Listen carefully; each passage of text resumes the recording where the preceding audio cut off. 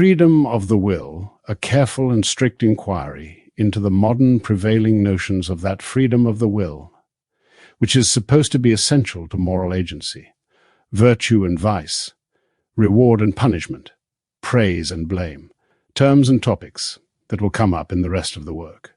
Section 1.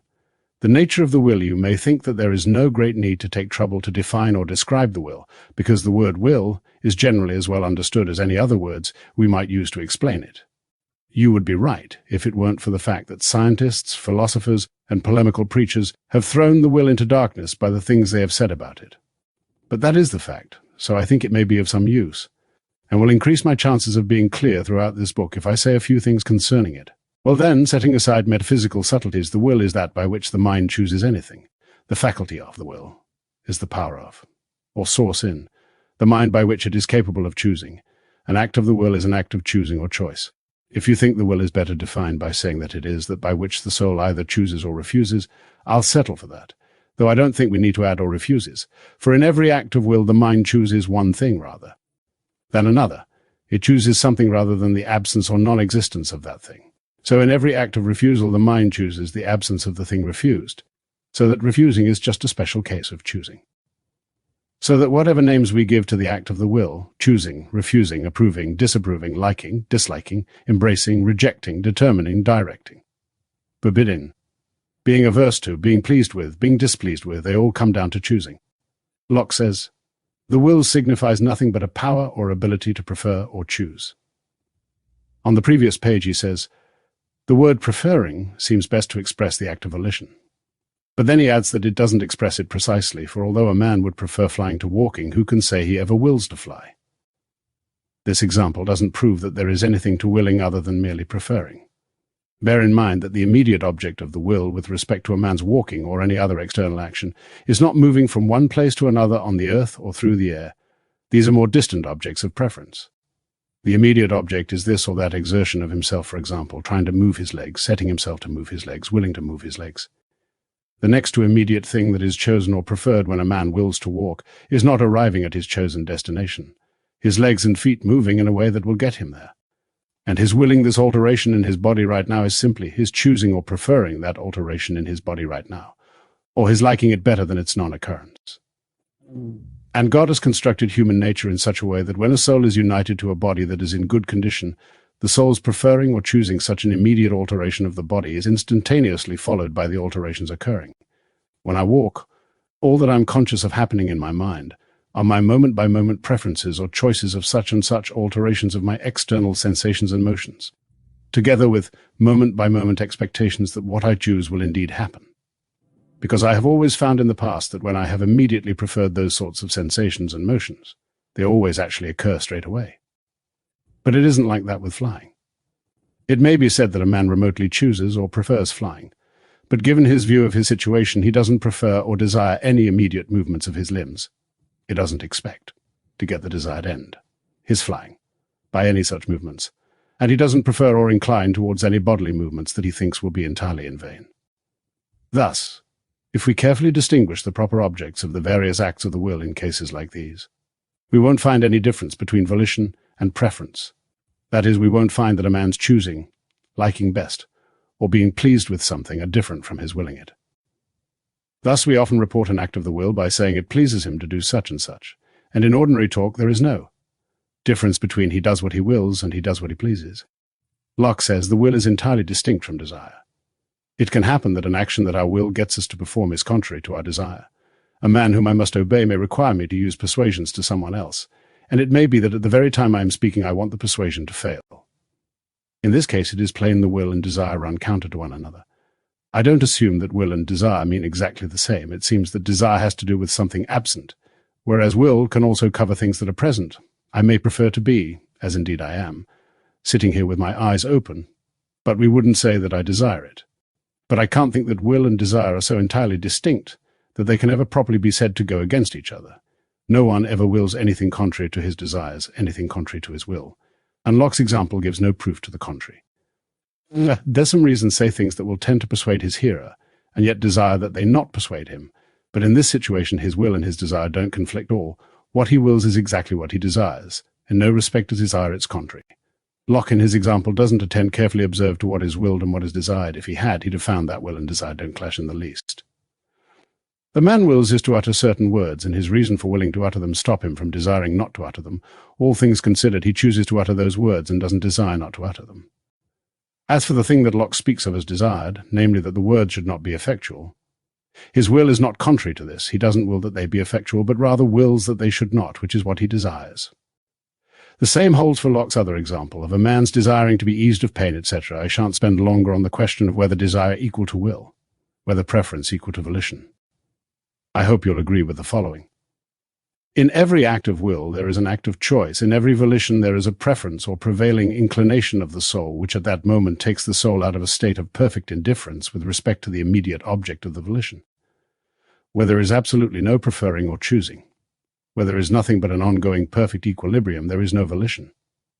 Section 2, determination of the will. The word determine, and its relatives will occur often, starting now, can't be systematically replaced by something more familiar.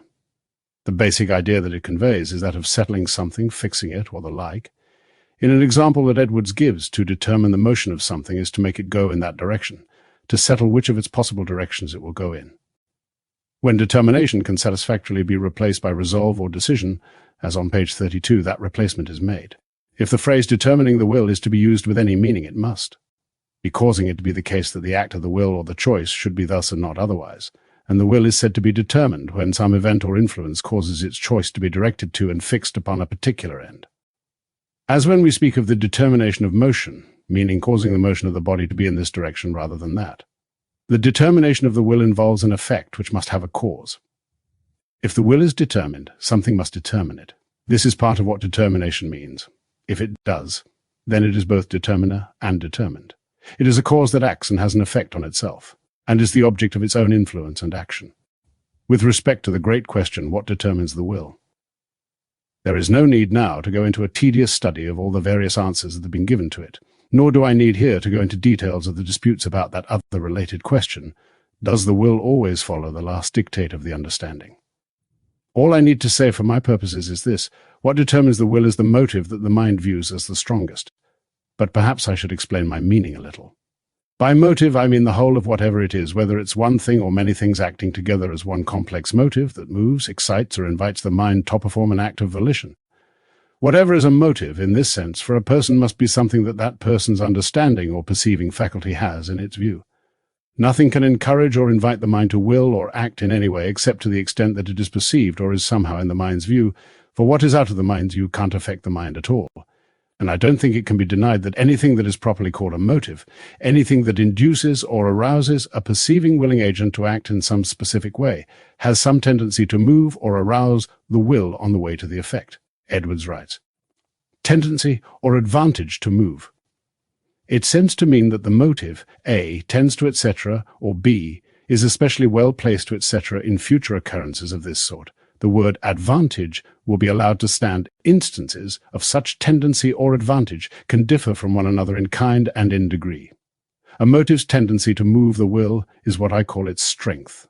The strongest motive is the one that appears most inviting, is viewed by the person's mind in such a way as to have the greatest degree of tendency to arouse and induce the choice. A weaker motive is one that has a lesser degree of previous advantage, or tendency to move the will. That is, less inviting to the mind in question. Using the phrase in this sense, I take it that the will is determined by the strongest motive. It exists in the view of a mind, gets its strength, tendency, or advantage to move or excite the will from many features of the nature and circumstances of the thing that is viewed, the nature and circumstances of the viewing mind, and the intensity of the view and its type. It would perhaps be hard to make a complete list of these, but there can't be any controversy about this general fact. If something X has the nature and influence of a motive to volition or choice for some thinking and willing agent, X is considered or viewed be that agent as good, and how much tendency X has to get the soul to choose to pursue it is proportional to how good X appears to the soul. If you deny this, you'll have to accept that X's appearance tends to invite or persuade the soul to desire X through some means, other than appearing desirable to X. Edwards puts this in terms of getting the soul to elect X through something other than appearing eligible. It must be true in some sense that the will is always as the greatest apparent good is. But if you are to understand this correctly, there are two things you must get clear about. You must know what I mean by good, namely, the same as agreeable. To appear good to the mind, as I use the phrase, is to appear agreeable to the mind, or to seem pleasing to it. If something X is considered as evil or disagreeable, it won't appear inviting and desirable to the mind, tending to get it to want and choose X. It won't even appear to the mind as indifferent in the sense of being neither agreeable nor disagreeable. If X is to draw the inclination and move the will, it must be seen as something. That suits the mind. Thus, the thing that is viewed by the mind as having the greatest tendency to attract and engage it is the thing that suits the mind best and pleases it most, and is in that sense the greatest apparent good. To deny that what draws the will is the greatest apparent good is near enough to an outright contradiction. We are about to encounter the word evil, which is used nearly 200 times in this book. Edwards uses it to mean the same as bad, not necessarily extremely bad, which is how we use it today. There is a reason why evil isn't replaced by bad throughout this version. Edwards often uses as a noun avoiding evil, and it isn't natural to use bad as a noun in that way avoiding bad. The word good in this sense also covers the removal or avoiding of evil, or of whatever is disagreeable and unpleasing. It is agreeable and pleasing to avoid what is disagreeable and unpleasing, and to have uneasiness removed. This brings in what Locke thinks determines the will.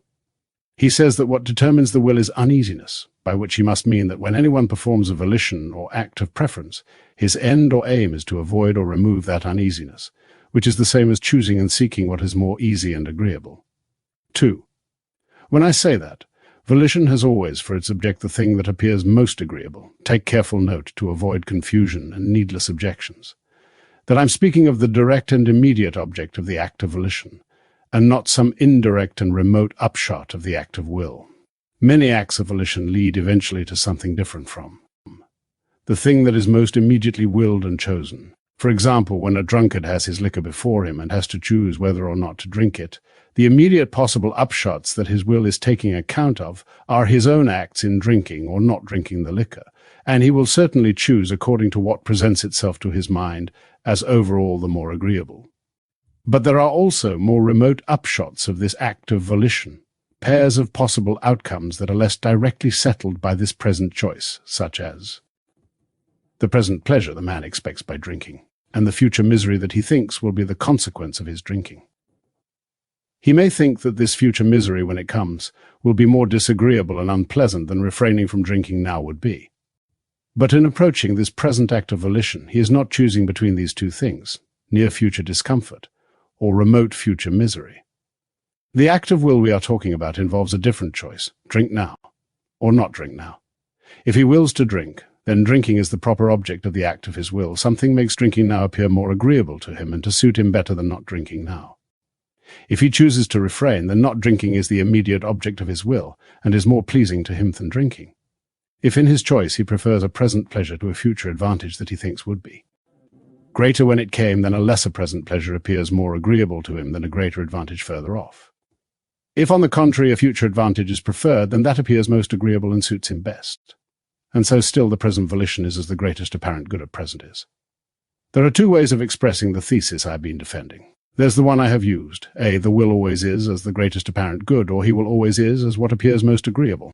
And there is the one I have chosen not to use, B, the will is always determined by the greatest apparent good, or the will is always determined by what appears most agreeable.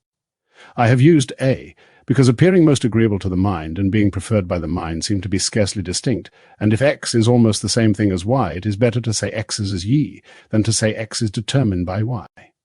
I like to say that volition itself is all it is in or about the mind's view of the object that causes it to appear most agreeable. I say in or about the mind's view of the object because the influences that make an object agreeable are not confined to what appears in the object as viewed, but also include how it is viewed and the state and circumstances of the viewing mind. To enumerate all those influences in detail would be a hard task, and might require a book to itself. My present purpose doesn't require this, so I shall confine myself to some general points. 1.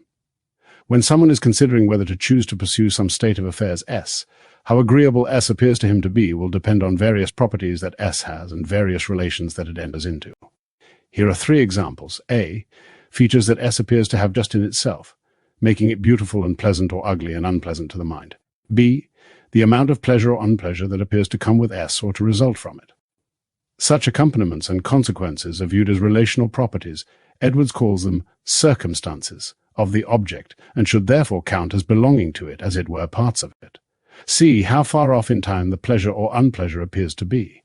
The mind finds the temporal nearness of a pleasure to be agreeable, and finds a pleasure's temporal remoteness to be disagreeable. So that if upshots S and S appear to the mind to be exactly alike in how much pleasure they involve, and alike in every other respect except that S is temporally closer than S, the mind will find S to be the more agreeable of the two, and so will choose it. The two upshots are equally agreeable considered in themselves, but not with their relational properties taken into account, because S has the additional agreeableness of the relational property of being temporally nearer. 2. Another thing that helps to make it the case that upshot S, as viewed by a particular mind, is agreeable is how that mind views S. If S appears to be connected with future pleasure, its agreeableness will be affected not only by the amount of pleasure and the apparent temporal nearness of that pleasure, but also facts about how that future pleasure is registered in the mind in question, especially by the following two. A. Well as the question of how far in the future the mind thinks the pleasure is, there is the question of how sure it is that there will be such pleasure. It is more agreeable to have a certain happiness than an uncertain one, and a pleasure viewed as more probable is, other things being equal, more agreeable than one viewed as less probable. B. Agreeableness is also affected by the liveliness or the strength of the present idea or thought. Edwards writes idea or apprehension of the future pleasure.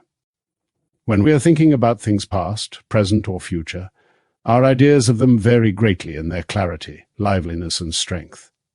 The ideas of sense-perceptible things that we get from immediate sensation are usually much livelier than the ones we have in mere imagination, or in thinking about them in their absence.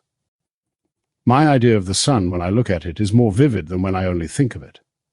Our idea of an apple's taste is usually stronger when we eat it than when we only imagine it.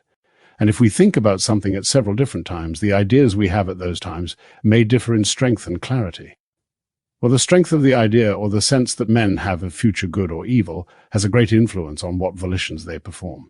Suppose someone has to choose between two kinds of possible future pleasure, S and S, which he regards as equally pleasurable and equally probable. If he has a livelier present sense of S, he is much more likely to pursue it than to pursue S going after. The pleasure of which he has a strong and lively sense is more agreeable to his mind now than going after the pleasure of which he has only a faint idea. His view of S is accompanied by the stronger appetite. The thought of not having S is accompanied by the stronger uneasiness, and it is agreeable to his mind to have its appetite gratified and its uneasiness removed. Suppose now that someone has to choose from among several possible future pleasures, which differ among themselves in respect of how great he thinks each pleasure will be, how lively his idea is of each pleasure, and how probable he thinks each pleasure is, with none of the candidates being at the top in each respect. In such a case, the overall agreeableness that determines his volition will be in some way compounded out of the above three factors, because all three jointly settle how agreeable a given objective is now, and that is how volition will be determined. How agreeable or disagreeable a possible object of choice is to someone's mind depends in part on the person's overall state of mind. This includes very durable features that are part of his basic nature, fairly durable features caused in him by education, example, custom, etc., and temporary features that constitute his mood at this moment. Because of the third of these, one object may differ in how agreeable a given person finds it at different times. And then there are interpersonal differences. Some men find it most agreeable to follow their reason, others to follow their appetites. To some men it is more agreeable to deny a vicious inclination than to gratify it. For others it's the other way around. People differ in how disagreeable they find it to oppose something that they used to support. In these and many other respects, different things will be most agreeable to different people, and even to one person at different times. In the next paragraph, Edwards says that perhaps those frame-of-mind features affect volition only through affecting how the person's mind views the nature and relational properties of S, and or how lively the person's idea of S is.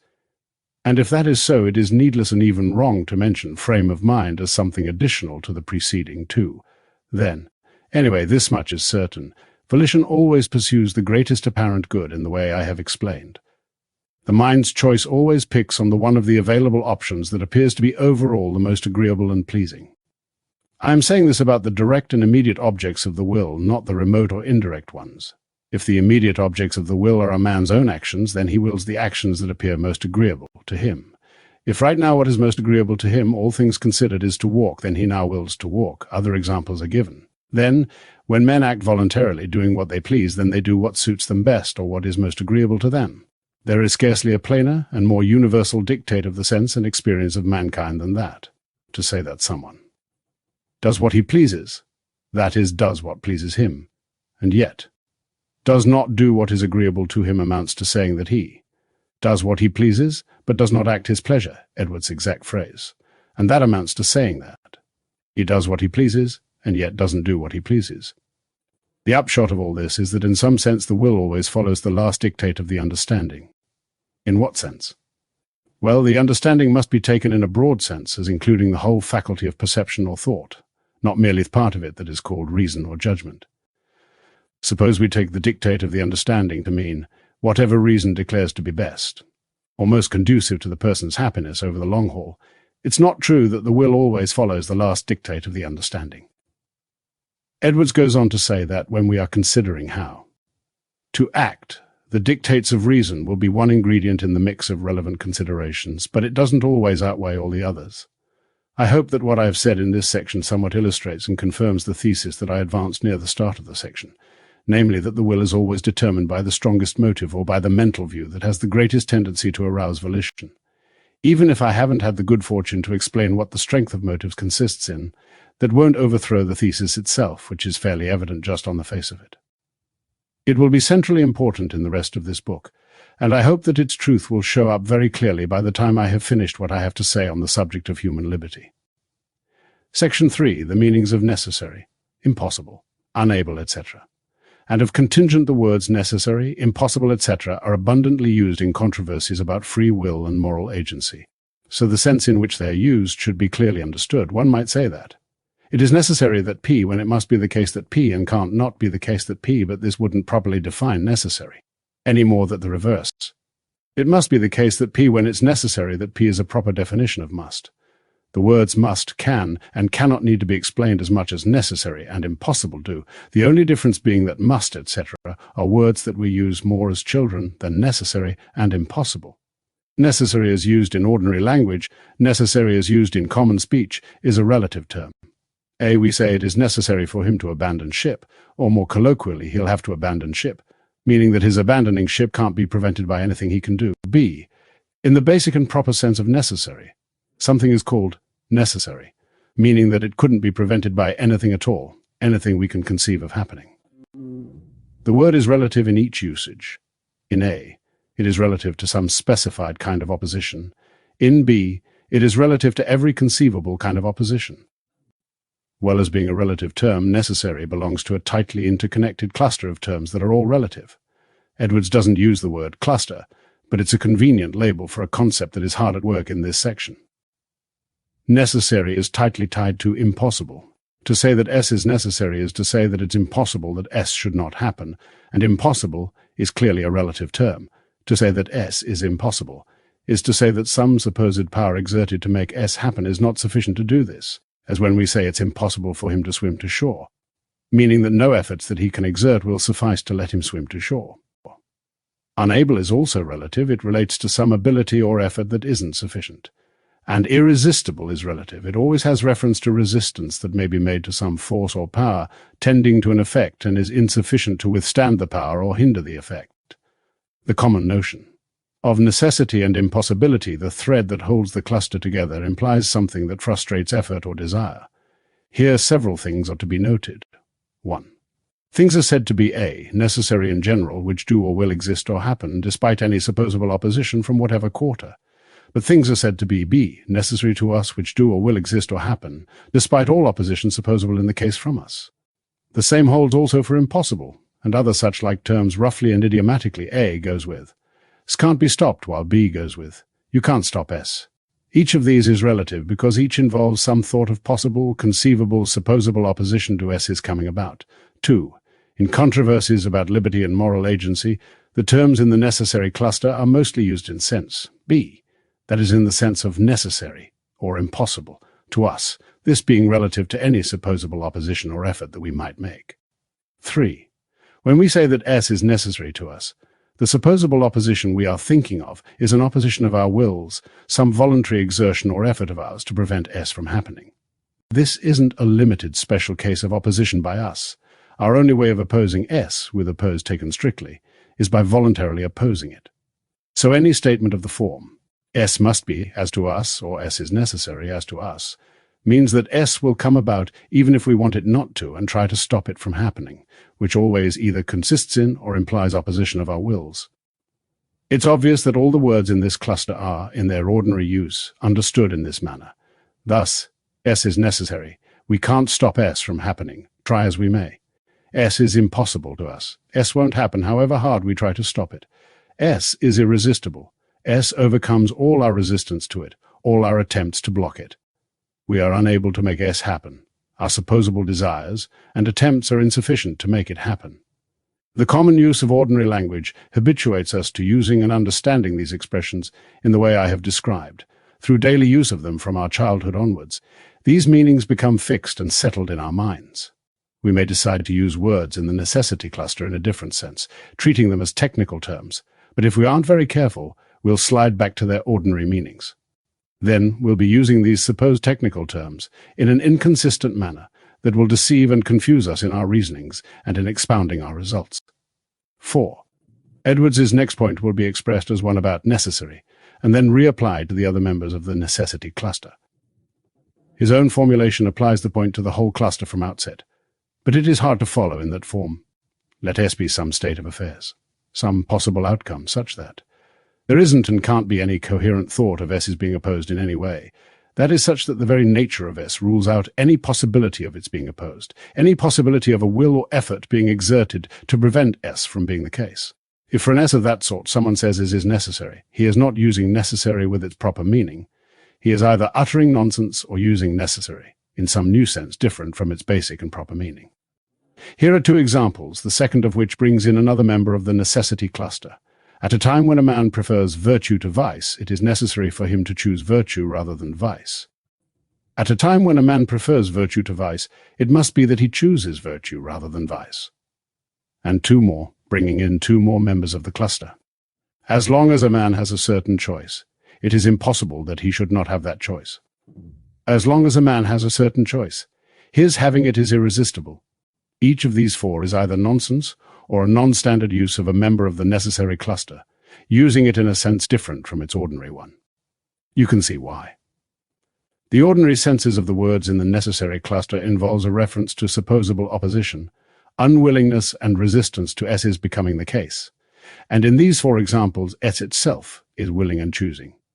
You don't choose or decide or will to prefer virtue to vice, or choose or decide, or will to have a certain choice. 5.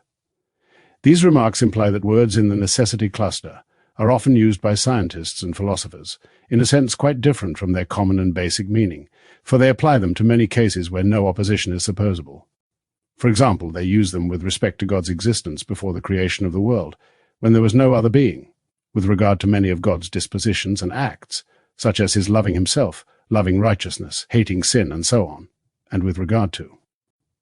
Many cases like my recent quartet of examples, where some member of the cluster is applied to the inclinations and actions of created intelligent beings, so that there can't be any question of there being an opposition of the will because the item in question is defined in terms of the will.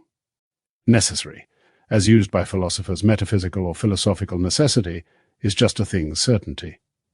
I'm talking not about something's being known for certain, but about its being in itself certain.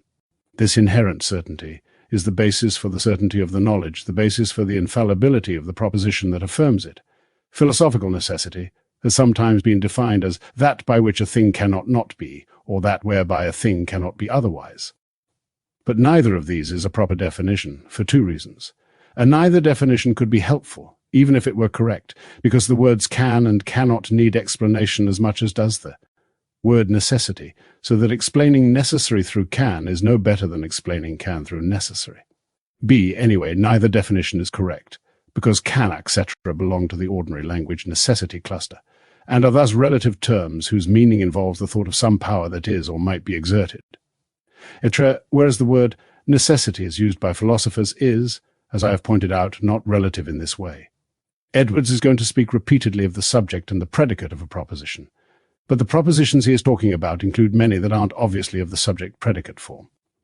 This may not be much of a hindrance to following his thought. It soon becomes clear that he counts existent as a predicate, so that for him, God exists is a subject-predicate proposition, as is, there are tigers, because it is equivalent to tigers exist. For a proposition to be necessary in the philosophical sense of necessary is for there to be a full and fixed connection between whatever its subject signifies and whatever its predicate signifies. Philosophical necessity is just this full and fixed connection. What Edwards wrote next, when the subject and predicate of the proposition which affirms the existence of anything, either substance, quality, act, or circumstance, have a full and certain connection, then the existence or being of that thing is said to be necessary, in a metaphysical sense. What he meant, when there is that kind of connection between the subject and the predicate of a proposition which asserts that a substance exists, that something has a certain quality, that an event occurs, or that a state of affairs obtains or is the case, then it is said to be necessary, in the metaphysical or philosophical sense, that the substance exists, that the thing has the quality, that the event occurs, or that the state of affairs obtains.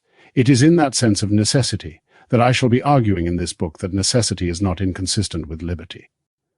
There are three ways in which the subject and predicate of a proposition that asserts existence of something X can have a full, fixed, and certain connection. A, they may have a full and perfect connection in and of themselves, because the supposition that they are not connected implies a contradiction or gross absurdity. There are many cases of this many things that are necessary in their own nature. An example is the eternal existence of being, not this or that individual being or this or that kind of being, but just being in general. This is necessary in itself, meaning that it is philosophically necessary that at every time there is something, that is, something exists. Why? Because denying the existence of being in general, that is, saying that there is absolutely nothing, would be in itself the greatest absurdity, as it were the sum of all contradictions, Edwards's exact phrase. I could prove that, but this isn't the right place to do so. Other examples: it is philosophically necessary that God is infinite, omniscient, just, etc. 2 and 2 make 4. All straight lines from a circle center to its circumference are equal. Men should treat others as they would like to be treated. Edwards calls this not only necessary, but also fit and suitable.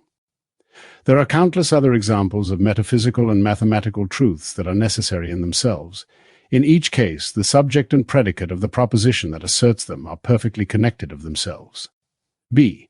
They may have a full and perfect connection because the proposition of which they are the subject and predicate asserts the past or present existence of X. Because X did or does now exist, it has, as it were, made sure of its existence, and the proposition asserting that X does or did exist is made certain, and necessarily and unalterably true. The past event has fixed and decided the matter. Thus, if X has already come into existence, is it now necessary? It has become impossible for it to be false that X has existed. Bear in mind that although X may be a genuine thing equal to substance, it may instead be a quality or event or state affairs. They may have a real and certain connection consequentially, so that the existence of X is consequentially necessary, meaning that it is surely and firmly connected with something else that is necessary in the manner of either A or B, that is, something else that either A is absolutely necessary in its own nature, or with something that B has already come into existence and thus made sure of existence. This necessity consists in, or can be explained through, the connection of two or more propositions one with another.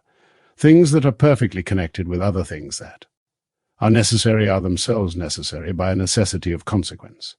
If X lies only in the future, it can't be necessary now in any way except C, consequentially.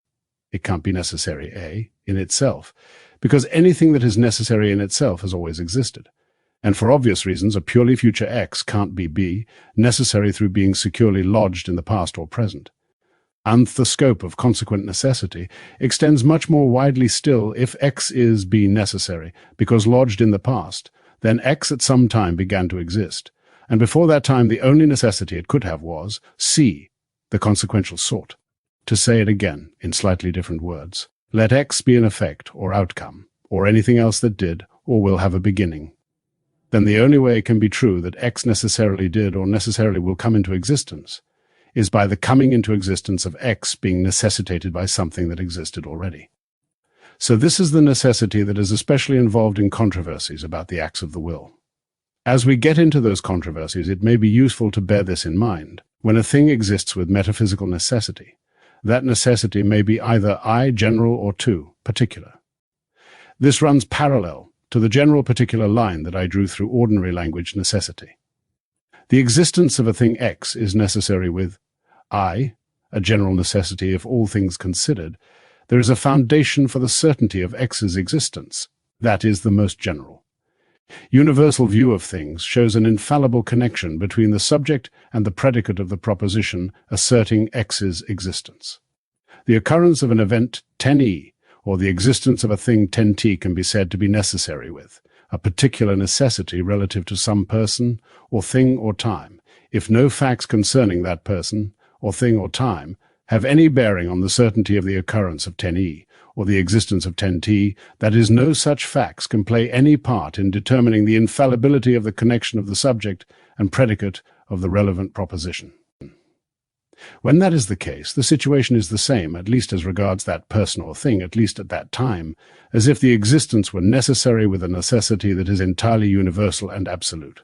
Examples of this include the many cases where something happens to an individual person without his will's being in any way involved in the occurrence. Whether or not the happening is necessary with regard to things in general, it is necessary to that person, and happens to him whatever his will may be doing. In this book, I shall have occasion to use the notion of particular necessity as it applies to particular cases. Is everything that is necessary with a particular necessity also necessary with a general necessity? That may be something we'll have to consider, but we can leave it aside now, because either way we can use the distinction between the two kinds of philosophical necessity. What I have said may sufficiently explain the terms necessary and necessity as technical terms that are often used by metaphysicians and controversial writers on theology, with a sense that is broader than their basic ordinary language, meaning that I explained in Section 3. And it may also sufficiently explain the opposite terms, impossible and impossibility, for these differ from the others only as negative differs from positive. Impossibility is just negative necessity. A thing's existence is impossible just in case its not existing is necessary. And the negative terms have a technical sense which differs from the ordinary language one in a manner exactly parallel to how the ordinary language sense of necessary differs from its technical philosophical sense. The words unable and inability also have technical senses differing from their ordinary ones in the same way. That's because philosophers and theologians, especially in controversies about free will, often apply these words to cases where the ordinary language senses can't get a grip, because there is no thought of anything's being brought about through an exercise of the will, that is, through trying. The analogous thing has also happened to the term contingent and its relatives. In the basic ordinary language senses of the words, a thing is said to be contingent, or to happen by chance or by accident, if its connection with its causes, that is, its antecedents according to the established course of things, is not detected, so that we couldn't have foreseen it. And an event is said to be contingent or accidental, or relative to us if it happens without our foreknowledge and without our having planned or envisaged it. But contingent is lavishly used in a very different sense. With X is contingent, we couldn't detect the prior events connected with X, so we couldn't have foreseen X, but rather X occurred without being grounded in or caused by any prior events with which its existence had a fixed and certain connection. Section 4, the division of necessity and inability into natural and moral, the philosophical necessity that I have explained, divides into moral necessity and natural necessity. You'll recall that this kind of necessity involves an infallible connection between the thing signified by the subject and the thing signified by the predicate of the relevant proposition. Well, such a case of necessity is classified as moral if the subject of the proposition is a thinking being, otherwise not. I shan't stop to inquire into how sharp and deep this distinction is. I shall merely explain how these two sorts of necessity are understood as they are used in various places, including this book. The phrase moral necessity has various uses. I shall pick out 3 of them, 2 because they are pretty common, and the third because it is the use I shall adhere to in this book, is the necessity of moral obligation, we say. That a man is under moral necessity when he is subject to bonds of duty and conscience from which he can't be let off. He had to do it, he had solemnly promised to. An analogous non-moral notion of necessity kicks in when we say that someone is bound by his own interests. He had to do it, otherwise he'd have been ruined. The language of moral necessity is tied to the notion of moral evidentness. It can be morally evident that P if the evidence for P is strong enough to be relied on in moral reasoning. In the present day, people sometimes say things of the form, it's a moral certainty that P, meaning that P's truth is certain enough for practical purposes. That's the notion that Edwards is talking about here, in this usage. To say that something is morally necessary is to say that it's morally evident that the relevant items are connected in the relevant way. This is different from its being absolutely necessary, which involves the sure connection of things that is a basis for infallible certainty. Moral necessity, understood in this way, is about the same as the high degree of probability that is usually sufficient to satisfy mankind when they are considering how to conduct themselves in matters involving their own safety and interests, and the proper treatment of others. And sometimes, moral necessity is used to mean the necessity of connection and consequence that arises from such moral causes as the strength of inclinations or motives, and the connection that these often have with volitions and actions. That's the sense in which I use the phrase moral necessity in this book. In the phrase moral causes, Edwards uses moral, in an old meaning equal to having to do with the aspects of the human condition that do or can involve thought, a usage in which psychology, for example, counted as one of the moral sciences. That covers agnatives and reasons, and also habits and their like. One might thoughtlessly act from a habit, but even there one could thoughtfully consider whether to resist the habit. We can't replace moral cause by human cause. Edwards is about to explain why. By natural necessity as applied to men, I mean any necessity that a man is subject to through the force of natural causes, as distinct from so-called moral causes such as habits, dispositions of the heart, moral motives, and inducements. 3 examples of natural necessity as applied to humans. When men are placed in certain circumstances, they necessarily have certain sensations, pains when their bodies are wounded, visual sensations when objects are presented to them in clear light and their eyes are open. When men understand the terms used in certain propositions, they necessarily assent to the proposition's truth, for example, that 2 and 2 make 4, that black is not white, and that 2 parallel lines can never cross one another. When there is nothing to support a man's body, it necessarily moves downwards. Here are 3 points of some importance concerning these 2 kinds of necessity, moral and natural. That the moral necessity I'll be talking about is always the kind that involves psychological causation, not the kind that involves moral obligation, duty, and so on. Moral necessity can be as absolute as natural necessity. That is, the effect may be as perfectly connected with its moral cause as a naturally necessary effect is connected with its natural cause. You may not yet agree that the will is always absolutely necessarily determined by the strongest motive, and can't ever resist such a motive or oppose the strongest present inclination. But I don't think anyone will deny that in some cases a previous bias, an inclination, or the motive that is presented, is so powerful that the act of the will is certainly and unbreakably connected with it. If you have doubts about that, then consider everyone agrees that when a motive or previous bias is very strong, there is some difficulty in going against it, and that if it were even stronger, the difficulty would be greater. Therefore, if the motive were further strengthened to a certain degree, the difficulty of resisting it would rise to the level of complete impossibility. Why? Simply because whatever power men may have to surmount difficulties, their power is not infinite. It thus has limits, beyond which the man has no power. So it must be conceded that there can be a sure and perfect connection between moral causes and their effects, and this, and only this, is what I call moral necessity. 2. When I draw a line between moral and natural necessity, I'm not implying that the nature of things is involved only in the latter and not in the former. When a moral habit or motive is so strong that the act of the will infallibly follows, this is because of the nature of things. I'm not denying that. But natural and moral are the labels usually given to these 2 kinds of necessity, and we need some labels for them, because the difference between them has very important consequences. It isn't a difference between 2 kinds of connection, however, but rather between the things that are connected. What marks off moral necessity is that the cause is of a moral nature, either some previous habitual disposition or some motive presented to the understanding, and the effect is likewise of a moral nature, consisting in some inclination or volition of the soul or some voluntary action. Edwards now devotes a page to a suggested explanation for how natural necessity and kindred expressions are used. It boils down to this: we get our first notion of nature from the orderliness we observe in the perceptible material world, so we prefer to use some word other than nature for events that don't obviously fit into those patterns of order.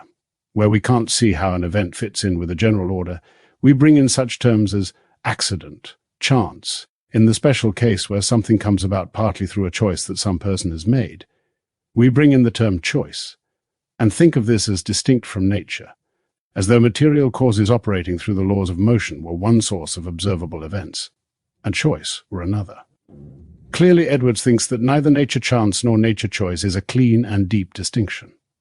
But we talk in these ways, he concludes, because things are usually labeled according to what is most obvious, what is suggested by what appears to the senses without reflection and research.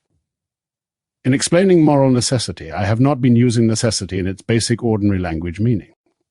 As I showed in section 3, the basic ordinary language senses of the words in the necessity cluster are relative. They speak of how the item to which the word is being applied relates to some supposable voluntary opposition or effort. And no such opposition or contrary will and effort is supposable in the case of moral necessity, because that moral necessity is a certainty of the inclination and will itself, leaving no room for the supposition of an opposing will. To suppose that one individual will opposes itself in its present act, or that a present choice is opposite to, and sets up resistance to, a present choice, is as absurd as it is to talk of a single body moving in two opposite directions at the same time. What I have said about natural and moral necessity can be reapplied to natural and moral inability.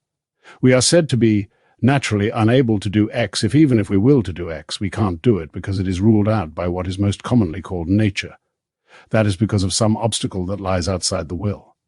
The obstacle to a man's reaching the summit of a mountain, to take a single example, may lie in his faculty of understanding. He hasn't learned how to read the weather. The constitution of his body, he hasn't enough muscular strength, or external objects he would freeze to death on the way. Moral inability doesn't consist in any of these things, but rather in the lack of inclination, or the strength of a contrary inclination.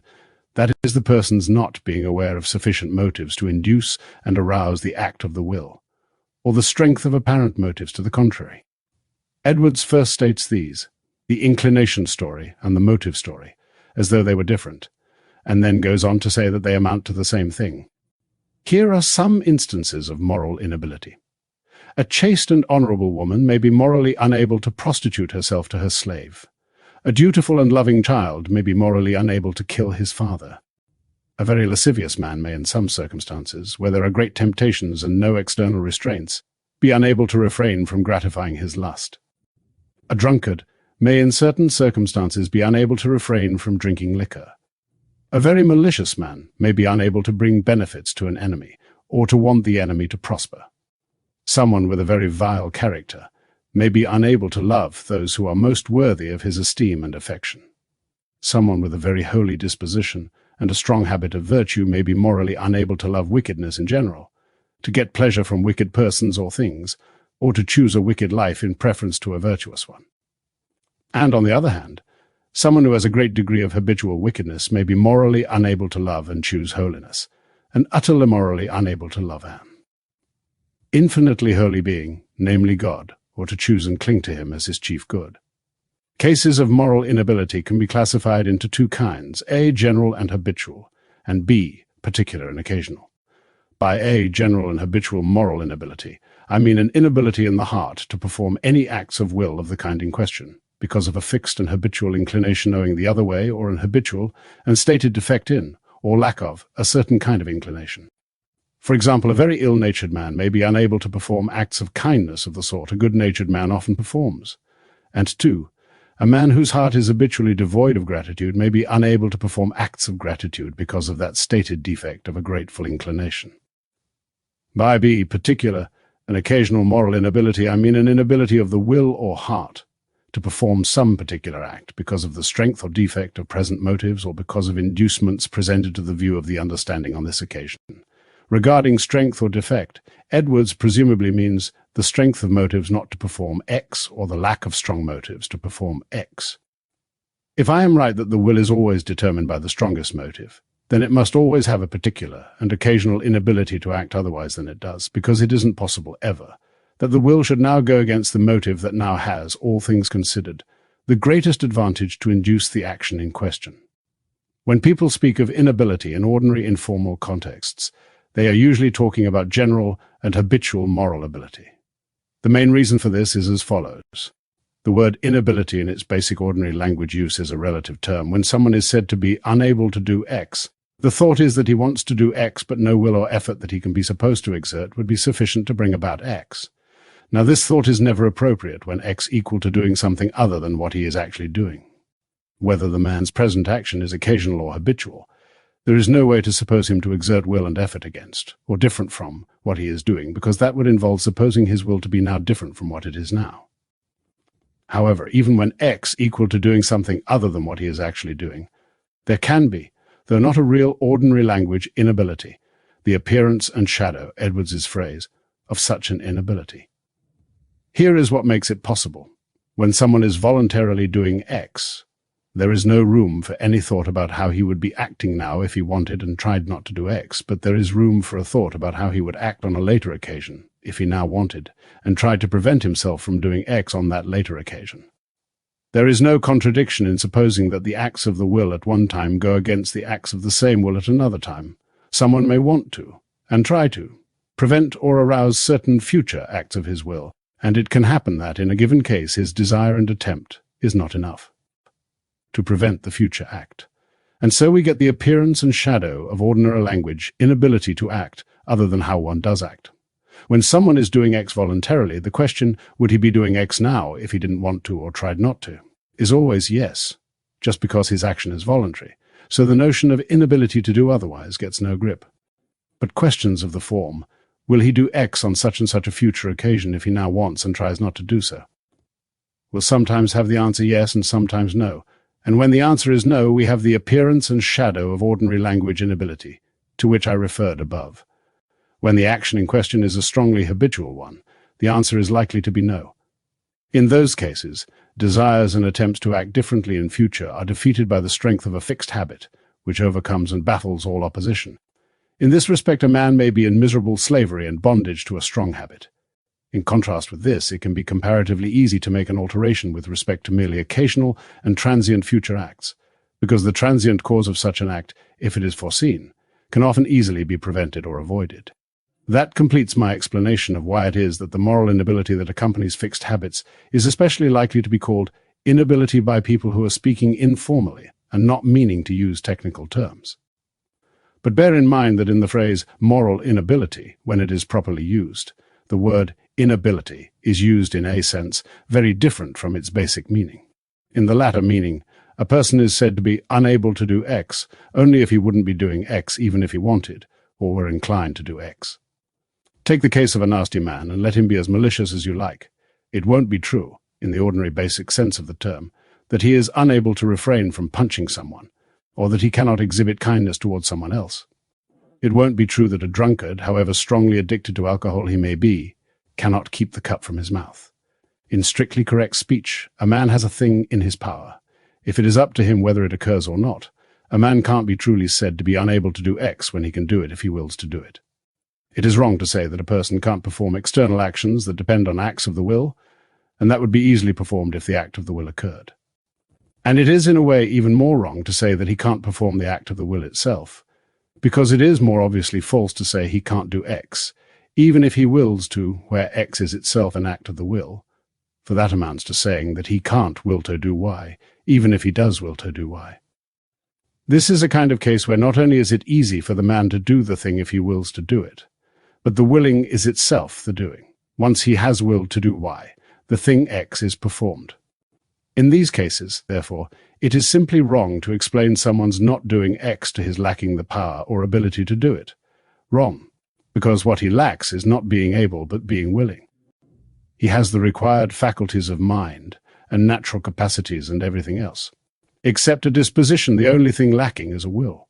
Completes my explanation of why it is that the moral inability that accompanies fixed habits is especially likely to be called inability by people who are speaking informally and not meaning to use technical terms. But bear in mind that in the phrase moral inability, when it is properly used, the word inability is used in a sense very different from its basic meaning.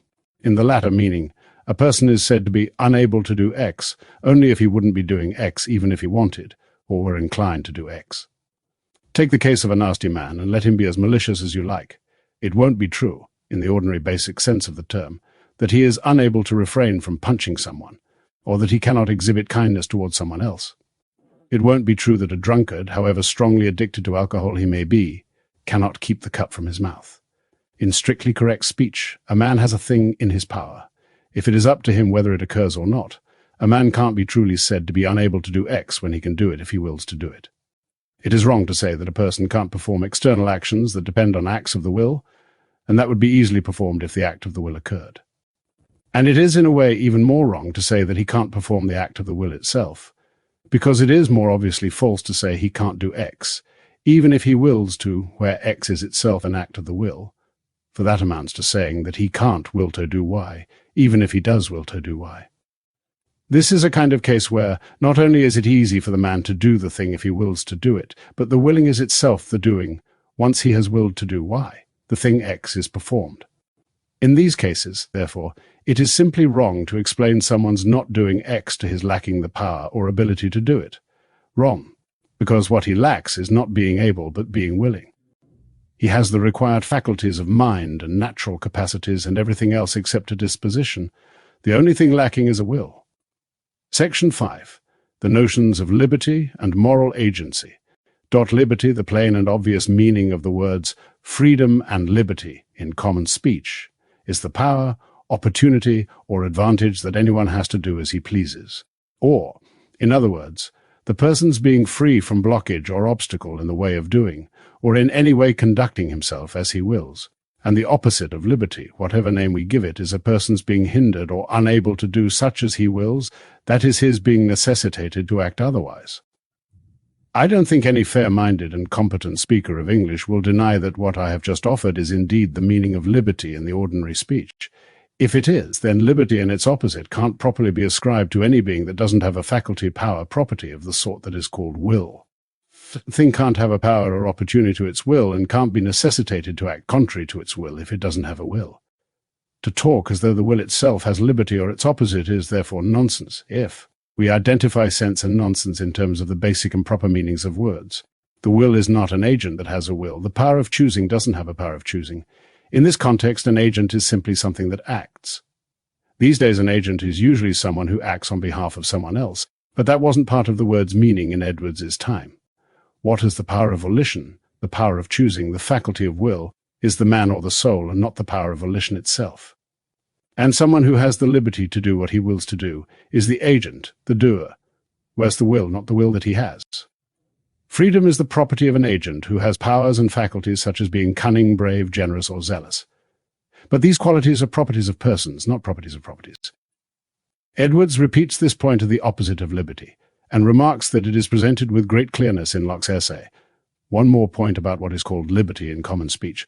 All it refers to is the person's power and opportunity to act as he will or according to his choice. The meaning of the word doesn't bring in anything about the cause of that choice or about how the person came to have such a volition. Was his choice or volition caused by some external motive or internal habitual bias? Determined by some internal antecedent volition, or happened without a cause? Necessarily connected with some previous state or event, or not so connected? The answers to questions like these have no bearing on whether the person was free according to the basic and common notion of freedom. What I have said may be sufficient to show what liberty means according to the common notions of mankind, and in the usual and basic meaning of the word. But when the word liberty is used by Arminians, Pelagians, and others who oppose the Calvinists, it means something entirely different. Arminians were followers of Jacobus Arminius, 1560 to 1609. Some of his complex disagreements with Calvinism, of which Edwards was a proponent, will come up in the conclusion of this book. But all that matters just now is that Arminians differed from Calvinists about the workings of the human will, and the content of that disagreement will appear clearly enough from Edwards' text. Pelagians can, for present purposes, be equated with Arminians, who are mentioned about 150 times in this book. Here are 3 things that Arminians believe about liberty.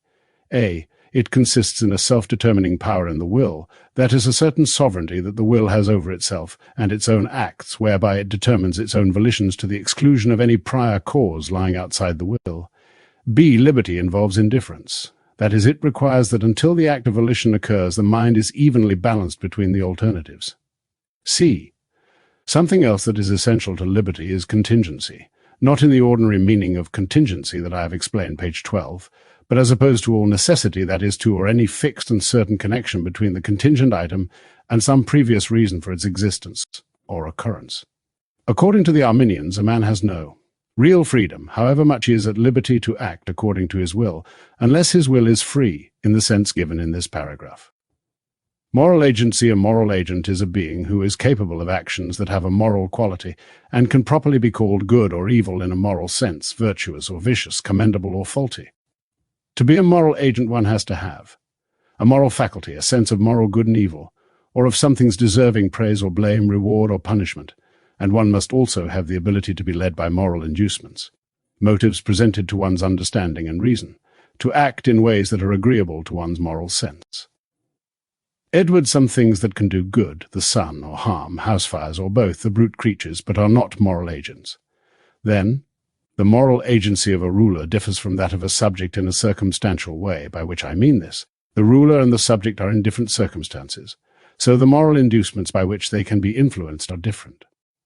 A ruler acting purely as a ruler can't be influenced by moral law and its sanctions of threats and promises, rewards and punishments, as the subject is, though both ruler and subject may be influenced by a knowledge of moral good and evil. So the moral agency of God, who acts only in his role as a ruler of his creatures and never as a subject, differs in that circumstantial way from the moral agency of created thinking beings. God's actions, especially those he performs as a moral governor, are morally good in the highest degree. We must think of God as influenced in the highest degree by the supreme moral inducement, namely the moral good that he sees in such and such things. Thus, he is in the strictest sense a moral agent, the source of all moral ability and agency, the fountain and rule of all virtue and moral good, although because of his being supreme over everything it isn't possible for him to be influenced by law or command, promises or threats, rewards or punishments, advice or warnings.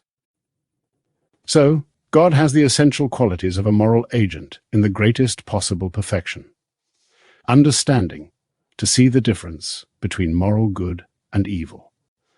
A capacity to see the moral worthiness and unworthiness, by which some things are praiseworthy, while others deserve of blame and punishment, and also a capacity to choose, and to do so under the guidance of the understanding, and a power to act as he chooses or pleases, and a capacity to do the things that are in the highest sense praiseworthy. We read in Genesis 1:27 that God created man in his own likeness, this being how he distinguished man from the beasts, equal to the lower animals. What I have been discussing is God's natural likeness, namely his capacity for moral agency. Man was initially made also in God's spiritual likeness that consisted in the moral excellence with which he was endowed. Part 2, the freedom of will that the Arminians think is the essence of the liberty of moral agents. Does it exist? Could it exist? Is it even conceivable? Section 1, the Arminian notion of liberty of will as consisting in the will's self-determining power, its obvious inconsistency. I shall now consider the Arminian notion of the freedom of the will, and its supposed essentialness for moral agency, that is, for anyone's being capable of virtue or vice, and a fit subject for command or advice, praise or blame, promises or threats, rewards or punishments. The rival view is that the only thing that does or can make someone a moral agent, and make him a fit subject for praise or blame, etc., is what counts as liberty in ordinary language. In this part I shall discuss whether any such thing as Arminian freedom is possible or conceivable. I shall discuss in part 3 the question of whether anything like Arminian freedom is necessary to moral agency and so on. The phrase Arminian freedom replaces Edwards's that freedom of the will that Arminians insist on. Similar abbreviations will be used several times in what follows. Let us start with the self-determining power in the will, which is what the Arminians count as the absolute essence of the will's freedom. I shall especially press this question. Isn't it plainly absurd to suppose that the will itself determines all the free acts of the will? See the note on determine on page 3. There is a linguistic point that I want to set aside. It is very improper to speak of the will as determining itself or anything else, because the will is a power, whereas determining is done by agents. See page 17. This improper way of speaking leads to many mistakes and much confusion, as Locke observes, but I shan't argue against the Arminians on this basis. When they speak of the will's determining itself, I shall take it that what they mean by the will is the willing soul. I shall assume that when they speak of the will as determining X, they mean that the soul determines X through its power of willing or acting voluntarily. That is the only thing they can mean without gross and obvious absurdity. Whenever we speak of powers of acting as doing X, we mean that the agents that have these powers of acting do X in the exercise of those powers. Valor fights courageously. We mean the man who is influenced by valor fights courageously. Love seeks the beloved. We mean that the loving person seeks the beloved. The understanding detects X. We mean that the soul in the exercise of its faculty of understanding detects X. The will decides or determines X. We had better mean that X is determined by the person in the exercise of his power of willing and choosing, or by the soul acting voluntarily. Edwards now offers an argument that he states in the language of the will determining itself. He means this to be understood as shorthand in the manner he has just described, and the argument goes through on that interpretation. Here it is, expressed without the distracting self-determination idiom. Arminians say that every free act someone performs, including every act of the will, was caused by a preceding act, and if that had also to be free, it was caused by a yet earlier act, and so on backwards. How did this sequence of acts start?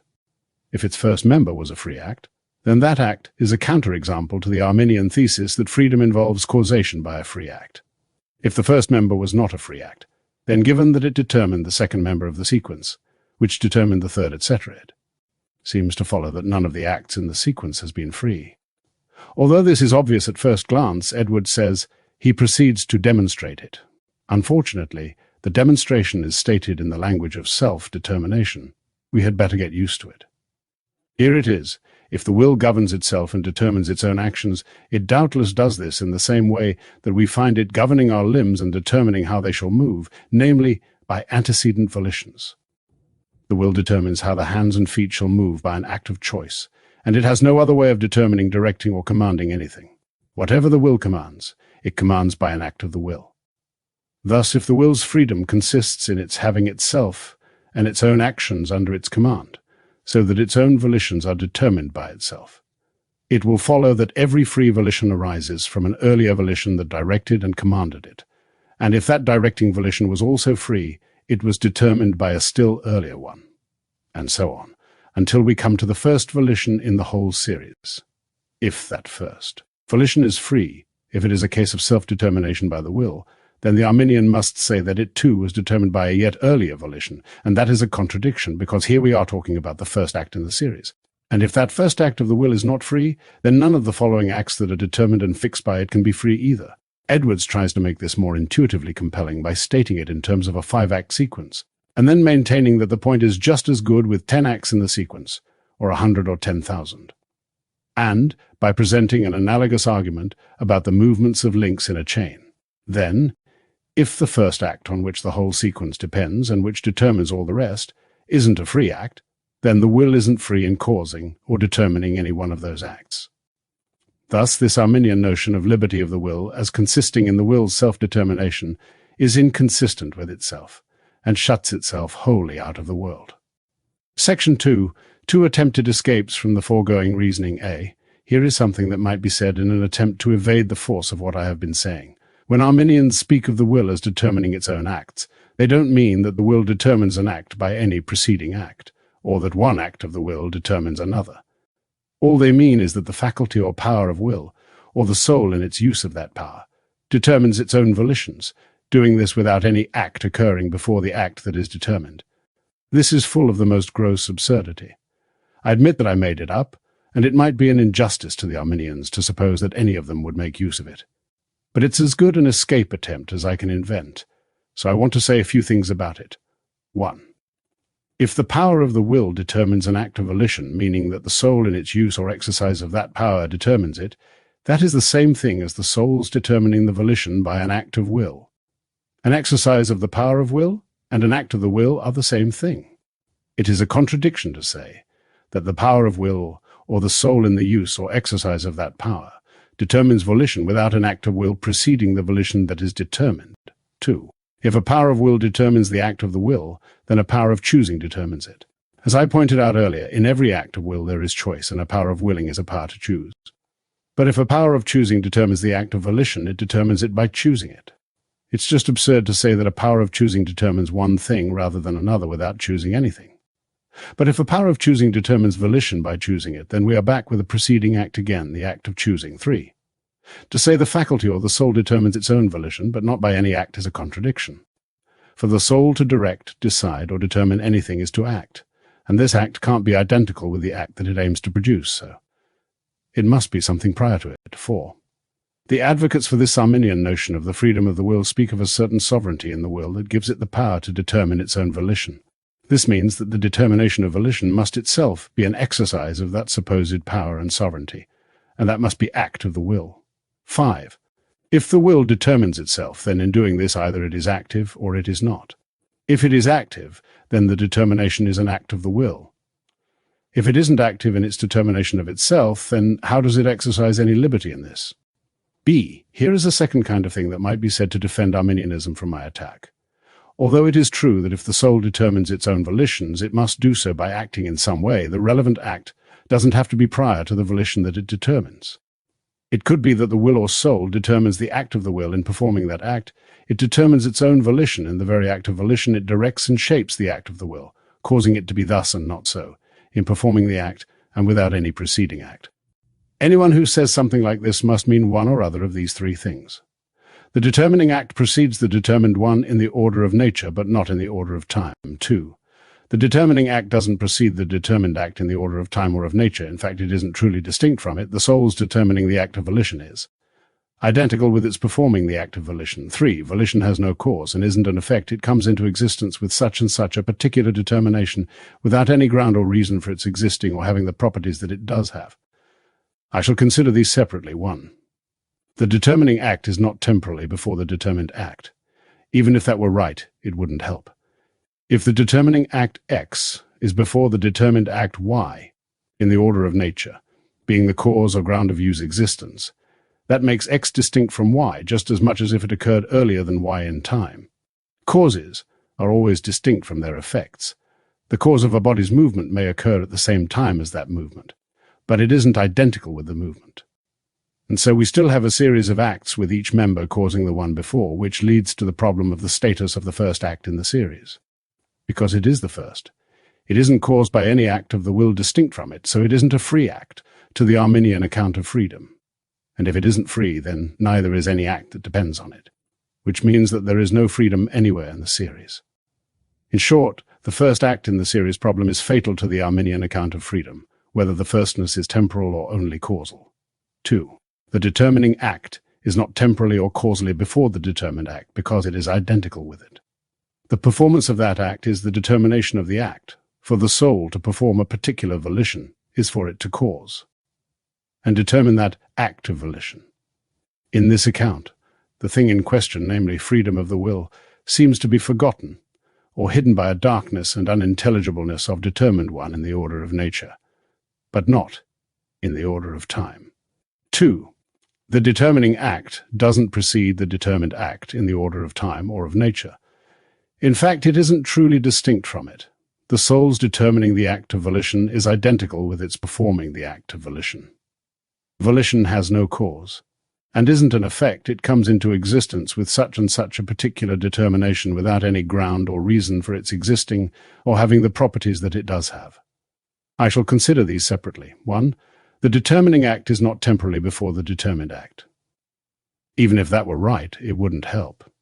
If the determining act X is before the determined act Y in the order of nature, being the cause or ground of Y's existence, that makes X distinct from Y just as much as if it occurred earlier than Y in time.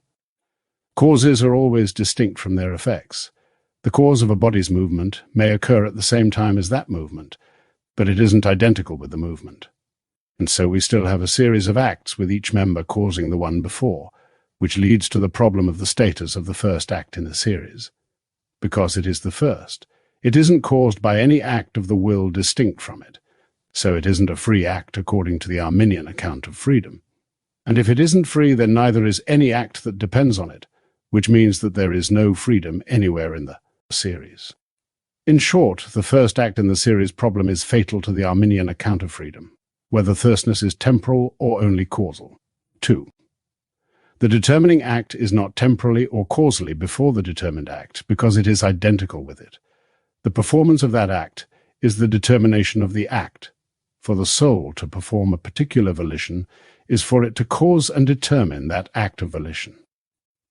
In this account, the thing in question, namely freedom of the will, seems to be forgotten, or hidden by a darkness and unintelligibleness of speech. Edwards criticizes this at some length.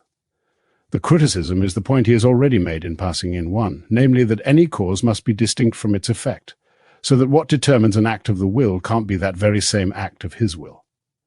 Acts of the will do determine, settle, fix things, but they can't determine themselves. 3. The soul's performance of a particular act of will happens without any cause. There is absolutely no reason why the soul is determined to perform this volition rather than that. This can't possibly be said in support of the Arminian view that the will determines its own acts, for liberty of will consists in the power of self-determination. If the will determines the will, then something determines it, and now we have the claim that nothing determines it. And yet this very thesis that the free acts of the will happen without a cause is certainly implied in the Arminian notion of liberty of will, even though it is flatly inconsistent with many other things in their system and in conflict with their notion of liberty. Their view implies that the particular determination of volition has no cause, because they hold that free acts of the will are contingent events. Contingency is essential to freedom on their view of freedom.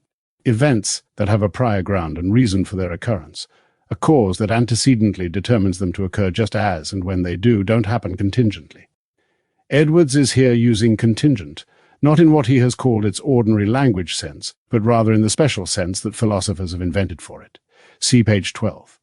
When he writes that it is certainly implied in the Arminian notion of liberty of will that all free actions are contingent in this sense, he is presumably relying on his view that if X is caused, it is necessitated by something that is necessary, because securely lodged in the past or present, which means that X itself is necessitated and so isn't free in any Arminian sense.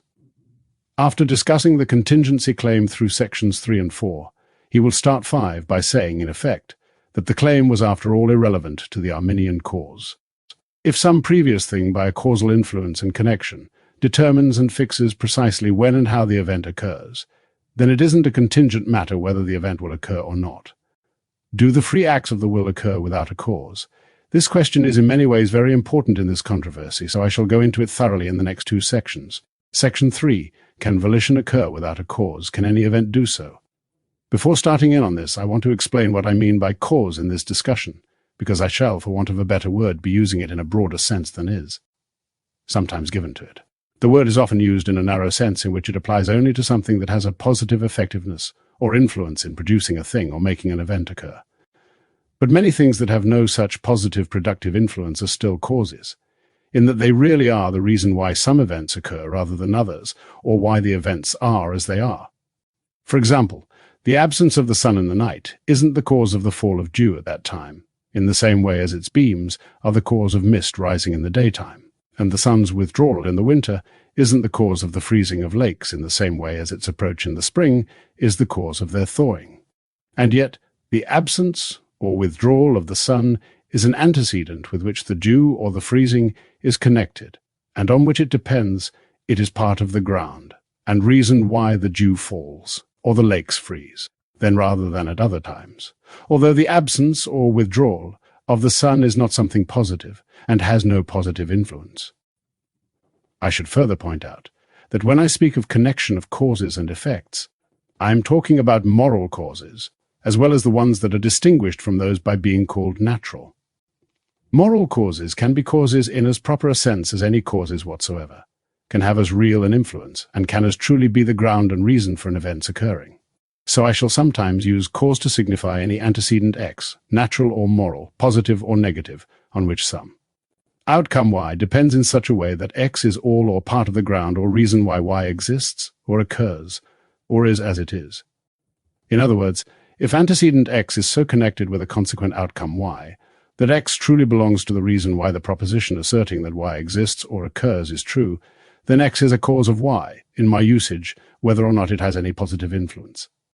And in conformity with this, I sometimes speak of something Y as an effect of something else X, when strictly speaking X may be an occasion of Y rather than a cause in the most usual sense. The word occasion was variously used for various kinds of leading to that were thought to fall short of outright causing.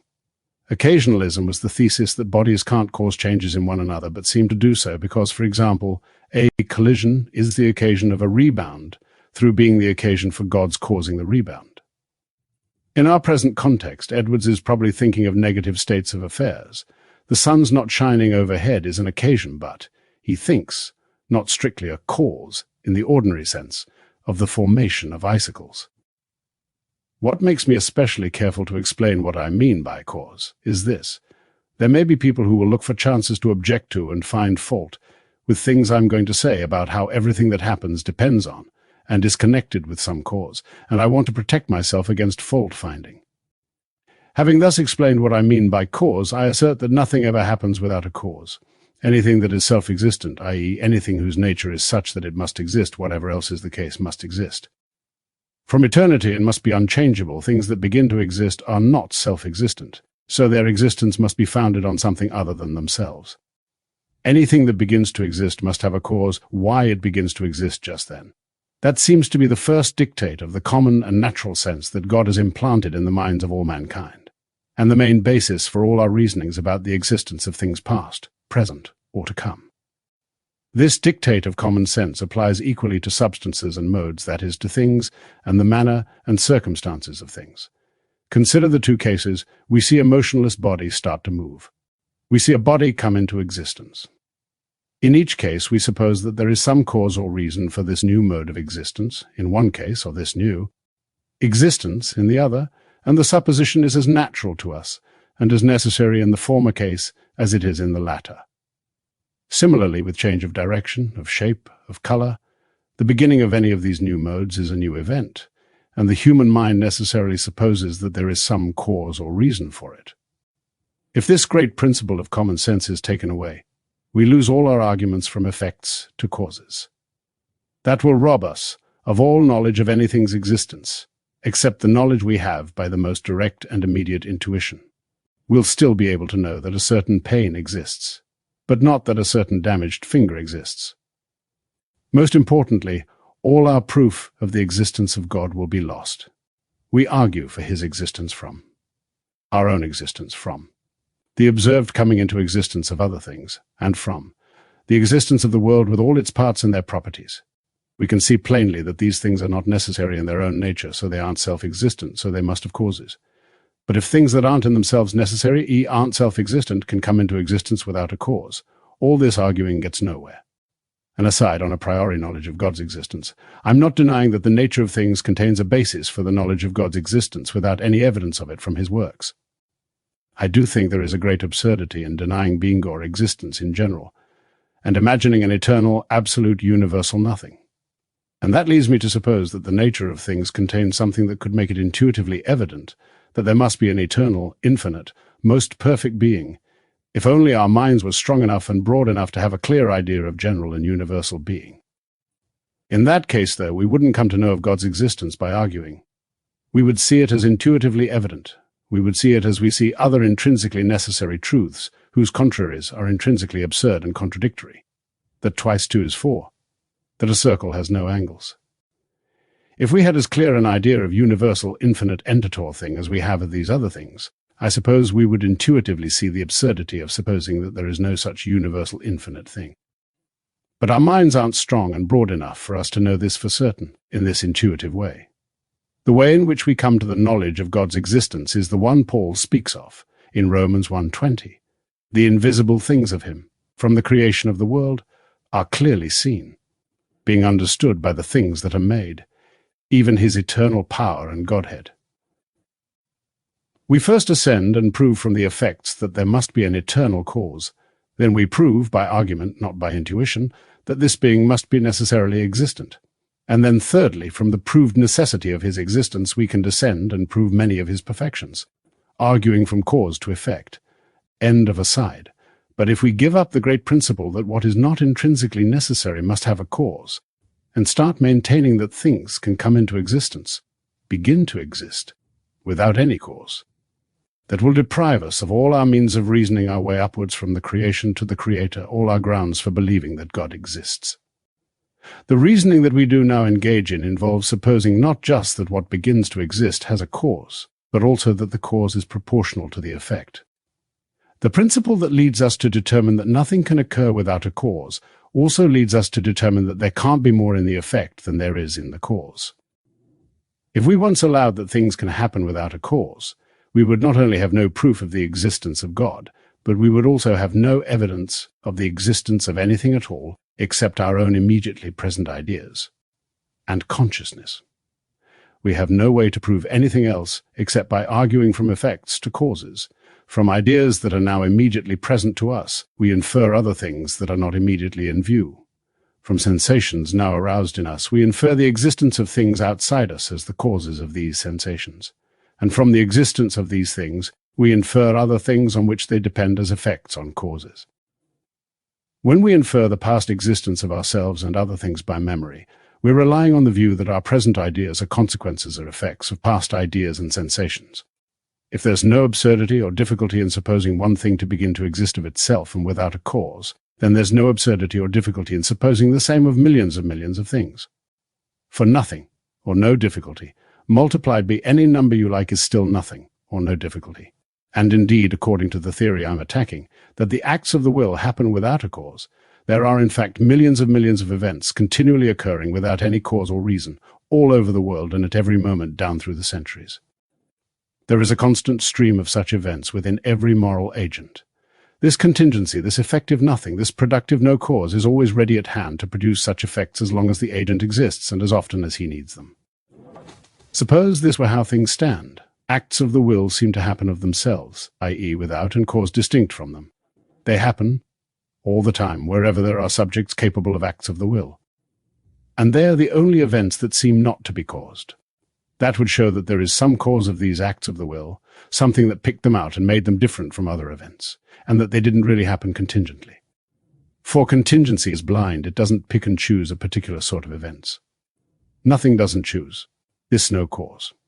Can't cause it to be the case that just one particular sort of event happens, distinguished from all other sorts. For example, the only sort of matter that drops out of the sky is water. And this has happened so often, so constantly and plentifully, all over the world and all through the centuries in all ages, shows that there is some cause or reason for the falling of water out of the sky, and that something besides mere contingency has a hand in the matter. Suppose that non-entity is about to bring something X into existence. It must do this without any cause or antecedent that settles what kind of item X shall be.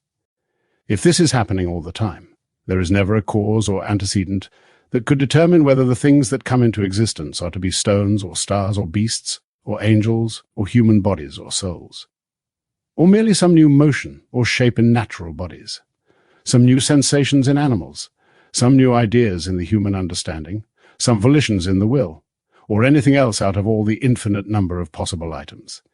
With many millions of items coming into existence in this way all over the face of the earth, you couldn't expect them all to be of one particular kind. Someone might want to try this reply. Free acts of the will are items of an utterly different kind from anything else, and it's because of their special nature that they can occur without any previous ground or reason, whereas other things cannot. It is something in these acts that enables them to come into existence without a cause. Someone who seriously says this seems to be strangely forgetting himself. In the course of maintaining that there is no ground for the occurrence of acts of will, he is giving an account of some ground for their occurrence. And the account he gives is incoherent in itself, quite apart from its conflict with his overall position. Here is why the special nature of acts of the will, no matter how different it makes them from everything else, can't lay the foundation for an act of the will to occur without a cause, because to suppose that it did would be to suppose that the special nature of the act exists prior to the act's occurrence, to suppose that it is clearing the way for the act to occur without a cause. Something that in any fashion clears the way for an event to occur must itself be prior to that event. The event's special nature can't have influence backward, enabling it to act as a way clearer before the event occurs. The special nature of a volition can't do anything, can't have any influence, at a time when it doesn't yet exist. And afterwards, it is too late for it to influence the occurrence of the volition, because by then, the volition has made sure of occurring without its help. So the supposition that an act of the will might come into existence without a cause is as contrary to reason as the supposition that the human soul or an angel or the globe of the earth or the whole universe might come into existence without a cause. And once we allow that a volition could occur without a cause, how do we know that there aren't many other sorts of effects that can do so as well? What makes it absurd to think that a volition occurs without a cause is not some special fact about volitions. Section 4. Can volition occur without a cause because the soul is active? The author of Essay on the Freedom of Will in God and in Creatures defends the doctrine of a self-determining power in the will. The author in question was Isaac Watts, as Edwards knew. He didn't use the name out of respect for Watts's evident desire to publish his works anonymously. On later occasions, this version will put the name into Edwards's text. He answers the objection that nothing exists or happens without a sufficient reason for its existence or occurrence, and for its being thus rather than so, by maintaining that, although that is true of corporeal things, which are strictly and philosophically speaking passive, it doesn't hold for spirits, which are active and have the spring of action within themselves, so that they can determine themselves. He is clearly supposing that an act of the will can occur in a sufficient reason why it occurs or why it is thus rather than so. But he has certainly handled this matter very incautiously and carelessly, and I have 5 reasons for saying so. 1. In giving his answer to the objection, Watt seems to have forgotten what the objection was. His own statement of the challenge was this: how can an event occur without a sufficient reason for its occurrence and for its being thus rather than so? Instead of solving this difficulty as it applies to volitions, as he says he will do, he forgets himself and answers this completely different question. What sufficient reason is there why a volition occurs and why it is thus rather than so? And he answers this in terms of the active being's own determination as the cause, a cause that is sufficient for the effect, which leaves the original challenge untouched. The soul's activeness may enable it to be the cause of effects, but it doesn't enable it to be the subject of effects that have no cause. In this section and a few later places, activeness replaces Edwards's activity. He uses the latter to refer to a property that a thing has, an aspect of its nature, but we today use activity more to refer to something the active thing does or engages in, an exercise of its activeness. A soul's having an active nature won't enable it to produce and settle the details of uncaused effects within itself any more than it will enable it to produce uncaused effects in something else. But if an active being were to exercise its activeness by determining an effect in some external object, how absurd it would be to say that the effect was produced without a cause. 2. The question is not so much how does an active spirit come to act, as why does an active spirit act thus rather than so. If the activeness of a spirit, the soul of a man, for instance, is the causal reason why it acts rather than remaining inactive, that alone isn't the causal reason why it acts in one way rather than another. To explain this, there must be more than mere activeness, which is a general tendency to action. There must also be a particular tendency to perform that individual action. Why does the soul of man use its activeness in the particular way it does? Faced with that question, the answer, because it is active, would strike us as entirely missing the point. 3. The only way the activeness of an active being can lead to something X's being the case is for X to result from the exercise of his activeness, that is, from actions that he performs. And any such action, any such exercise of his activeness, must occur prior to its effects. We all know that this priority is required if one thing's action is to produce an effect in something else, but it holds just as strongly when one thing's action produces an effect in itself. Therefore, a person's activeness can't cause the details of his first action, the first exercise of his activeness, because that would imply a contradiction. It would be to say that the first exercise of activeness is before, and is the cause of, the first exercise of activeness for. If the soul's sheer activeness were the sole cause of any of its actions, then all the actions that it caused would be exactly alike. It would be the same substantial soul and the same nature of activeness at work in each case, so the effects would have to be the same also. And that won't do because we are trying to explain human volitions which exhibit great variety. To get a variety of actions as effects, the soul has to put in a variety of actions as causes. But then how can those I'm opposing explain the variety of the input actions? We are back at the starting point of the problem. With only one difference, we now know that the problem can't be solved by appealing simply to the soul's activeness. It's true that the substance of the soul may, independently of how and with what variety it acts, be in different states and circumstances at different times. But those whom I am opposing won't allow differences in the soul's circumstances to be the determining causes of the acts of the will, because that is contrary to their notion of self-determination. In this context, as in many others, circumstances means relational properties. Edwards says that his opponents won't allow acts of the will to be caused by any of its relational properties, but that seems to leave the indifferent states part of their argument untouched. 5. Let us suppose, as do the theologians whom I am opposing, that strictly speaking the only things the soul actively does are free volitions. It follows that all the exercises of the soul's activeness reflect its nature as a willing and choosing being, so that whenever it actively produces effects it does so voluntarily and by choice. But for X to produce Y by choice is for X to produce Y in consequence of, and according to X's own choice. So, it can't be true that the soul through its activeness produces all its own acts of will, or choice, because that would take us right back to the contradiction of a free act of choice before the first free act of choice. According to these gentlemen's own notion of action, if a volition occurs in the mind without a free act of the will to produce it, the mind is not the voluntary cause of that volition because it doesn't arise from, and isn't regulated by, choice or design.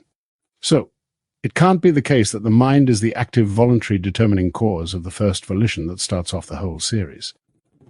The mind's being a designing cause only enables it to produce effects in consequence of its design. But it doesn't enable it to be the designing cause of all its own designs.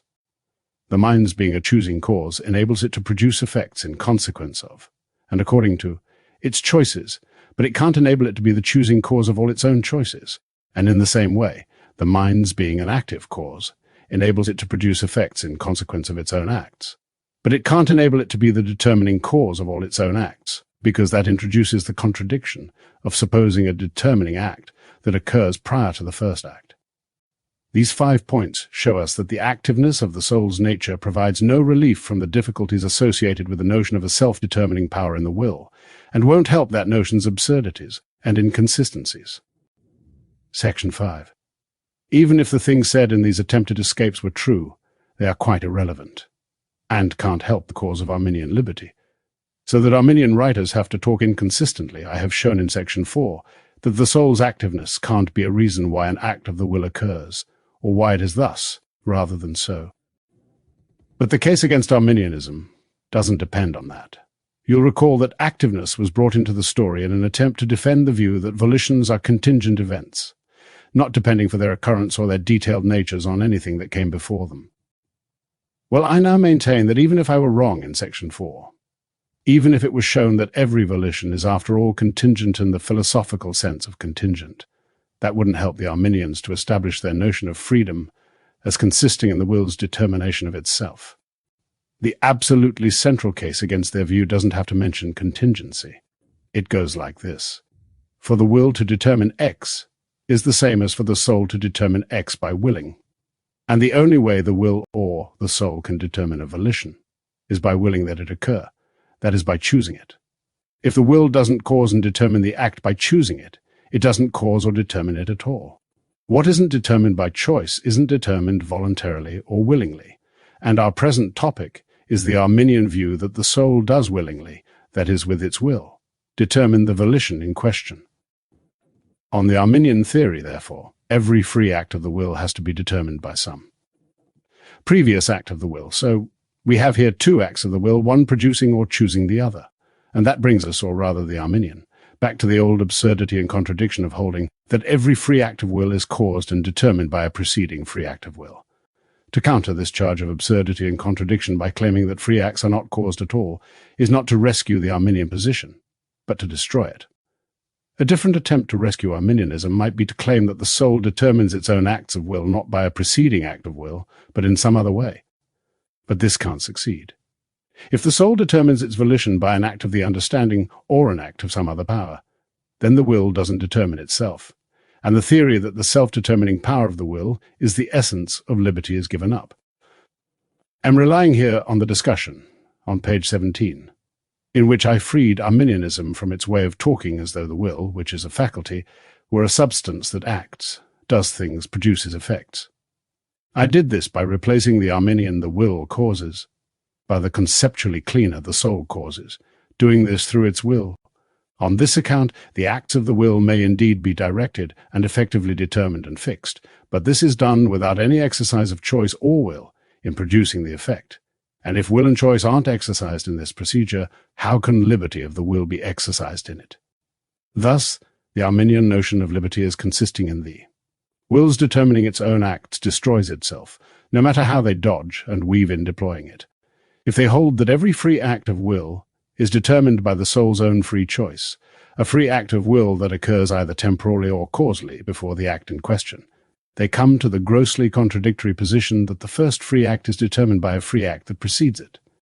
If instead they say that the will's free acts are determined by some other act of the soul and not an act of will or choice, this destroys their notion of liberty, as consisting in the acts of the will being determined by the will itself.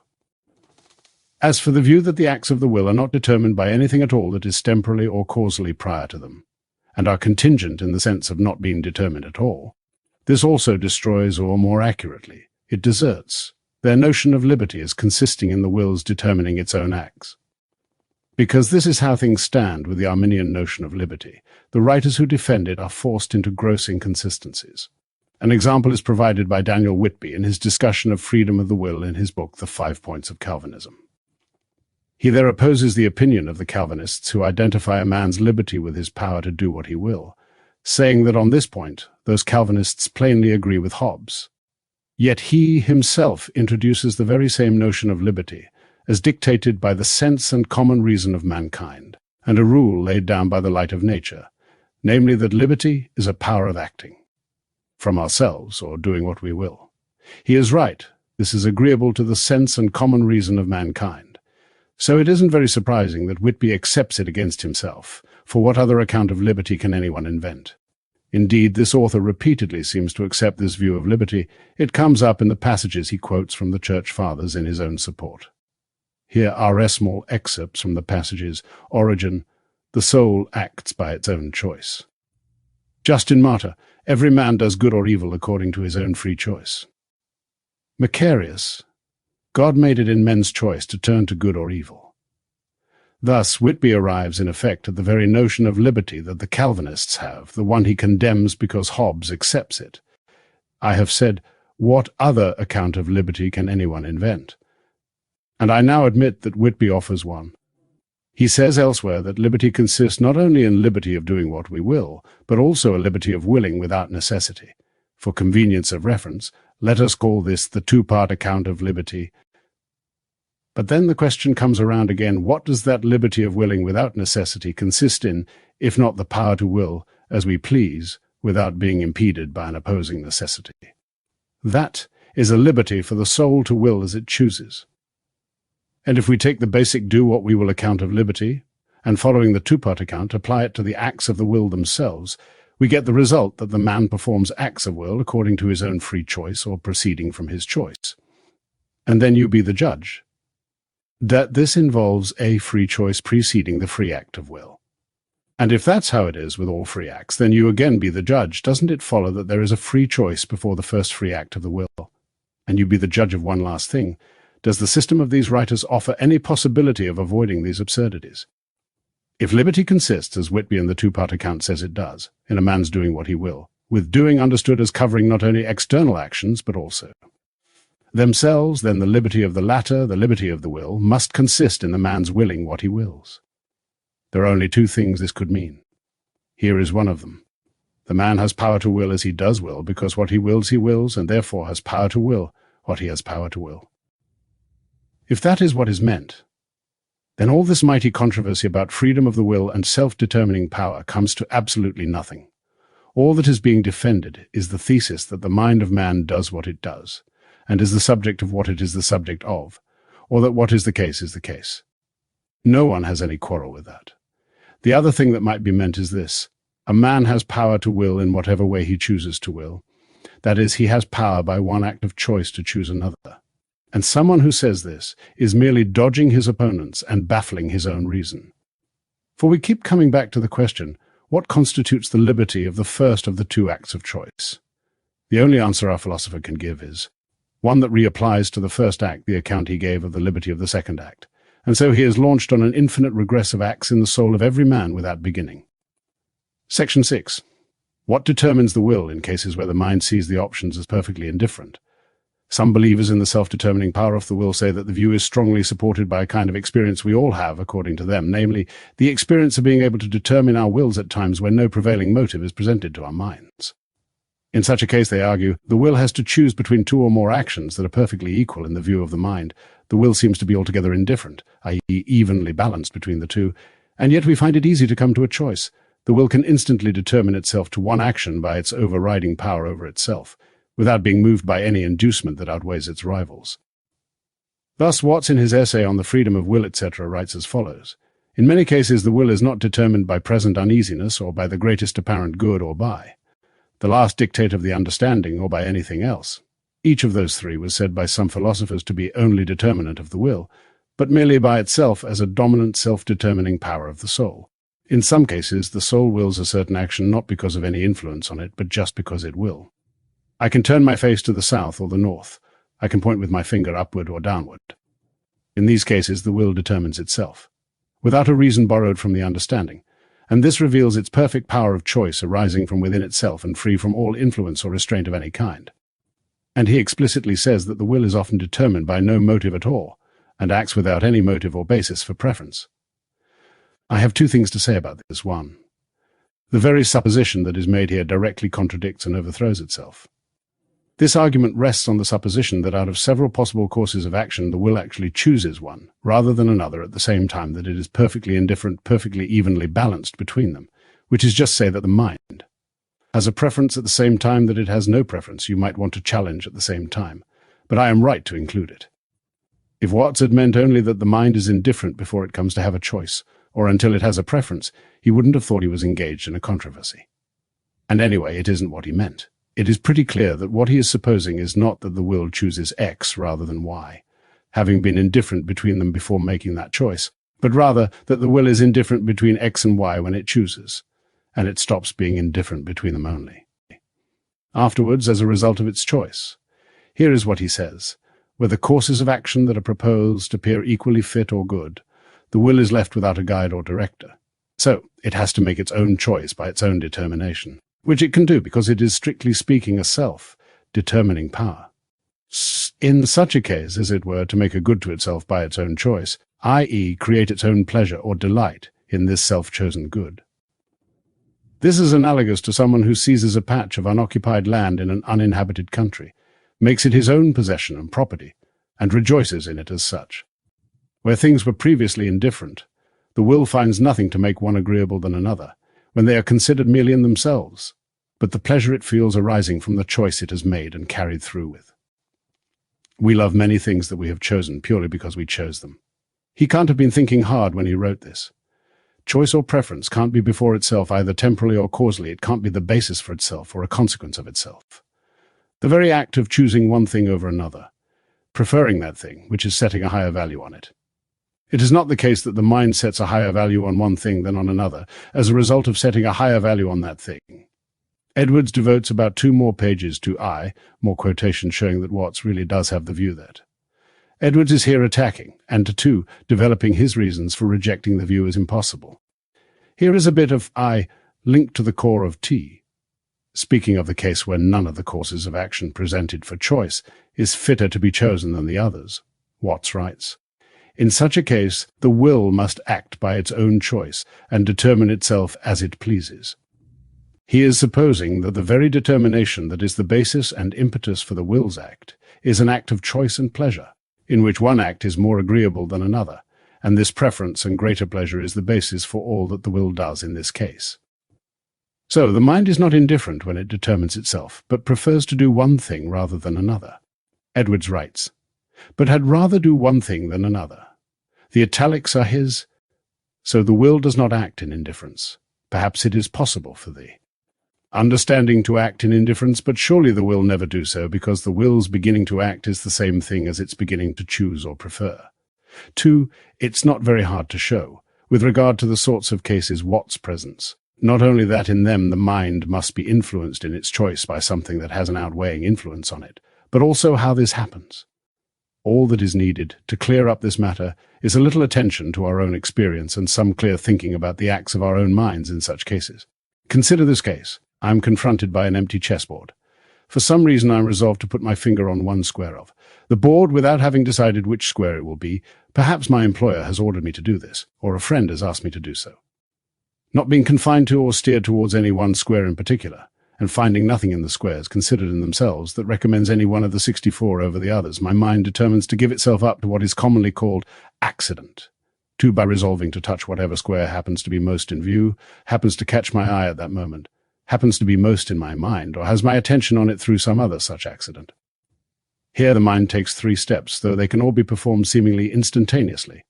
1, it forms a general resolve to touch one of the squares. 2, it forms a second general resolve. namely to let itself be led to whatever individual square is made salient by some accident, such as those listed above. 3. Finally, it makes a particular decision to touch a certain individual square, the one that the mind lands on through that sort of accident, does now offer itself in preference to the others. Now, it is obvious that in each of those 3 steps the mind is proceeding not in absolute indifference, but under the influence of an outweighing inducement. It takes step 1 because of an order or request or for some other reason. It takes step 2, that is resolving to pick whatever square accidentally becomes salient, because it seems at that time to be a convenient way of doing what is needed to fulfill the general purpose resolved on in step 1. Then in step 3, the mind decides to touch the individual square that actually does become salient to it. It doesn't do this in a state of indifference. On the contrary, it is influenced by a prevailing inducement and reason, namely to carry through with the procedure resolved on in step 2. In a case like this, there will always be accidents that serve the purpose without creating any delays. Among many objects in the mind's view, one will be salient in our visual field or in our thoughts. When we are open-eyed in bright sunshine, many objects strike our eye at once, and countless images may be traced on the eye by the rays of light, but the mind can't attend to many of them at once, or anyway, not for long. Similarly, with ideas in the mind, we don't have, or anyway, not for more than a moment, a number of ideas that are equally strong in the mind's view and equally getting its attention. Nothing in the world varies more constantly than the ideas of the mind. They don't remain precisely the same for the least perceivable stretch of time. And we know why. What follows is Locke's theory about the origin of our idea of time passing. The only way the mind has of perceiving the passage of time is through the successive changes of its own ideas. Therefore, while the perceptions of the mind remain precisely the same, there is no sensible succession, and therefore no perceivable length of time. Edwards next makes the point that just as each of the 3 mental steps has a cause, so does the accident, as I have called it, by which the mind is guided in step 3. There is no appeal here to events that happen without a cause. Any. More than there is in such accidents as the fall of dice. When people insist that in cases like the chessboard one, the will acts while being strictly indifferent, not moved by any inducement in its decisions, they are confused in their thought, and there are probably 2 reasons for this. 1, Edwards says, is that people don't distinguish different things that a mind might be said to be indifferent about at a particular time. That stops them from properly grasping that at the instant of taking step 1, the mind may be indifferent with respect to what step 3 will be, although a second or 2 later it reaches a resolve, a determination, a non-indifference with respect to step 3. There is more to chew on in his other suggested explanation for people's confusion, namely, they seem to drift away from the real question, or at least not stay clearly focused on it. They debate the question, is the mind indifferent about the objects presented to it, one of which is to be taken, touched, pointed to, etc. such, as 2 eggs or 2 cakes that appear equally good. Whereas the question we are really discussing is the person indifferent with respect to his own actions, for example, taking an egg or taking a cake? When the mind is confronted by these choices, its most immediate and direct concern is not with the objects that are presented, but with the acts to be performed concerning these objects. Edwards, like all his philosophical contemporaries, often uses object extremely generally, so that actions can be called objects. Already in this work he has sometimes used object in this very general way, and the present version has usually replaced it by action. Edwards is not confused about this. It's just that the narrower sense of object, which he is following here in order to make a good philosophical point, is really our only sense for it. Even if the objects appear equal, the mind doesn't have to make any choice between them. What it has to choose is an external action relating to the objects, taking one, touching one, etc., and these possible actions may not appear equal, so that one can be chosen before another. In each of the 3 steps, what the mind resolves on is not an object but an action relating to an object. There is no need to assume that the mind ever chooses, prefers one of the objects over the others, before it has taken one or afterwards. The man does indeed choose to take or touch one object rather than any other, but not because he chooses the object he takes or touches. It can happen that of 2 things that are offered, a man may prefer to take the one that he values less, bypassing the one that his mind prefers. In a case like that, choosing the thing taken is obviously different from choosing to take it, and the same is true whenever the things presented are equally valued by the mind. The Arminian argument that is the topic of this section is said to be based on our experience of choosing between options without any preference for any one of them. The only thing that fact and experience make evident is that in such cases the mind chooses one action rather than any other. So the Arminians can't further there. Cause unless they show that the mind chooses one action in perfect indifference with respect to that action, not to prove that the mind chooses one action in perfect indifference with respect to its object. Section 7, the view that freedom of the will consists in indifference, what I have said in Section 6, has gone some way to showing the absurdity of the opinion that liberty consists in indifference, or in the equilibrium that clears the will of any antecedent bias. When the indifferent will chooses one way rather than another, it does this entirely from itself, exercising its own power and the sovereignty that it has over itself. But this view has been around for so long, and has been so generally accepted and so strenuously insisted on by Pelagians, semi-Pelagians, Jesuits, Socinians, Arminians, and others, that it may deserve a fuller consideration. So I shall now proceed to a more detailed and thorough inquiry into it. A supposed refinement. To guard himself against accusations of misrepresenting his opponents, Edwards now devotes a page to a fairly recent minority view about what kind of indifference is essential to liberty. It is the view that what liberty involves is not indifference or equilibrium in the will's inclinations, or tendencies, but rather indifference or equilibrium in the soul's power of willing, meaning that the will, so far as its power or ability to choose goes, can go either way. This is offered as a refinement of the indifference theory of freedom, Edwards says, but he can't find any sense in it that doesn't make it collapse back into the more familiar form of the theory. Then, but I needn't go on about the inexplicable abstruseness of this equilibrium of power idea. All I need is this: any Arminians who talk in any way about indifference as essential to liberty of will, if they mean something that is relevant to their overall system, must be talking about an indifference that leaves the will in a state of being not yet determined, but free from actual possession, and vacant of predetermination. Those 9 words are Edwards's, so as to make room for the exercise of the self-determining power of the will. Their position has to be that the will's freedom consists in, or depends on, this vacancy and opportunity that is left for the will itself, to be the determiner of the act, that is to be the free act. That fits the main line of the freedom as indifference theory, and also the more recent refinement of it. So from now on, we needn't attend to the refinements separately. Perfect equilibrium. The first point I want to make is that this theory of liberty won't work unless the indifference that it postulates is perfect and absolute. There must be perfect freedom from all prior bias or inclination. It seems that Edwards here uses absolute to mean complete, which in this context is also what perfect means. At any rate, he continues the discussion in terms of perfect, and absolute drops out of sight. Why? Because if the will is already somewhat inclined before it exerts its own sovereign power on itself, then its inclination is not wholly owing to itself. The slightest degree of antecedent bias is inconsistent with the Arminians' notion of liberty, however slight, continues to possess the will is bound by it, and can't possibly act otherwise than in conformity with it. Isn't that right? Surely, the will can't act or choose contrary to a prevailing inclination that it has.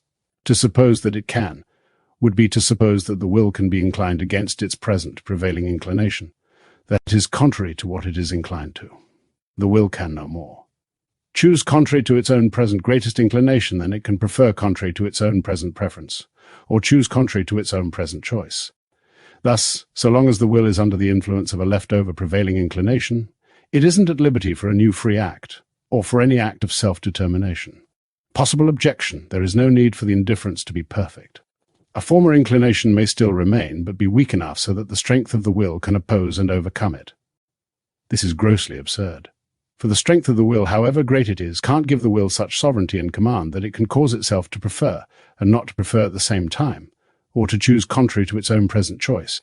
Having dismissed as grossly absurd the idea that a free action may go against a pre-existing inclination, Edwards now returns to the original proposal, that a free action might be one in which the will is tilted one way by a remaining inclination, and exercises its self-determination, and thus its freedom, in making itself go in the direction indicated by that inclination, but going further than the unaided inclination would take it, meaning further, in a broad sense that covers not just literally walking further, but also shouting louder, throwing harder, thinking more intently, pushing harder, pulling for a longer time, giving someone more help, harming someone more, and so on. The term distance, just below, is also to be understood similarly broadly. Edwards's rather difficult way of opposing this has at its core the following fairly simple thought. An inclination X inclines the soul to go a certain distance. In a certain action, the soul's freedom is exercised in its making itself go further. Now, what interests us is the outcome of the soul's self-determination, and that upshot is the total distance of the action minus the part of its distance that is due to inclination x. And Edwards says the inclination x is entirely irrelevant to this. It makes no contribution to it at all, and it is just wrong to bring that inclination in as a way of ducking the problem of how a soul could determine itself when in a state of perfect indifference or equilibrium. The inclination makes the equilibrium less than complete, but is also irrelevant to the soul's alleged achievement of self-determination, so it doesn't make the achievement less difficult. Edwards follows this up with two physical analogues, and then concludes that he was right all along to insist that the indifference theory of freedom of the will is doomed, unless it can make its case in terms of perfect equilibrium. He then resumes the argument he was about to engage in when he was interrupted by the thought about a leftover slight inclination. In the state of freedom, not after it. I now offer this as an axiom that is undoubtedly true. Every free act is done in a state of freedom, not merely after such a state. If an act of the will is an act in which the soul is free, it must be exerted in a state of freedom, and in the time of freedom. The notion of a free act of the soul is the notion of an act in which the soul uses or exercises liberty, and the soul can't put its liberty to use in its act, unless it has that liberty at the very time when it acts. So now our question is, does the soul of man ever perform an act of will while remaining in a state of liberty, meaning a state of perfect indifference or equilibrium? Does the soul ever perform an act of preference at the very time at which it is in a perfect equilibrium, not inclining one way more than another? You have only to read the question to see how absurd it would be to answer yes. It would be ridiculous for anyone to insist that the soul chooses one thing rather than another, when at the very same instant it is perfectly indifferent regarding them. That would be to say that the soul prefers one thing to another at the very same time, when it has no preference. Choice and preference can't be in a state of indifference, any more than motion can be in a state of rest. Motion may occur immediately after rest, but it can't coexist with rest for even the tiniest stretch of time. Similarly, choice may occur immediately after a state of indifference, but it can't exist with difference even at the very start of its choice. The soul is not in a state of indifference. If this is liberty, then no act of the will is ever performed in a state of liberty or in the time of liberty. Volition and liberty, far from being essential one to another, are contrary one to another. One excludes and destroys the other, just as motion destroys rest, and light destroys darkness. So the will doesn't act at all, doesn't even begin to act, while it has this kind of liberty, i.e. the kind that consists in perfect indifference or equilibrium. As soon as the action begins, freedom stops, and this freedom can't touch the action, can't affect it, or entitle it to be described in one way rather than another, any more than it could if it had stopped 20 years before the action began. Further escape attempts. One, an Arminian, might want to argue back in this way. Your argument is nothing but a trick and delusion. What the will exercises its liberty on is not the act of choice or preference itself, but the determining of itself to a certain choice or preference. The act of the will in which it is free and uses its own sovereignty, in its causing or determining the change from a state of indifference to a certain preference, that is causing itself to give a certain tilt to the balance which has until now been horizontal. And it does this while remaining in equilibrium and perfect master of itself. Let us see whether this can give the Arminian the success that has so far escaped him. The claim is that the will, when it is still in perfect equilibrium, with no preferences, determines to change itself from that state and arouse in itself a certain choice or preference. Isn't this just as absurd as the previous version of the theory, whose absurdity we have already seen? If the will in a state of perfect indifference determines to leave that state and give itself a certain inclination, tell me this. Determine this by choice.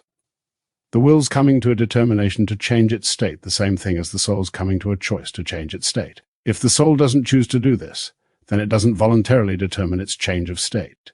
And if the soul doesn't determine it voluntarily, that is of its own will, then in what sense does its will determine it? And if the will doesn't determine the change of state, then how in making that determination does it make any use of its liberty? Suppose, then, that the opponents concede that this determination is an act of choice, that the soul, while still in a state of perfect indifference, chooses to put itself out of that state and to turn itself in one direction rather than another. That brings us right back to the very same absurdity that we had before.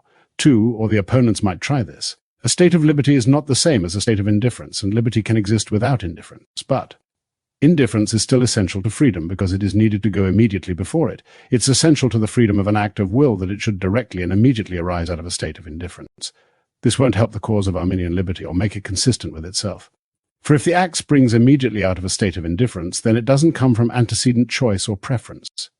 And if the act arises directly out of a state of indifference, without any intervening choice to determine it, then it isn't determined by the will. The mind exercises no free choice in the affair, and free choice and free will have no hand in the determination of the act. Power to suspend here is another attempted way out of the difficulty. The absurdities you have pointed out can be avoided by saying that. Indifference is not essential to liberty in such a way that the mind must make its choice in a state of indifference, which is an inconsistency, or that the act of will must spring immediately out of indifference, which is absurd. But indifference may be essential to the liberty of acts of the will in a different way from those, namely, liberty of the will consists in the mind's power to hold back or suspend the act of volition, keeping the mind in a state of indifference in the meantime, until there has been opportunity for proper deliberation. It would be a great mistake to think that this is any help. It doesn't reconcile any inconsistency or lessen any difficulty. I now show this. The first point to be grasped is that this suspending of volition, supposing that there is such a thing, is itself an act of volition. If the mind determines to suspend its act, it does so voluntarily. It has some reason for choosing to suspend, and this choice or determination is an act of the will. And the opponent would have to agree about this, because he holds that the liberty of the will consists precisely in its power to suspend, and that its suspending is the very thing in which the will exercises its liberty. That point firmly established, let us see what we get. This determining to suspend acting is not only an act of the will, but is supposed to be the only free act of the will, because the opponent is saying that the liberty of the will consists in this, which implies that this is the only kind of act of will that we have to consider in this controversy. And now the difficulties arise again as we confront our old question. In the acts in which the will is free, what does its freedom consist in? This question, as put to our present opponent, is, in an act in which the will suspends action, what does its freedom consist in? Is that the liberty of the will in this act of suspension consists in a power to suspend even this act until there has been opportunity for thorough deliberation. But this plunges us directly into the grossest nonsense, because what we're talking about is an act of suspension, and there is no room for a space of deliberation and suspension in order to determine whether we will suspend or not. If there were, that would mean that even though suspension might be deferred, and that is absurd because postponing the decision about whether or not to suspend will actually be suspending. Why? Because during the time of suspension to consider whether to suspend, the act is automatically suspended. Either you act immediately or you suspend. There is no other alternative. Then a paragraph drawing the liberty equal to power to suspend action theory into an infinite regress. Then, and besides all this, there is yet another, a delusion, and a latent gross contradiction in this theory. The question was, when the mind performs act of volition X, what does its liberty consist in? And now we are given an answer that doesn't answer that question at all, because it talks only of the mind's liberty not in performing X, but in resolving to suspend performing X. This is simply irrelevant to the question that was asked. Summing up the discussions in this section, the liberty of the mind does not consist in indifference, and that indifference is not essential to it, necessary to it, or in any way involved in it. As the Arminians of freedom of the will rules out every kind of necessity, Arminians in this controversy lay great stress on their thesis that it is essential to human liberty that volitions or acts of the will are contingent events, understanding contingency as opposite not only to constraint but to all necessity. Because it is emphasized so much, I want to look closely into this. Two questions arise. Can there be any such thing as a volition that is contingent in the sense of having no infallible connection with anything that happened previously? If there were such a thing, would this be any help to the cause of liberty? I shall devote this section to the first question. The second will come up in section 13. Could any volition occur contingently in this manner? Bear in mind what I have already shown, namely that nothing can ever happen without a cause or a reason why it occurs thus rather than so, and I have especially produced evidence for this in connection with acts of the will. If that is right, then the acts of the will are never contingent in the sense of not necessary, because anything that has a cause or reason must be necessarily connected with its cause. Here are three reasons for saying this. 1. For something to have a cause and ground of its existence, and yet not to be connected with its cause, is an inconsistency. If it isn't connected with the cause, it is not dependent on the cause. Its existence is loose from the cause's influence, so to speak, and may accompany it but may not, because it is a mere contingency, whether or not it follows or comes with the cause's influence. That amounts to saying that it isn't dependent on it. And to say something isn't dependent on its cause is absurd. It is saying that its cause is not its cause. If two things are not related in this way, X is connected with Y and depends on it. Then they are not related in this way. X is an effect of Y, which is its cause. There is only as much causality between two things as there is connection and dependence between them. Perhaps the connection and dependence is not total but only partial. Perhaps the effect X, though having some connection and dependence on the cause Y, isn't entirely dependent on it. That is to say that not all of X is an effect of Y, that only a part of X arises from Y, and apart from something else, too. If some events are not necessarily connected with their causes, then it follows that some events occur without any cause, which is contrary to what we are supposing, and I have demonstrated. Well, if X wasn't necessarily connected with the influence of Y, then he could have happened without X following, and so given that Y occurred, it was a contingent matter whether X would accompany or follow it. Suppose X did follow, why did it follow? There is no cause or reason for this. Here is something in the present manner of the existence of things and state of the world that is absolutely without a cause, which is contrary to the supposition to what I have demonstrated. Edwards's 3 is really a rewording of 2. He expresses it by saying that to suppose that X has a cause and ground of its existence with which it is not necessarily connected is to suppose that it has a cause that isn't its cause. Then I have probably made this so plain that there is no point in reasoning about it any further, but I shall add just one more point. It is that in the supposed case we are discussing, the cause isn't really a cause at all because its power and influence have turned out not to be sufficient to produce such an effect, and if it isn't sufficient to produce it, then it doesn't produce it. Something that isn't sufficient to produce X at one time can't be sufficient to produce it at another time when the causally relevant circumstances are exactly the same. So even in a case where X does follow Y, it doesn't do so because of Y as its cause. How do you get around this by supposing that the difference of time is a causally relevant circumstance, but that conflicts with the stipulation that Y is the cause? No one thinks that mere difference of time is causally relevant, and that suggests yet another argument against the view I am attacking here. If mere difference of time has no causal influence, then obviously the statement Y was sufficient to produce X at T1 and not sufficient to produce it at T2 is as absurd as the statement Y was sufficient to produce X at T1 and not sufficient to produce it at T1. Summing up, it is obvious that every effect has a necessary connection with its cause, that is, with whatever is the true ground of and reason for its existence. Thus, if there is no event without a cause, as I proved earlier, then no event whatever is contingent in the way that Arminians suppose the free acts of the will to be contingent. Section 9. How acts of the will connect with dictates of the understanding.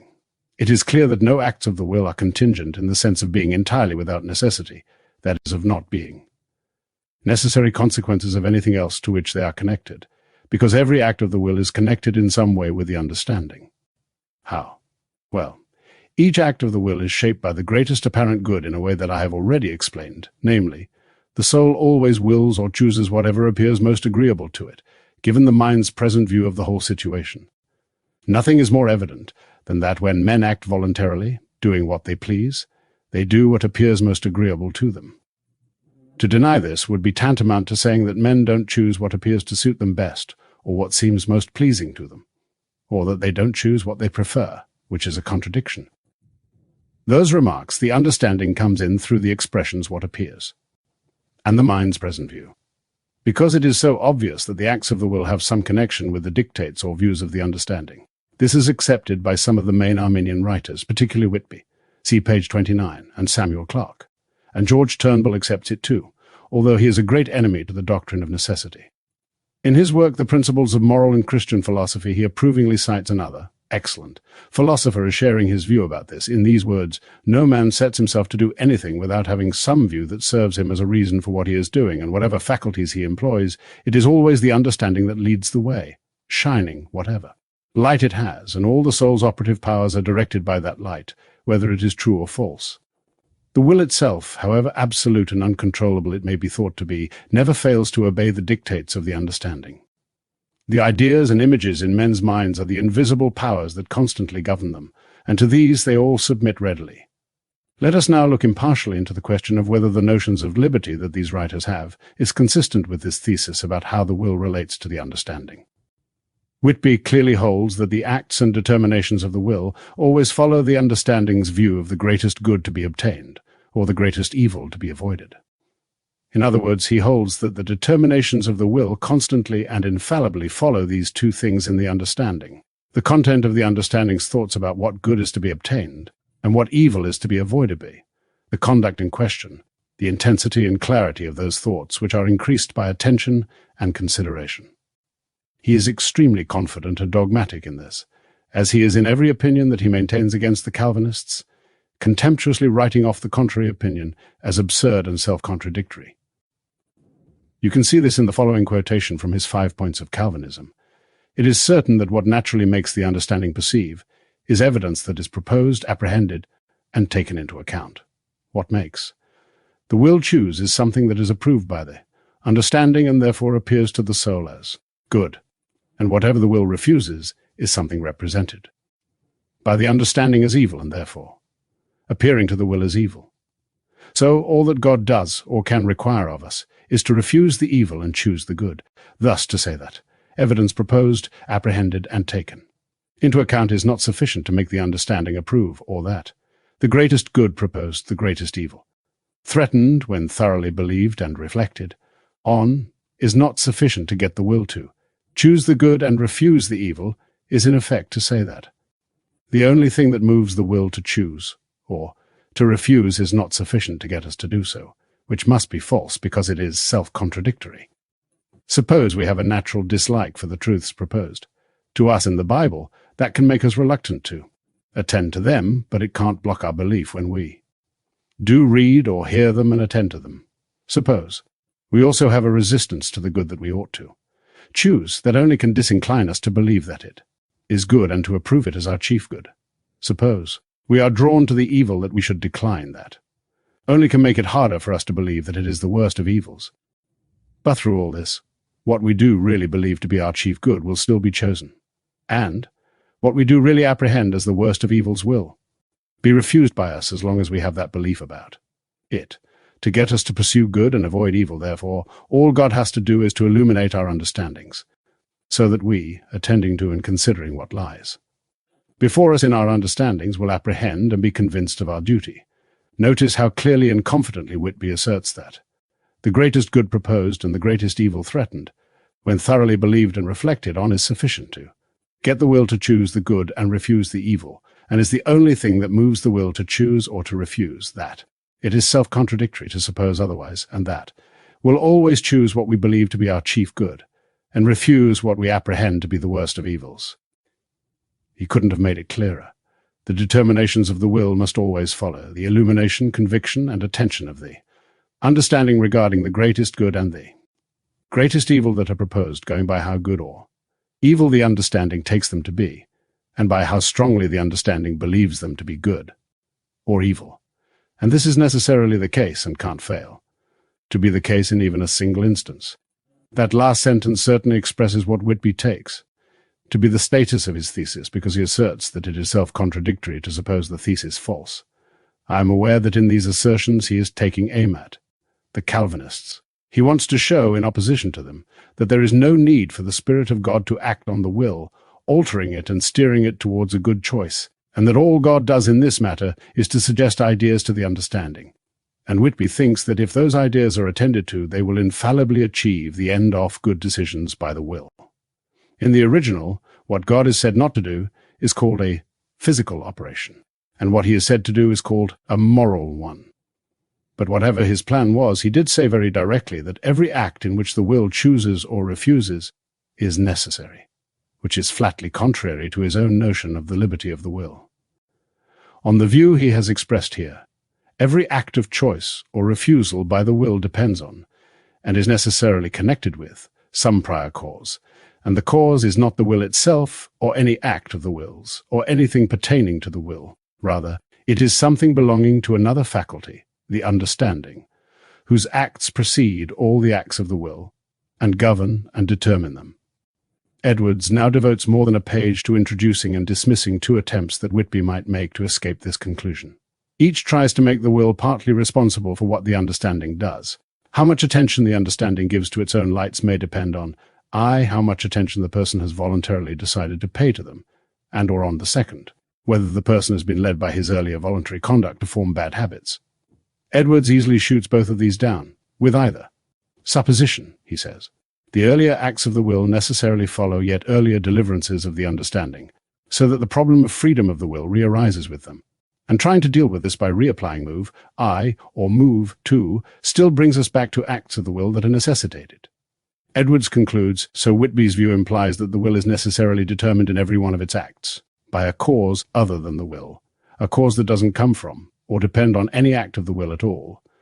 This utterly abolishes his whole theory of liberty of will. At one stroke he has cut the sinews of all his arguments from God's goodness, righteousness, faithfulness, and sincerity in his commands, promises, threats, calls, invitations, and protests, which Whitby expounds in terms of reprobation, election, universal redemption, sufficient and effectual grace, and freedom of the will of man, and has revealed as pointless all his exclamations against the doctrine of the Calvinists, which he says accuse God of obvious unrighteousness, unfaithfulness, hypocrisy, untruthfulness, and cruelty.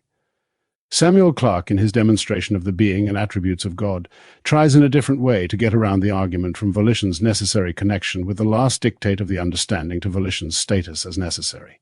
He supposes that the last dictate of the understanding is the act of the will, as distinct from its occurring prior to the act of the will and necessitating it. Let him have this supposition, it won't alter the case for the necessity of the act. If the dictate of the understanding is the very same thing as the determination of the will, as Clarke supposes, then the determination of the will doesn't arise from choice, and if it doesn't arise from choice, then freedom. Of choice had no hand in it, it is necessary, that is, choice can't prevent it.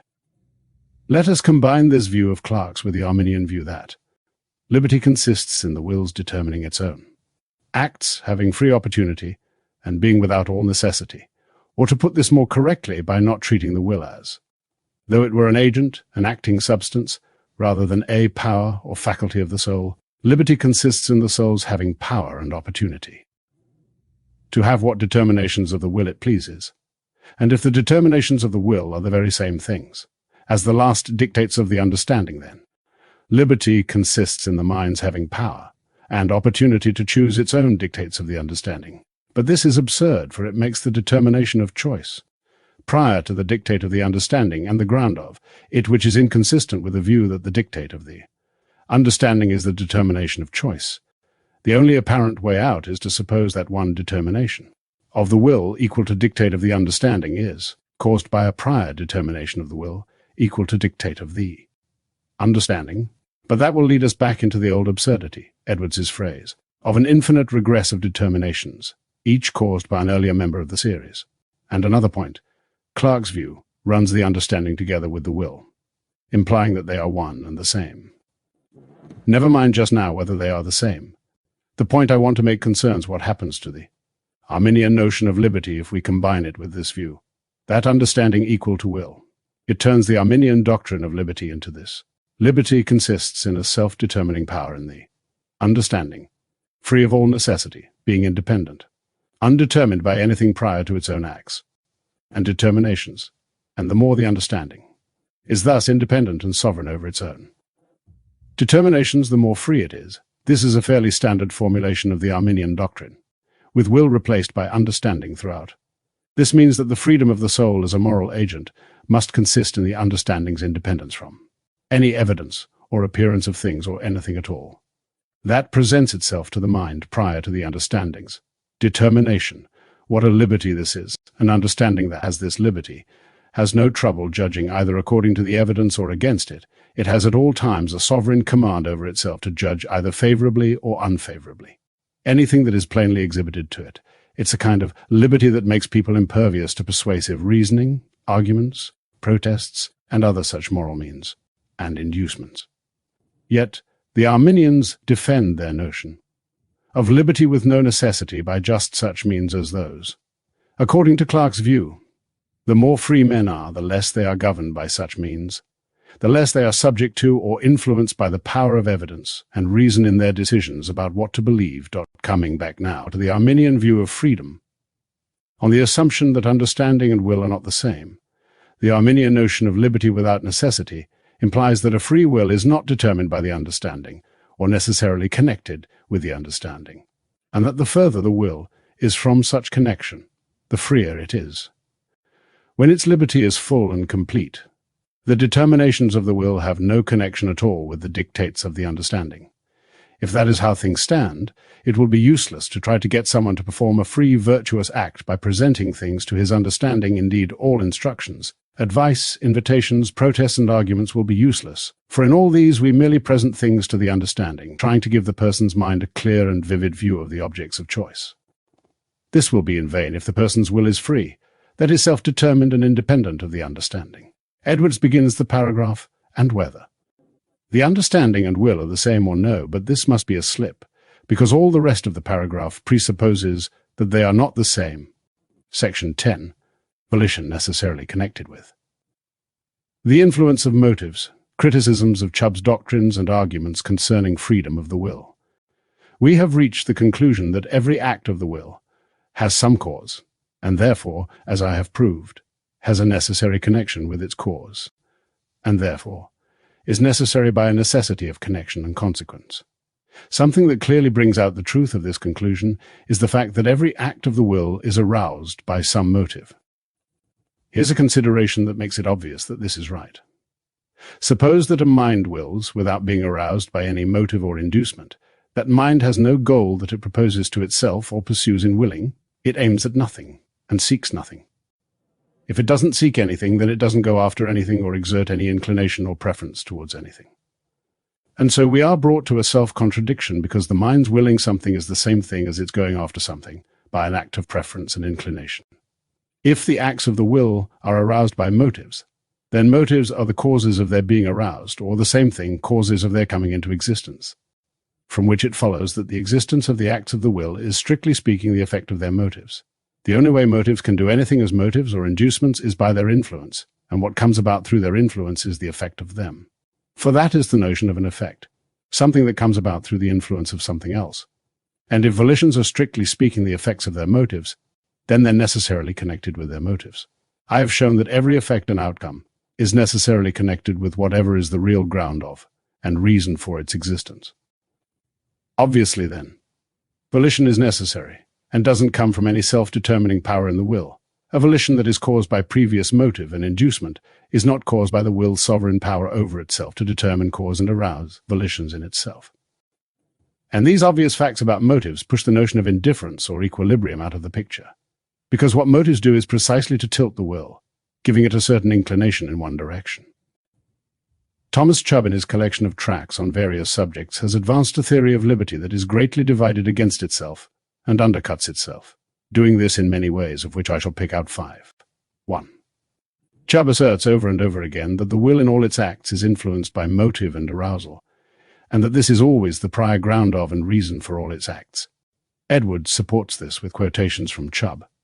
Then, and yet according to his theory, what enables the influence of motives to arouse us to action and to be actually a ground of volition is the mind's volition or choice that they should do so.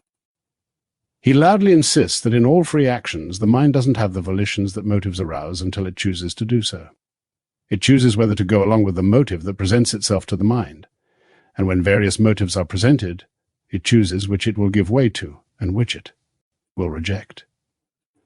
Every man has power to act, or to refrain from acting agreeably with or contrary to any motive that presents itself. Edwards quotes 2 more passages to the same effect, says there are many others, and continues. Now how can these things hang together? How can the mind first act, and by its act of volition and choice determine what motives are to be the ground of and reason for its volition and choice? Chubb's account implies that the choice is already made before the motive has its effect, and that the volition is already performed before the motive prevails, so as actually to be the ground of the volition, so that one motive's coming out top is a consequence of the volition of which that same motive is the ground. If the mind has already chosen to comply with a particular motive and to consent to being aroused by it, the arousal arrives too late and has no more work to do. In the picture that Chubb draws for us, the son enters the scene before the father who begets him. The choice is supposed to be the ground for the motive's influence. Yet that same influence is supposed to be the ground for the choice. Edwards adds a further paragraph, pointing out that on Chubb's theory the notion of what is prior or previous comes unstuck. A volition is influenced by a prior motive, which gets its influence from the prior occurrence of that volition. 2. In line with the inconsistent notion of the will that I have been criticizing, Chubb frequently calls motives and arousals of the will to action the passive ground or reason of that action. A remarkable phrase. I don't think there's anything more unintelligible and empty of clear and consistent meaning in all the writings of Duns Scotus. Thomas Aquinas. This is said in contempt for those famous scholastic philosophers. Edwards devotes 2 pages to discussing things that Chubb might have meant by passive ground, etc., shooting each one down. The discussion brings great analytic competence to bear on a topic that doesn't deserve it. 3. Although Chubb asserts that every volition has some motive, and that in the nature of the thing no volition can take place without some motive to induce it, he says that volition doesn't always follow the strongest motive. Here are his words, though with regard to physical causes the strongest. Always prevails, it is otherwise with regard to moral causes. With them, sometimes the stronger prevails, but sometimes the weaker. It's clear why there is this difference. It is because what we call moral causes are, strictly speaking, not causes at all, but merely passive reasons for, or arousals to the action in question, arousals that we have power to, or are at liberty to, comply with or reject, as I have showed above. And so throughout the paragraph he uses various phrases, in insisting that the will isn't always determined by the strongest motive, that is, by the motive that is strongest, prior to the volition itself. If we absurdly use strongest to mean actually prevailing, defining the strongest motive as the one that is acted on, then of course, as Chubb points out, it is trivially true that the strongest motive always prevails. In other parts of his work he says repeatedly that the will is not determined by any superior strength or advantage that motives have from any constitution or state of things or any circumstances whatsoever previous to the actual determination of the will. His whole discussion of human liberty implies this. His whole theory is based on it. But these claims can't all be right. Before a choice is made, the relevant motives vary in how strong they are. Chubb supposes that the motives invite, induce, arouse, and dispose the mind to action. This implies that the motives have in themselves something that is inviting, some tendency to induce and dispose the mind to volition. And if they have in themselves this nature and tendency, no doubt they have it in different degrees, some greater and some less. And the ones that have most of this tendency, considered with all their nature and circumstances prior to the volition, are the strongest motives, and those that have least are the weakest motives. Now we are invited to believe that volition sometimes doesn't follow the motive that is strongest, that is, the most previous tendency or advantage, all things considered, to induce or arouse it, but follows the weakest motive. The one, as it stands previously in the mind's view, has least tendency to induce it. If that ever happens, it will be a case in which the will apparently acts wholly without motive, without any previous reason to dispose the mind to it, and this is contrary to what Chubb thinks is the case. What act is this? It is the act of preferring the weakest motive. Edwards argues ingeniously and at length for his view that Chubb must say that there is no reason or motive for choosing to be influenced by the weakest motive X. If there were one, its strength would be part of X all things considered, so that X all things considered wouldn't be the weakest motive after all. He then continues, an act of choice or preference is a comparative act, in which the mind compares 2 or more things that it sees as competitors.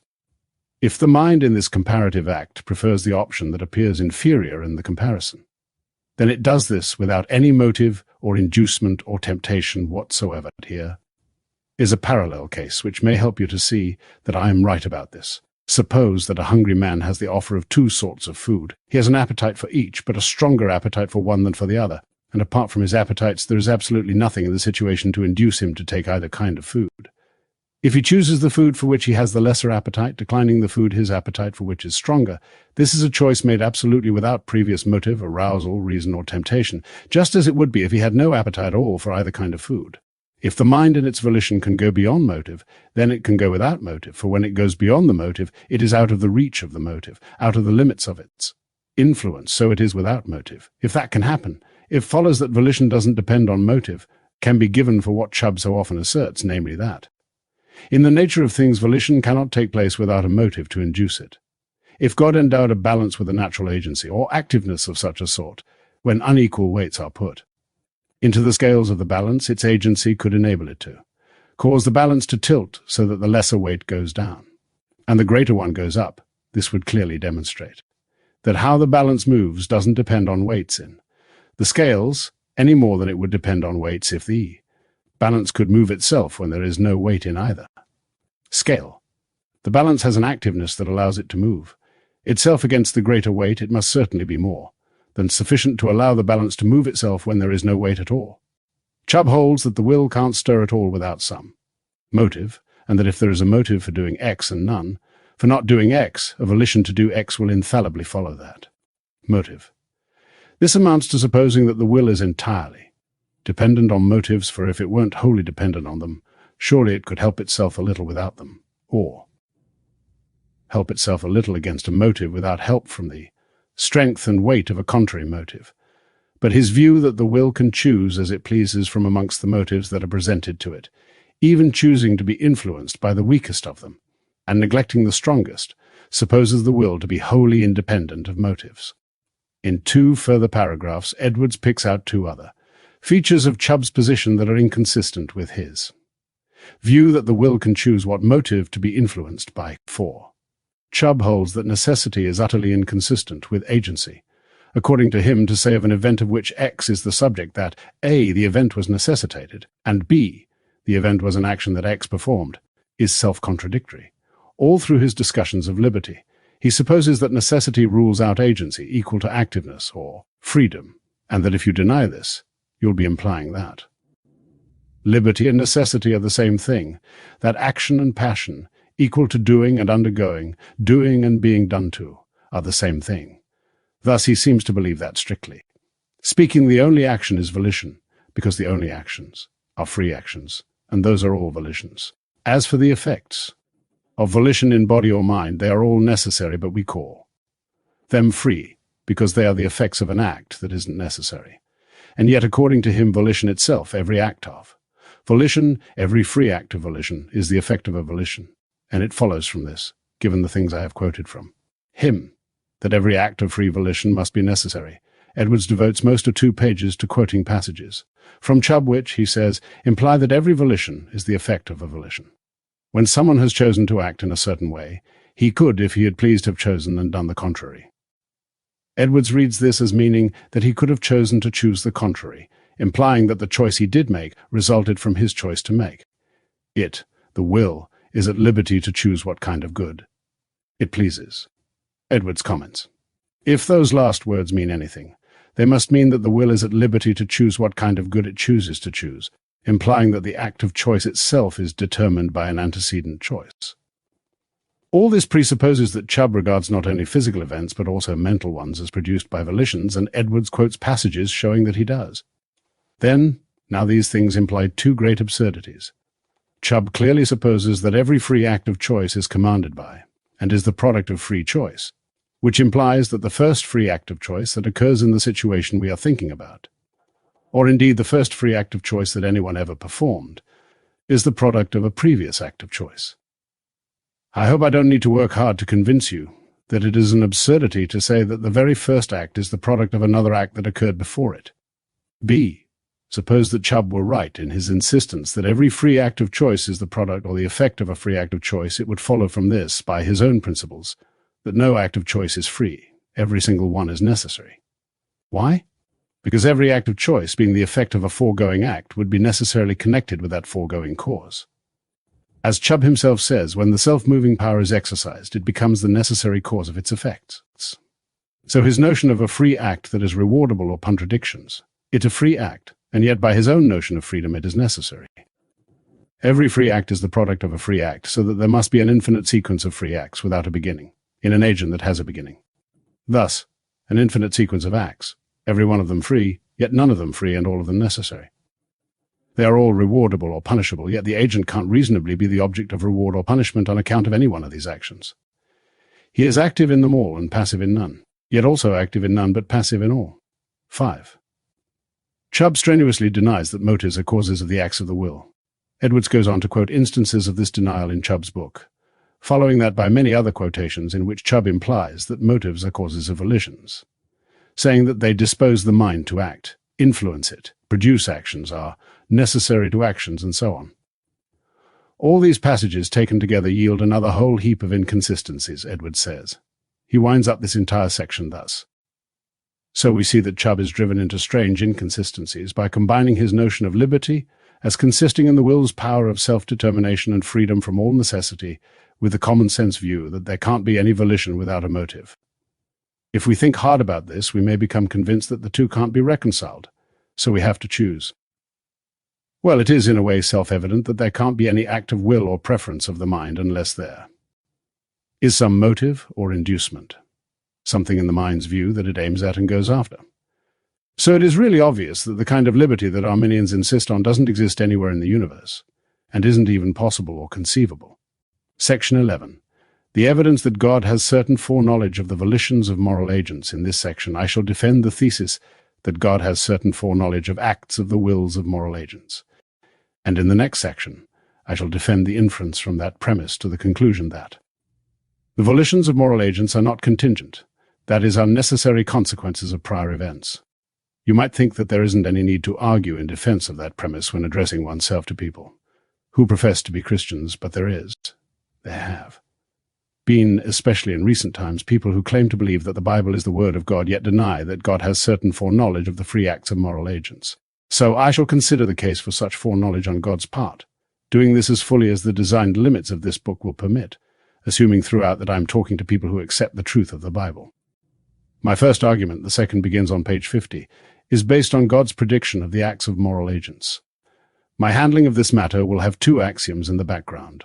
The need-to-know axiom, if God doesn't foreknow these events, then he can't peremptorily and certainly foretell them. If he has merely an uncertain guess concerning events of this kind, then an uncertain guess is all he can declare. To predict something in a positive manner is to imply a claim to know about it in advance. The scope axiom, if God doesn't certainly foreknow the future volitions of moral agents, then he can't certainly foreknow events that depend on those volitions. Either the only way to foreknow those dependent events is through foreknowledge of the volitions on which they depend, and the former knowledge can't be more certain than the latter.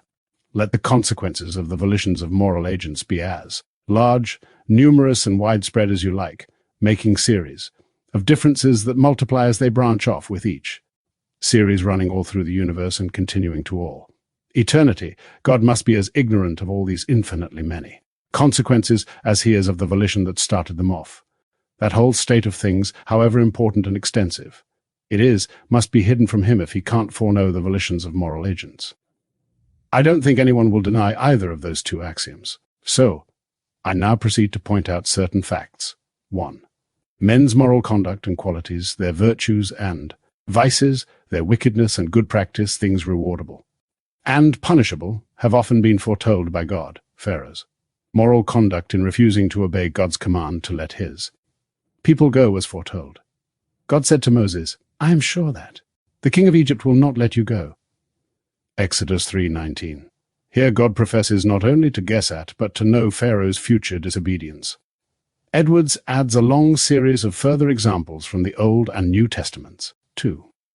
Many events have been foretold by God that depend on the moral conduct of particular people being brought about through their virtuous or vicious actions.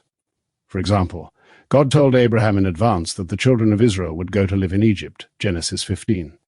And their doing so came about through the wickedness of Joseph's brothers in selling him, the wickedness of his mistress, and his own notable virtue in resisting her temptation. Then there are about 8 further biblical examples. 3.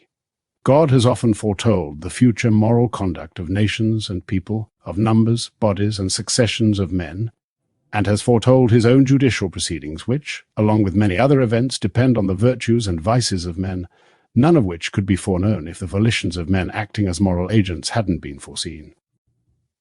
The future cruelty of the Egyptians in oppressing Israel and God's judging and punishing them for it was foretold long before it actually happened, Genesis 15:13-14. Edwards backs this up with about 4 pages of further biblical examples, including Christ himself foretold his being delivered into the hands of the elders, priests, and scribes, and being cruelly treated by them and condemned to death, that they would hand him over to the Gentiles, that he would be mocked, flogged, and crucified, Matthew 16:21-4.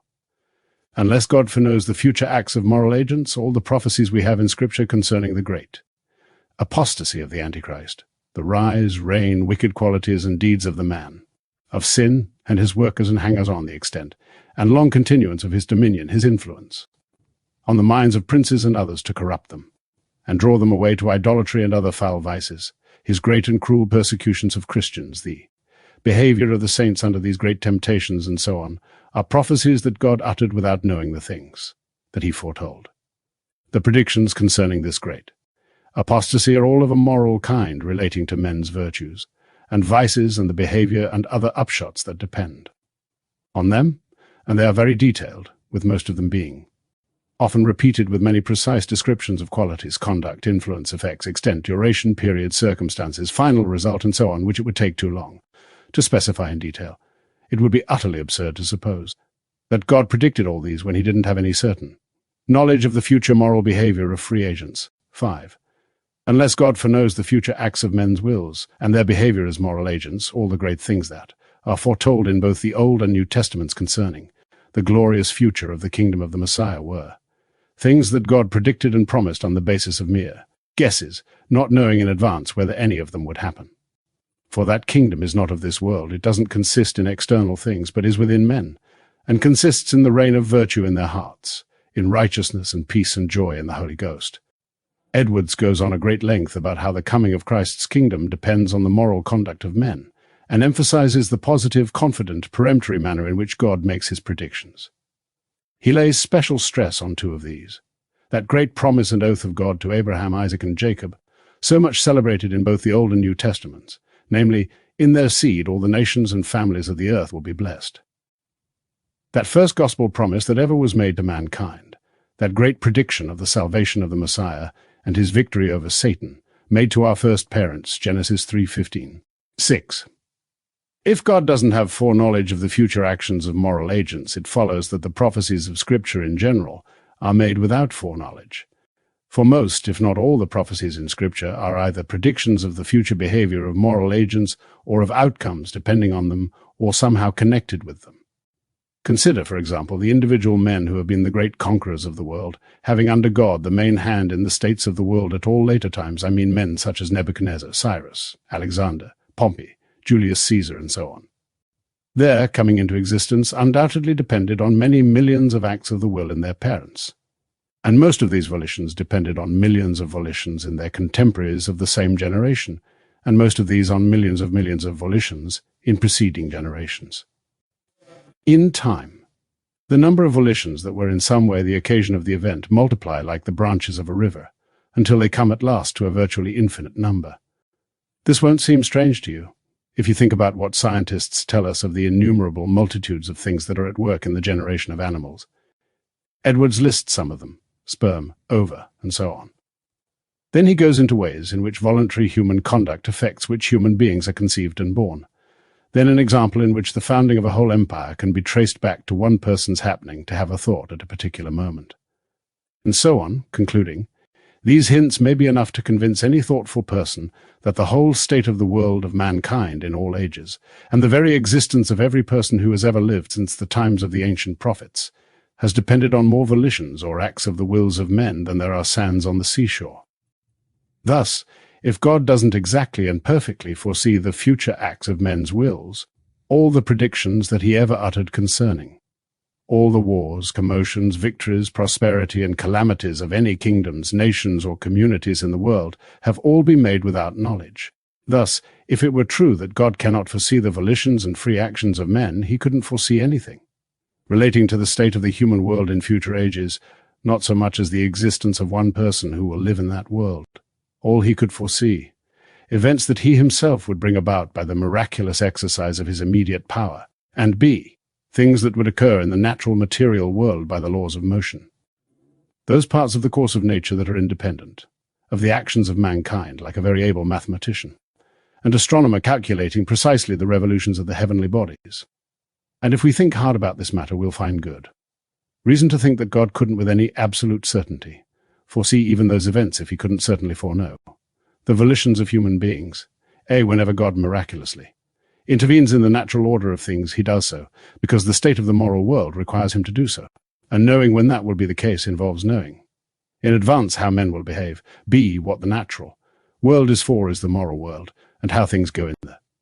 Former is undoubtedly subordinate to God's designs with respect to the latter. So, on the present supposition that God can't foreknow how men will act voluntarily, he can't predict the sorts of natural things that a good astronomer might try to predict, because he can't know in advance when he will find it appropriate to intervene miraculously in the natural order. Edwards adds 4 corollaries, stating further consequences of the thesis that God can't foreknow the voluntary actions of men. The Apostle James spoke falsely when he said, "Known unto God are all his works from the beginning of the world." Acts 15:18. Predictions that God has uttered in the most positive manner are not merely unaccompanied by knowledge, but are based on very uncertain conjectures, because they depend on countless human volitions, no one of which God knows about in advance. Jesus spoke falsely when he expressed many great and important predictions depending on men's moral actions, and said, "Heaven and earth shall pass away, but my words shall not pass away." Matthew 2:35. God spoke falsely on the many occasions when he spoke of his predictions as evidences of foreknowledge, several verses in Isaiah 41:48, second argument. The first began on page 47. If God doesn't foreknow the volitions of moral agents, then he didn't foreknow the fall of man or of angels, and so couldn't foreknow the great things that resulted from those events, such as his sending his Son into the world to die for sinners, and everything relating to the great work of redemption, all the things that were done for 4,000 years before Christ came to prepare the way for it. Edwards lists some of the events that were parts of the great work of redemption, and refers to biblical passages where God is said or implied to have known that the great work was going to be done. Third argument, if God is ignorant of the future volitions of free agents, it follows that he must in many cases truly repent, here equal to regret what he has done, and must genuinely wish he had acted differently. Why? Because in the most important affairs, namely the affairs of God's moral kingdom, the outcomes are uncertain and contingent, and must often turn out quite differently from how he had expected. If that were so, we would have reason to understand literally the statement in Genesis 6:6. It repented the Lord that he had made man on the earth, and it grieved him at his heart. Edwards cites other biblical passages saying that God does not repent of anything. Fourth argument, it will also follow that God, because he is continually repenting of what he has done, must be constantly changing his intentions regarding his future conduct. His purposes for the main parts of his scheme, namely the ones affecting the state of his moral kingdom, must be always liable to be upset through his lack of foresight, and he must be continually setting his system right again after it gets out of order through the contingency of the actions of moral agents. Instead of being absolutely unchangeable, God must perform countless acts of repentance and changes of intention, infinitely more than any other being, simply because his vastly extensive responsibilities range over infinitely many things that are to him contingent and uncertain. In such a situation, he must be mostly occupied in mending broken links as well as he can, correcting his disjointed scheme of things in the best manner possible in the circumstances. In governing the world that he has made and has the care of, the supreme Lord of all things must be under great and miserable disadvantages through his being utterly unable to find out in advance various important things that will later happen to his system, things that he could have provided for in advance if only he had known about them in advance. And man has the power through his voluntary actions to disappoint God, smash his plans, make him continually change his mind, subject him to vexation, and bring him into confusion. Then a long paragraph of biblical quotations asserting God's unchangeability. Fifth argument, if you think through this notion of God's ignorance of future volitions of moral agents, you'll see reason to think that it implies this God after he had made. The world was liable to be completely frustrated, not achieving the end for which he had created it. It's clear that the moral world is what the natural world is for. The rest of the creation is merely a house that God has built with furniture for moral agents, and the good or bad state of the moral world depends on how moral agents employ their moral agency, and so depends on their volitions. So if God can't foresee the volitions because they are contingent and subject to no kind of necessity, the affairs of the moral world are liable to go wrong, extremely wrong, right up the scale to being utterly ruined. According to the theory I am arguing against, God couldn't foresee the fall of men or the fall of angels, and must be greatly disappointed by these events. And so his grand scheme for our redemption and for destroying the works of the devil and all the great things God has done, to further these designs, must be merely the products of his own disappointment, contrivances to mend as well as he could his system, which originally was entirely good and perfectly beautiful, but was broken and thwarted by the free will of angels and men. And still he'd been liable to be totally disappointed a second time. He couldn't know that he would have his desired success in the incarnation, life, death, resurrection, and exaltation of his only begotten Son, and the other great works that he performed to restore the state of things. He couldn't know, after all, whether there would actually be any reasonable amount of restoration, because that depended on the free will of men. Fell away from Christianity into something worse than heathenism, and this continued for many centuries. Edwards is referring here to the Roman Catholic Church. If God couldn't foresee men's volitions, how could he know whether Christ endem would ever return from this falling away? And how could he foretell how soon it would begin? The Apostle Paul says it began to happen in his time. How could it be known how far it would go in that age? Indeed, how could it be known that the gospel that wasn't effective in reforming the Jews would ever be effective in turning the heathen nations from their heathen religions, in which they had been confirmed for so many centuries? It is often said in the Bible that God, who made the world for himself and created it for his pleasure, would certainly achieve his purpose in creating the world and in all his works, that just as all things come from him, so they would all be to him, and that in the final outcome of things it would appear that he is the first and the last. And he said unto me, It is done. I am Alpha and Omega, the beginning and the end, the first and the last, Revelation 21:6. These things are not consistent with God's being liable to be disappointed in everything he has done. Indeed, they aren't consistent with his failing in anything that he has undertaken. God can't have certain foreknowledge of the future volitions of moral agents if they are contingent in a way that excludes all necessity, having proved that God has a certain infallible foreknowledge. Of the voluntary acts of moral agents, I now embark on showing that it follows from this that these events are necessary with a necessity of connection or consequence, so far as I have been able to discover the leading. Arminian theologians deny that this follows and affirm that such foreknowledge is not evidence that the foreknown event is in any way necessary. Let us go into this question thoroughly and in detail. I can't help thinking that the right answer can be discovered by careful thought. As an aid to having this matter properly considered, I offer 3 major points. 1. It is very evident that if a thing X already exists or has existed, and the existence of another thing Y is infallibly and unbreakably connected with X, then the existence of Y is necessary. Note 4 points of detail, A, as I pointed out earlier when explaining the nature of necessity. Item B on page 11. If something has existed in the past, its past existence is now necessary. It is already made sure of existence, so it's too late for any possibility of alteration in that respect. It's now impossible for it to be false that the thing has existed. B. If there is any such thing as a divine foreknowledge of the present volitions of free agents, that foreknowledge is something that has already existed, so now its past existence is necessary. It is now utterly impossible for it not to be the case that this foreknowledge did exist.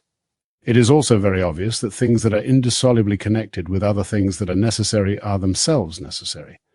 Just as a proposition whose truth is necessarily connected with another proposition that is necessarily true is itself necessarily true, to deny this would be a contradiction. It would be in effect to say that the connection was unbreakable, and also that it could be broken. I leave it to you to judge how absurd that is. It is equally obvious that if there is a full, certain, and infallible foreknowledge of the future existence of the volitions of moral agents, then there is a certain infallible and unbreakable connection between those volitions and that foreknowledge, and that therefore by A, B, and C, those volitions are necessary events, because they are infallibly and unbreakably connected with something that has already existed and thus is now necessary and cannot not have been.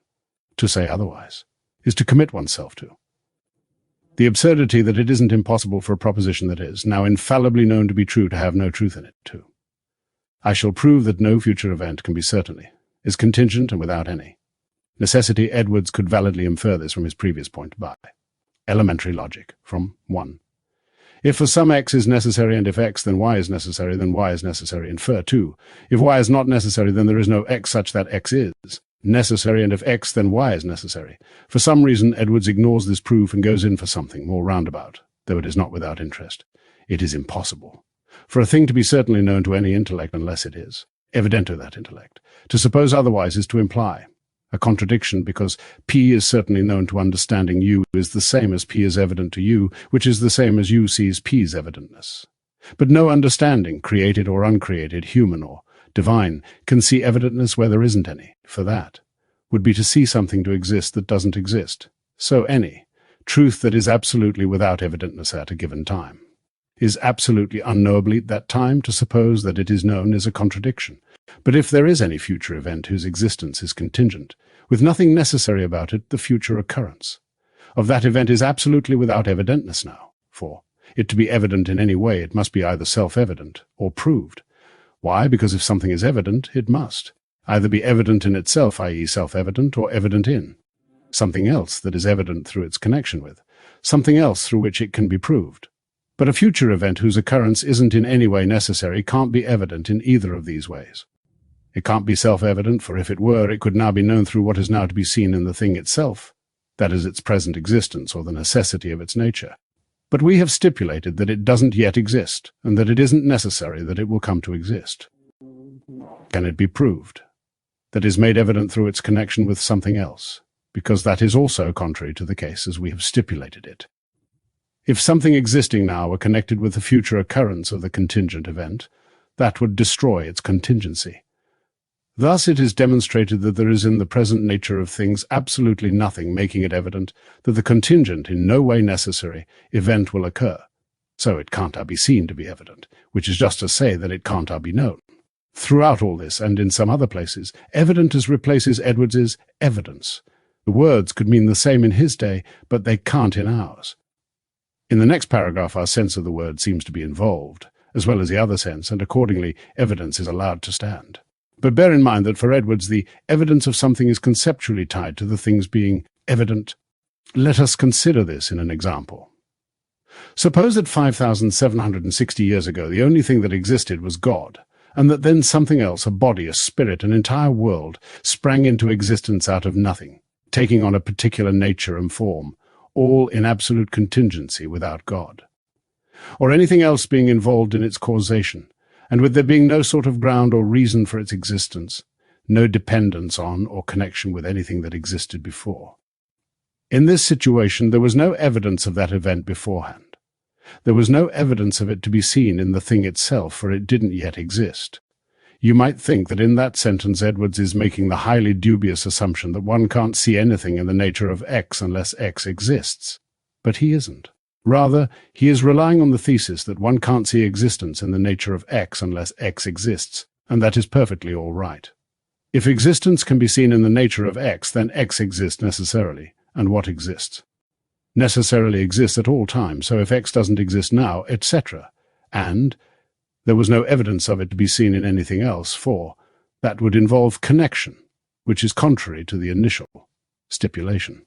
This event was absolutely without evidence, and therefore absolutely unknowable, any increase in power of understanding or incapacity for noticing, even an infinite increase in these would contribute nothing towards spotting any signs or evidences of this future contingent event. An increase in the strength of our sight may increase our ability to discern evidence that is far off and very much hidden and shrouded in clouds and darkness, but it doesn't increase our ability to discern evidence where there isn't. Rather, it increases our ability to see and be sure that there isn't any. 3.2. Say that God knows for sure, not merely conjecturing that a certain thing will infallibly happen, while at the same time knowing that it is contingent in such a way that possibly it won't happen, is to imply that his knowledge is inconsistent with itself. And if God knows everything, he knows that this future occurrence is uncertain. If it really is contingent, then God sees it as contingent. If volitions are in themselves contingent events with nothing necessary about them, then someone's predicting them in a peremptory and confident manner doesn't show how complete his knowledge is, but rather that he is ignorant and mistaken, because it reveals him as supposing to be certain a proposition that is, in its own nature, and all things.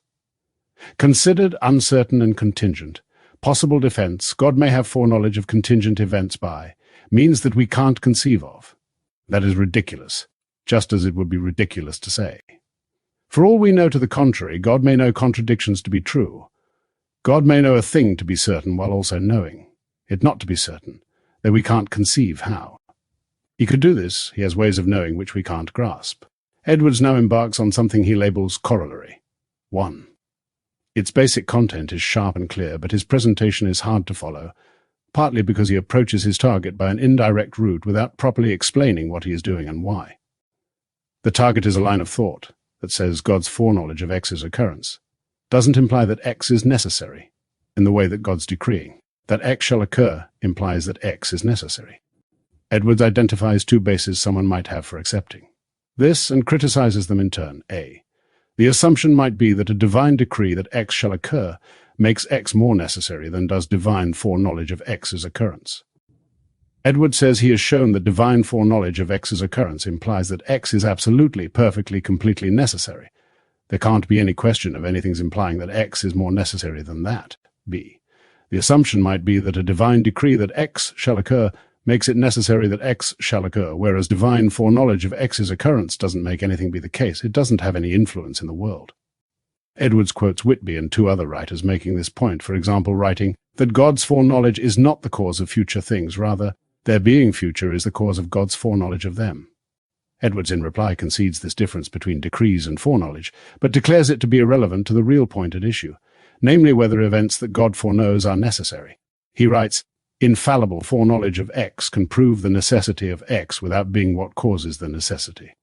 If the foreknowledge of X is absolute, this proves X to be necessary, proves that it is impossible for X not to come about somehow, through a decree or in some other way, if there are any other ways.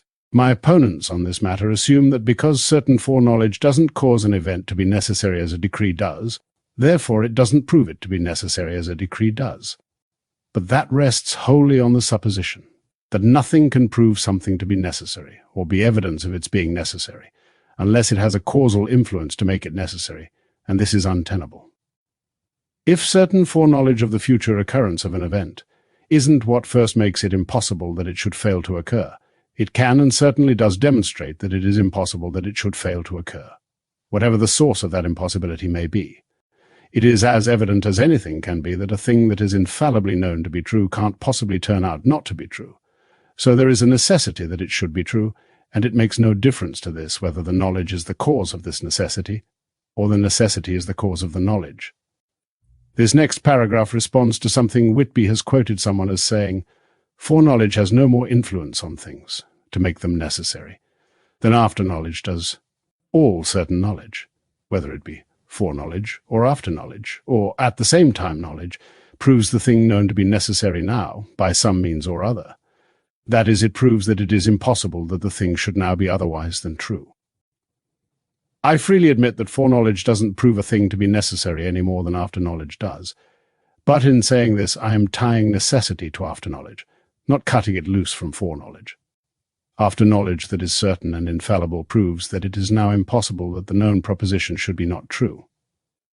After-knowledge proves that it has now, somehow or other, become impossible, that the relevant proposition, the one affirming that the event in question has occurred, should be false. And the same holds for certain foreknowledge. There must be a certainty in things themselves before they can be certainly known, or the same thing known to be certain. For certainty of knowledge is simply knowing or detecting the certainty in the things themselves that are known. So there must be a certainty in things, to be a basis for certainty of knowledge and to make things capable of being known to be certain. The necessity of the proposition that something will occur consists in the firm and infallible connection between the subject and predicate of that proposition. All certainty of knowledge consists in a grasp of the firmness of that connection.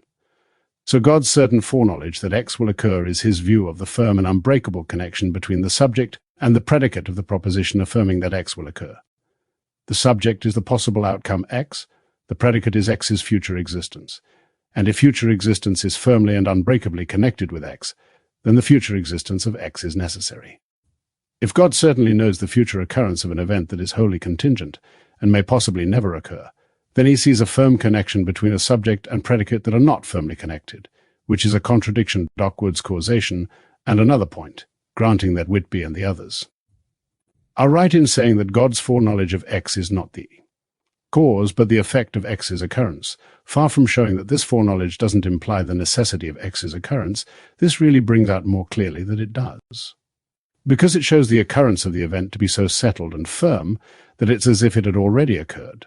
Its future occurrence has already had actual influence and effectiveness, and has produced an effect, namely foreknowledge. The effect exists already, and as the effect presupposes the cause and entirely depends on it, it's as if the future event that is the cause had occurred already. The effect is as firm as possible because it has already taken possession of existence or occurrence, and has made sure of it. But the effect can't be more firm and stable than its cause, ground, and reason. The building can't be firmer than the foundation. To illustrate this matter, consider a situation in which a reflecting telescope has images that are the real effects of stars that they resemble, the stars themselves being too far away to see with the naked eye. If these images in the telescope have actually existed in the past, e.g. a few seconds ago, it has now become utterly impossible for them not to have existed. And since they are the true effects of the heavenly bodies that they resemble, this proves the existence of those heavenly bodies to be as real, infallible, firm, and necessary as the existence of these effects. That is plain sailing. But now let us think about something weird.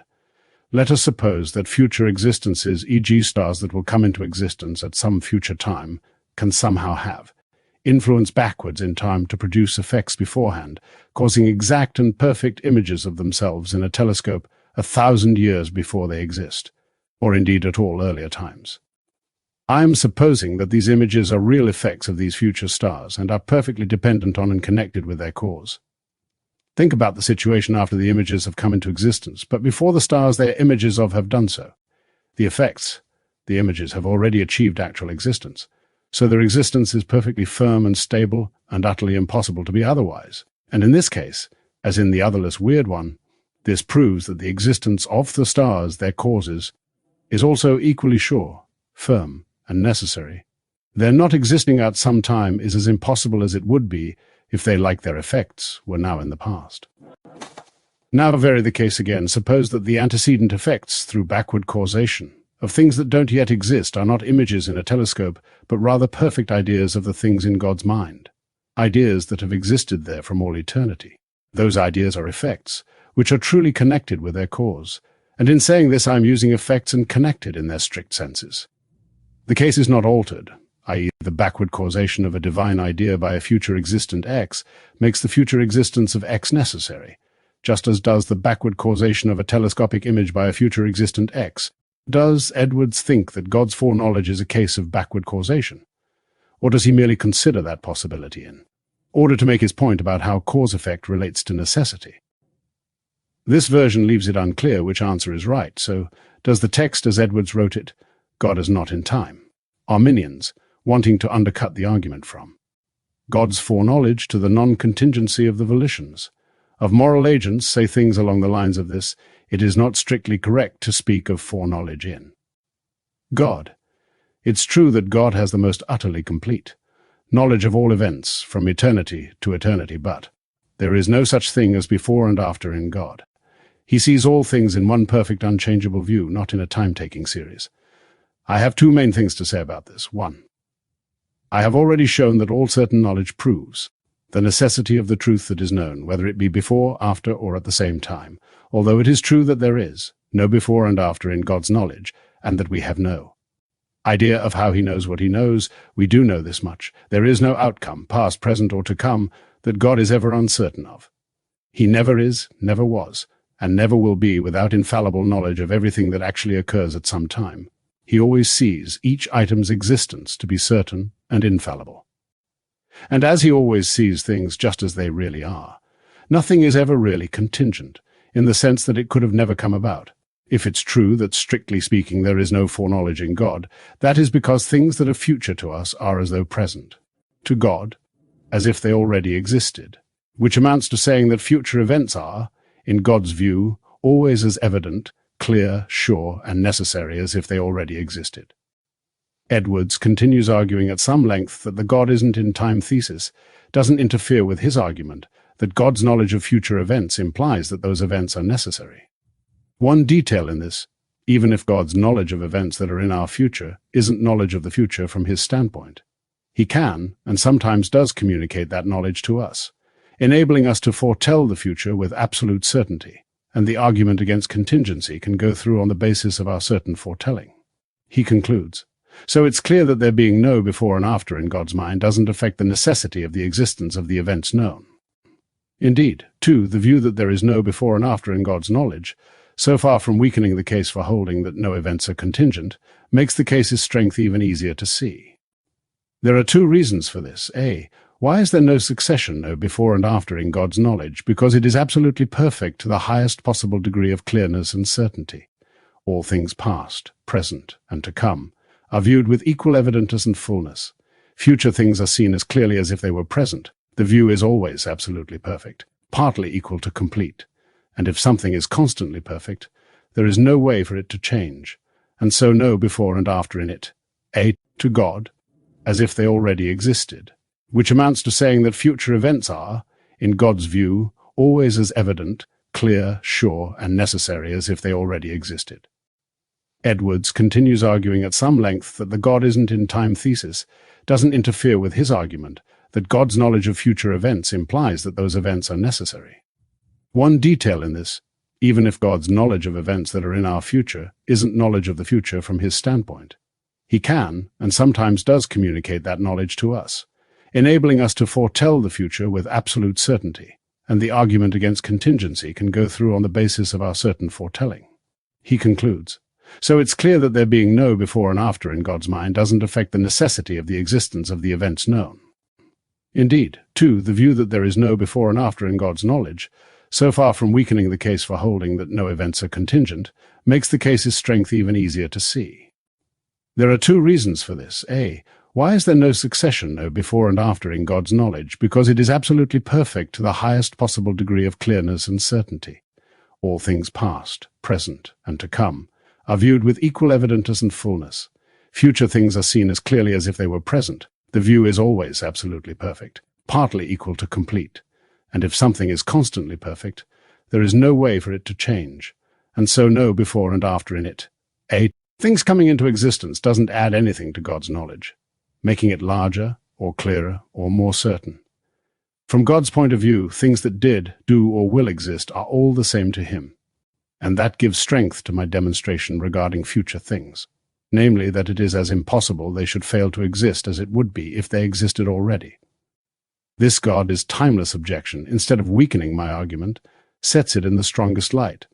B. What stops God's knowledge from having any before and after is its unchangeability.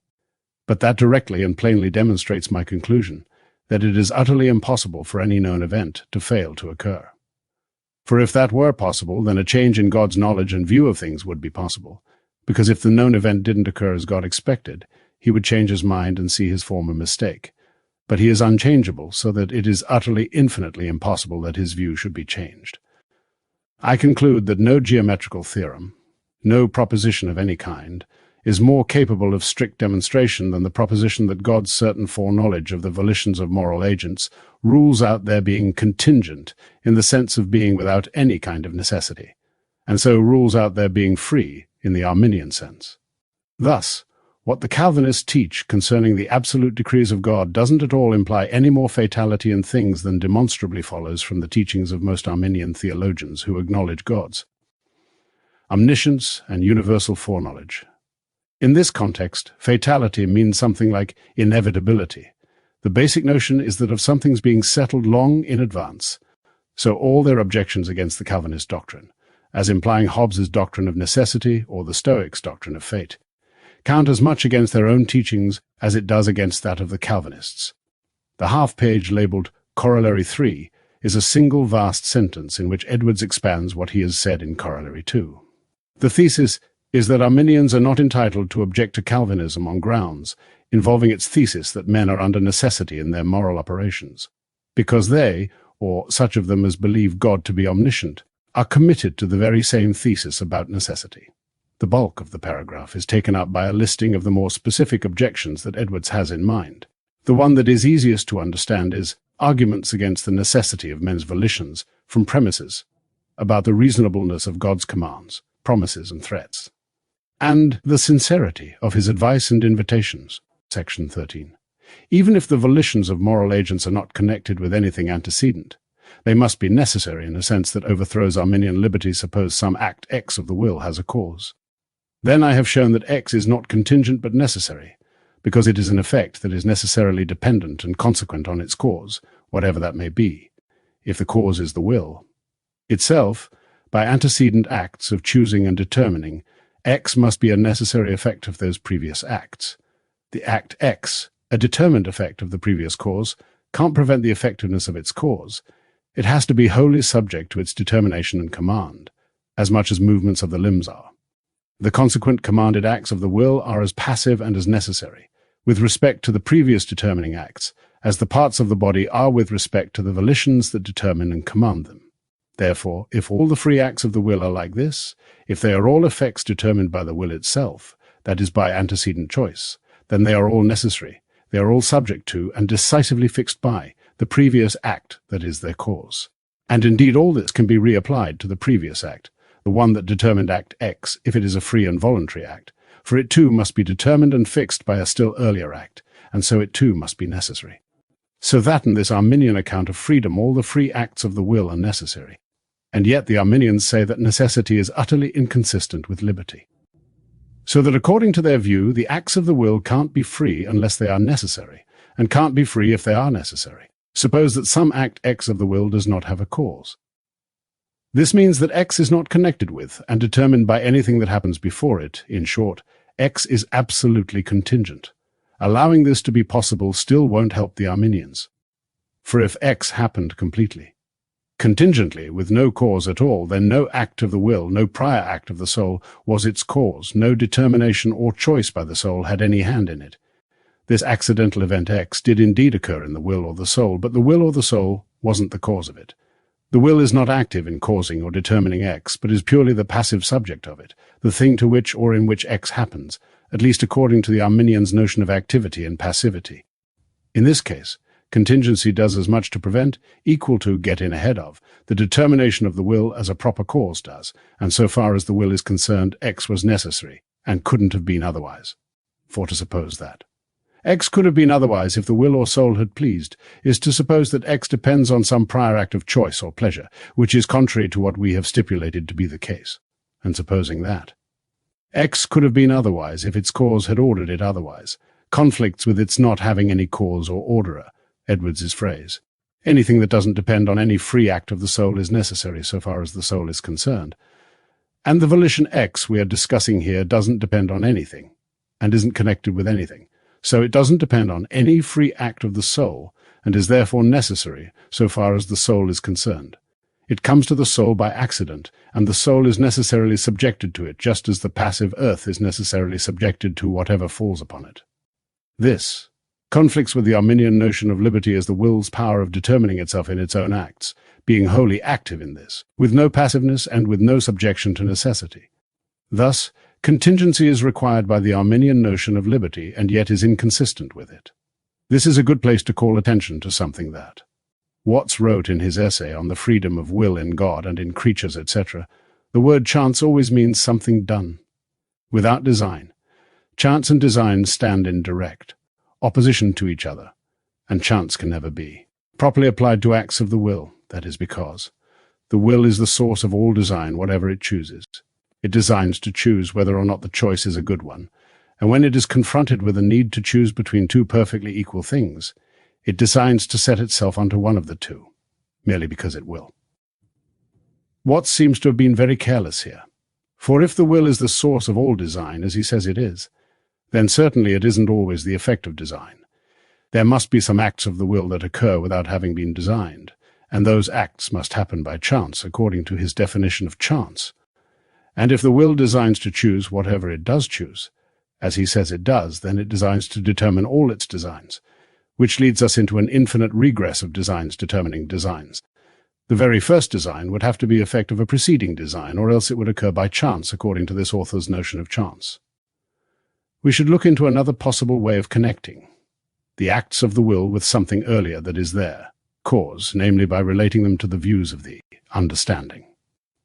This is not so very different from things we have already discussed, but let's deal with it anyway. This idea won't help the Arminians if it takes the form. Volitions are necessarily connected with the views of the understanding, because that leaves the necessity of volition standing thus, knocking out liberty on the Arminian view of what that is. So the Arminian will have to suppose that, although volitions are related to the views of the understanding, they aren't, connected with and necessitated by them. Here is what this implies regarding liberty.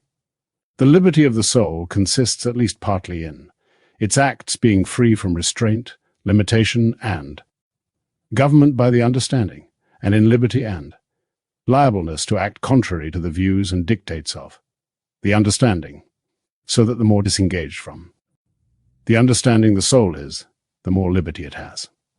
Think what this implies regarding the noble principle of human liberty, especially in the form of complete liberty, that is an unconstrained liableness to act altogether at random, without the least connection with or restraint from, or government, by any dictate of reason or anything whatever that is, apprehended, considered, or viewed by the understanding. The notion mankind have had of liberty is as a dignity or privilege, something worth claiming. There's no dignity or privilege in being given up to such a wild contingency as this, to be perfectly and constantly liable to act unreasonably, and to be no more guided by the understanding than we would be if we had no understanding, or were as destitute of perception as smoke that is driven by the wind. Part 3. The kind of liberty of will that Arminians believe in. Is it necessary for moral agency, virtue and vice, praise and dispraise, etc.? Section 1. God's moral excellence is necessary, yet virtuous and praiseworthy. At the start of Part 2, I announced 2 inquiries into whether any such thing as Arminian freedom ever did, does, or can exist, and into whether anything like Arminian liberty is required for moral agency, virtue and vice, praise and blame, reward and punishment, etc., having finished with the first inquiry, I now turn to the second. Let us start by considering the virtue and agency of God, the supreme moral agent and fountain of all agency and virtue. Whitby, in his 5 Points of Calvinism, writes, if all human actions are necessary, virtue and vice must be empty names because we can't do anything. That deserves blame or praise, for who can blame a person merely for doing something he couldn't help doing, or judge that he deserves praise merely for doing something he couldn't avoid doing? He says countless things along the same lines, especially in the part of his book that deals with freedom of the will. He steadily maintains that a freedom not only from compulsion, but from necessity is absolutely required if an action is to be worthy of blame or deserving of praise. And we all know that most Arminian writers these days agree with this, holding that there is no virtue or vice, reward or punishment, nothing to be commended or blamed without this freedom. And yet Whitby allows that God does not have this freedom, and the Arminian writers that I have read generally agree that God is necessarily holy, and that his will is necessarily determined to that which is good. When these 2 views are put together, the result is this. The infinitely holy God used to be thought of by his people, and is described all through the Bible as a being who is virtuous, has all possible virtue, has every virtue in the most absolute purity and perfection, and in a way that is infinitely brighter, and more lovable than in any creature, is the most perfect pattern of virtue, from whom all the virtue of others is merely beams from the sun, and is, because of his virtue and holiness, infinitely more worthy to be esteemed, loved, honored, admired, commended, extolled, and praised than any creature. But this being, according to the views of Whitby and other Arminians, has no virtue at all. When virtue is ascribed to him, it is merely an empty name. He doesn't deserve commendation or praise, he is under necessity, and so he can't avoid being as holy and good as he is, therefore no thanks to him for that. It seems that God's holiness, justice, faithfulness, etc., mustn't be thought of as being virtuous and praiseworthy. The Arminians won't deny that these features of God are good, but we must understand that they are no more commendable than are other goods in things that aren't moral agents. The sun's brightness and the earth's fertility are good, but they aren't virtuous, because these properties are necessary to those bodies and don't come from any self-determining power. Talking to Christians acquainted with the Bible, all that is needed to refute this view of God is to state it in detail as I have just done. I could set out scriptural texts in which God is represented as being, in every respect and in the highest manner, virtuous and supremely praiseworthy, but there would be no end to them, and there is no need to do this for readers who have been brought up in the light of the gospel. It's a pity that Whitby and other theologians of the same sort didn't explain themselves when they said that nothing that is necessary deserves praise, while also saying that God's perfection is necessary, thereby implying that God doesn't deserve praise. If their words have any meaning at all, they must be using praise to mean the expression, in language or otherwise, of some sorts of esteem, respect, or honorable regard. Will they then say that men's small and imperfect virtue makes them worthy of the esteem, respect, and honor that God is not worthy of for his infinite righteousness, holiness, and goodness? If so, it must be because of some sort of special excellence in the virtuous man, something that puts him in a certain way above God, something that he doesn't get from God. Edwards goes on at some length mocking this idea, for example, asking what name we should give to this special excellence, given that all the best-sounding names have already been given to God, and then he drops it. Whitby's work clearly implies that the necessity of God's moral perfections and actions is as inconsistent with his being worthy of praise as his necessity of compulsion. If that is right, why should we thank God for his goodness, any more than we would if he were forced to be good, or any more than we would thank one of our fellow creatures who did us good not freely and of good will, or from any kindness of heart, but from mere compulsion? Arminians take God to be necessarily a good and gracious being, for this is the basis for some of their main arguments against many Calvinist doctrines.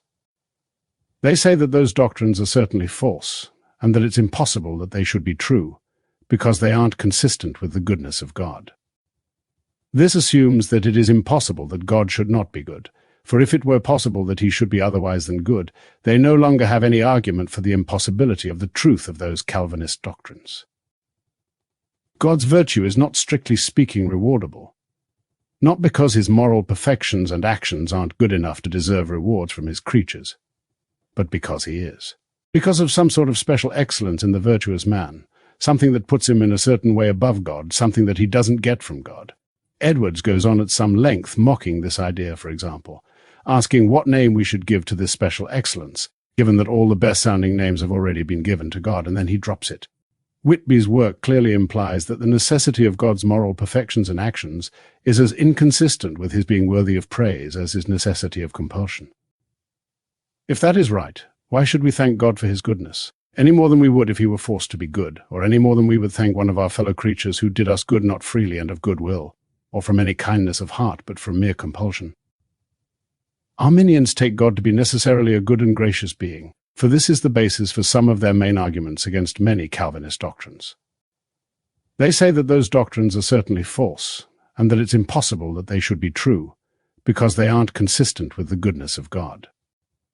This assumes that it is impossible that God should not be good, for if it were possible that he should be otherwise than good, they no longer have any argument for the impossibility of the truth of those Calvinist doctrines. God's virtue is not strictly speaking rewardable, not because his moral perfections and actions aren't good enough to deserve rewards from his creatures, but because he is. Infinitely above any capacity for receiving any reward or benefit from his creatures. He is already infinitely and unchangeably happy, and we can't be profitable to him. But still, he is worthy of our supreme benevolence for his virtue, and he would be worthy of our beneficence, which is the upshot and expression of benevolence, if there were any way in which we could do him good. Benevolence and beneficence are from Latin words meaning wishing good and doing good. If God deserves to be thanked and praised for his goodness, he for the same reason deserves that we should also repay his kindness, if that were possible. It is very natural for us to want to express our gratitude to God by acts of beneficence, and he has provided an outlet for this desire by appointing others, especially our needy. Brethren, to receive benefits on his behalf, standing in place of him as the objects of our beneficence. Section 2, the acts of the will of Jesus Christ human. Soul were necessarily holy, yet truly virtuous, praiseworthy, rewardable, etc. I have already considered Whitby's insistence that a freedom, not only from compulsion, but also from necessity, is required for virtue or vice, praise or dispraise, reward or punishment. He also insists on the same freedom as absolutely required. For a person to be subject to a law of precepts or prohibitions, for promises and threats, and for a state of trial. Edwards backs up these three claims about Whitby's views with a total of 19 references to pages in Whitby's book. A. State of trial is a course of events in which someone's courage, resolution, strength, honesty, etc. are tested, the implication being that the test is hard to pass. Whitby's thesis was, presumably, that if the person lacks Arminian freedom, his conduct in the test can go only one way, so that what's going on isn't really a test. In item She, on page 64, Edwards suggests a near equation of trial with temptation, a suggestion that appears even more strongly at the end of this section. With these claims in mind, let us look into the moral conduct of our Lord Jesus Christ, which he exhibited in his human nature in his humble state as a man. In this section, I will show first that Jesus' holy behavior was necessary, that is, that it was impossible for him to conduct himself otherwise than in a holy manner, otherwise than being perfectly holy in every single act of his life. And secondly, that his holy behavior was strictly speaking virtuous and worthy of praise, and that he was subject to law and commands, subject to promises and rewards, and in a state of trial. 1. It was impossible that the volitions of Christ's human soul should ever, in any circumstance, differ even slightly from what is holy and agreeable to God's nature and will. The following 11 things make this evident. God had promised to preserve and uphold Jesus, through his Spirit, under all Jesus' temptation so effectively that he could not fail to achieve the end for which he came into the world, but he would have failed if he had fallen into sin. Edwards devotes nearly 2 pages to biblical citations backing this up. The same thing is evident from all the promises God made to the Messiah regarding his future glory, kingdom and success in his role as a mediator. And he couldn't have had this glory if his holiness had failed and he had been guilty of sin. Most of a page of citations in support of this, God often comforted the members of the ancient church by promising them that he would give them a righteous, sinless Savior. Many supporting biblical quotations. Then, if it was impossible that these promises should fail, then it was impossible that Christ should commit any sin. Christ himself signified that it was impossible that the things that had been said about him should fail to be fulfilled. Several more quotations. This repeats the claim made with remarks about whether what were involved were really promises. Thus, the ancient predictions given to God's church of the Messiah as a Savior were of the nature of promises, as can be seen from the predictions themselves and from the manner of delivering them. In the New Testament, they are often explicitly called promises. Several supporting quotations, including this, the Apostle Paul, speaking of a promise God made to Abraham, that in it God wanted by two unchangeable things in which it was impossible for God to lie, to give us strong consolation. Hebrews 6:18. In this, the necessity of the accomplishment, or which is the same thing, the impossibility of the contrary, is fully declared. All the promises that were made to the Church of God under the Old Testament, promises of the great enlargement, of the Church and the advancement of her glory in the days of the Gospel after the coming of the Messiah, were given in such manner that it was impossible that the Messiah should fail or commit sin. It was impossible that the Messiah should fail to persevere in integrity and holiness, as the first Adam failed, because this would have been inconsistent with the promises Christ made to the Blessed Virgin, his mother, and to her husband. These promises implied that he would save his people from their sins, etc. These promises were sure, and it was impossible that they should fail. That it should have been possible for Christ to sin, and so fail in the work of our redemption, is inconsistent with the eternal purpose and decree of God, revealed in the Scriptures, that he would provide salvation for fallen man through Jesus Christ, and that salvation would be offered to sinners through the preaching of the gospel. The Arminians don't deny that God made these absolute decrees. That much, at least, out of all controversy, is implied in such scriptural passages as, and he gives 4 references. The Arminians implicitly concede that such an absolute decree as this is signified in many biblical texts. Their doctrine about the conditional election of particular persons implies this. God couldn't conditionally decree before the foundation of the world that if anyone comes to believe in and obey Christ, that person will be saved, unless he had absolutely decreed that salvation will be provided and effectively brought about by Christ. And since, as the Arminians themselves strenuously maintain, what God decrees will necessarily come about, it became necessary that Christ should persevere and actually work out salvation for us, and that he should not fail by the commission of sin, the 7th, that it should have been possible for Christ's holiness. To fail is not consistent with what God promised to his Son before all ages, namely that salvation would be offered to men through Christ.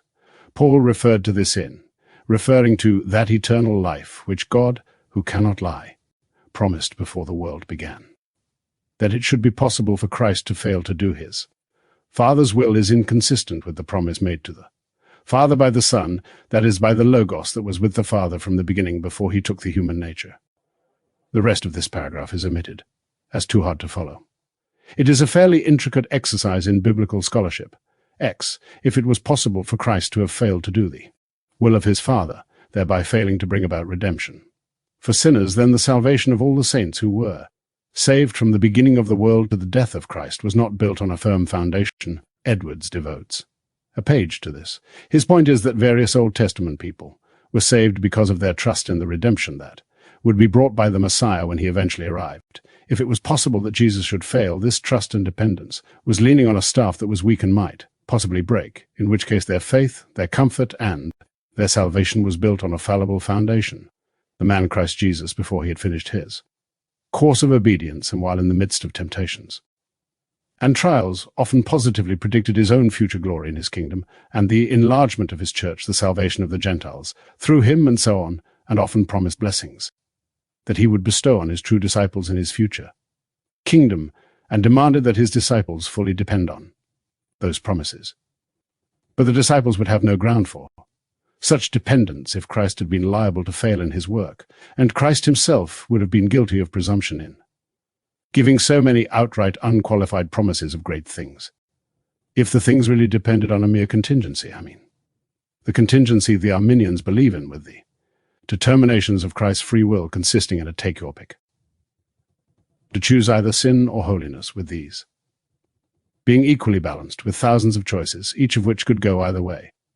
Obviously, therefore, it was impossible that the acts of, the will of the human soul of Christ should be otherwise, than wholly and conforming to the will of the Father, or in other words, they were necessarily so conformed.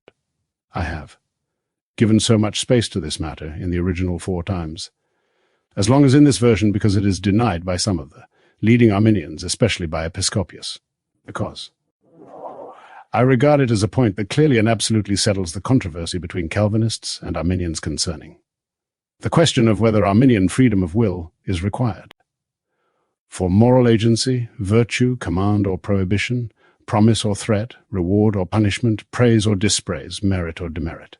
So, I now proceed to the second of the questions that I announced. The question, was Christ in his holy behavior on earth a moral agent, subject to commands, promises, etc.? Whitby very often speaks of what he calls a freedom, adiu trumlibet, equal to freedom to go either way as one pleases without necessity, as required for law and commands, and he speaks of necessity as entirely inconsistent with injunctions and prohibitions. Yet we read of Christ's being the subject of his Father's commands, John 10:18 and 15:10, and Christ tells us that everything that he said or did was in compliance with commandments he had received from the Father, and we often read of Christ's obedience to his Father's commands. Whitby contends that promises offered to people as motives to do their duty, and a being who is moved and induced by promises, are utterly inconsistent with a state in which people aren't at liberty to go either way, being instead necessarily determined to go one way. But what he is asserting here is demonstrably false if the Christian religion is true. If there is any truth in Christianity or the Bible, the man Christ Jesus had his will infallibly and unalterably determined to good, and to that alone, yet God promised him glorious rewards on condition of his persevering in and perfecting the work that God had assigned to him. Christ says to his disciples, something whose plain meaning is this: as you have shared in my temptations and trials, and have been steadfast and have overcome, I promise to make you share in my reward, and to give you a kingdom, as the Father has promised me a kingdom for steadfastly overcoming in those trials. How strange would it be to hear any Christian assert that the holy and excellent character and behavior of Jesus Christ, and the obedience that he showed under such trials, was not virtuous or praiseworthy because his will wasn't free to go either way, to holiness or to sin, but rather was unalterably determined to holiness, and that for this reason there is no virtue at all in Christ's humility, meekness, patience, charity, forgiveness of enemies, heavenly mindedness, submission to the will of God, perfect obedience to God's commands right through to his death on the cross, great compassion to the afflicted, unparalleled love to mankind, faithfulness to God and man under such great trials, praying for his enemies even while they were nailing him to the cross. It would, I repeat, be strange to hear a Christian say that. Think is merely an empty name, that there was no merit in any of them, that is, that they didn't make Christ worthy of anything at all, of any reward or praise or honor or respect from God or man, because his will was not evenly balanced and free to go either way, but rather was so strongly inclined or biased in favor of excellent things that it was impossible for him to choose the contrary, that it would be, in Whitby's phrase, sensibly unreasonable equal to perceptibly unreasonable equal to obviously unreasonable that human nature should be rewarded for any of these things. According to this doctrine, the creature who is clearly set forth in the Bible as the firstborn of every creature. This surprising phrase is applied to Jesus Christ in Colossians 1:15, as having in all things the preeminence, and as the highest of all creatures in virtue, honor, and worthiness of esteem. Praise and glory on account of his virtue is less worthy of reward or praise than the very least of saints, indeed no, more worthy than a clock or mere machine that is purely passive and moved by natural necessity.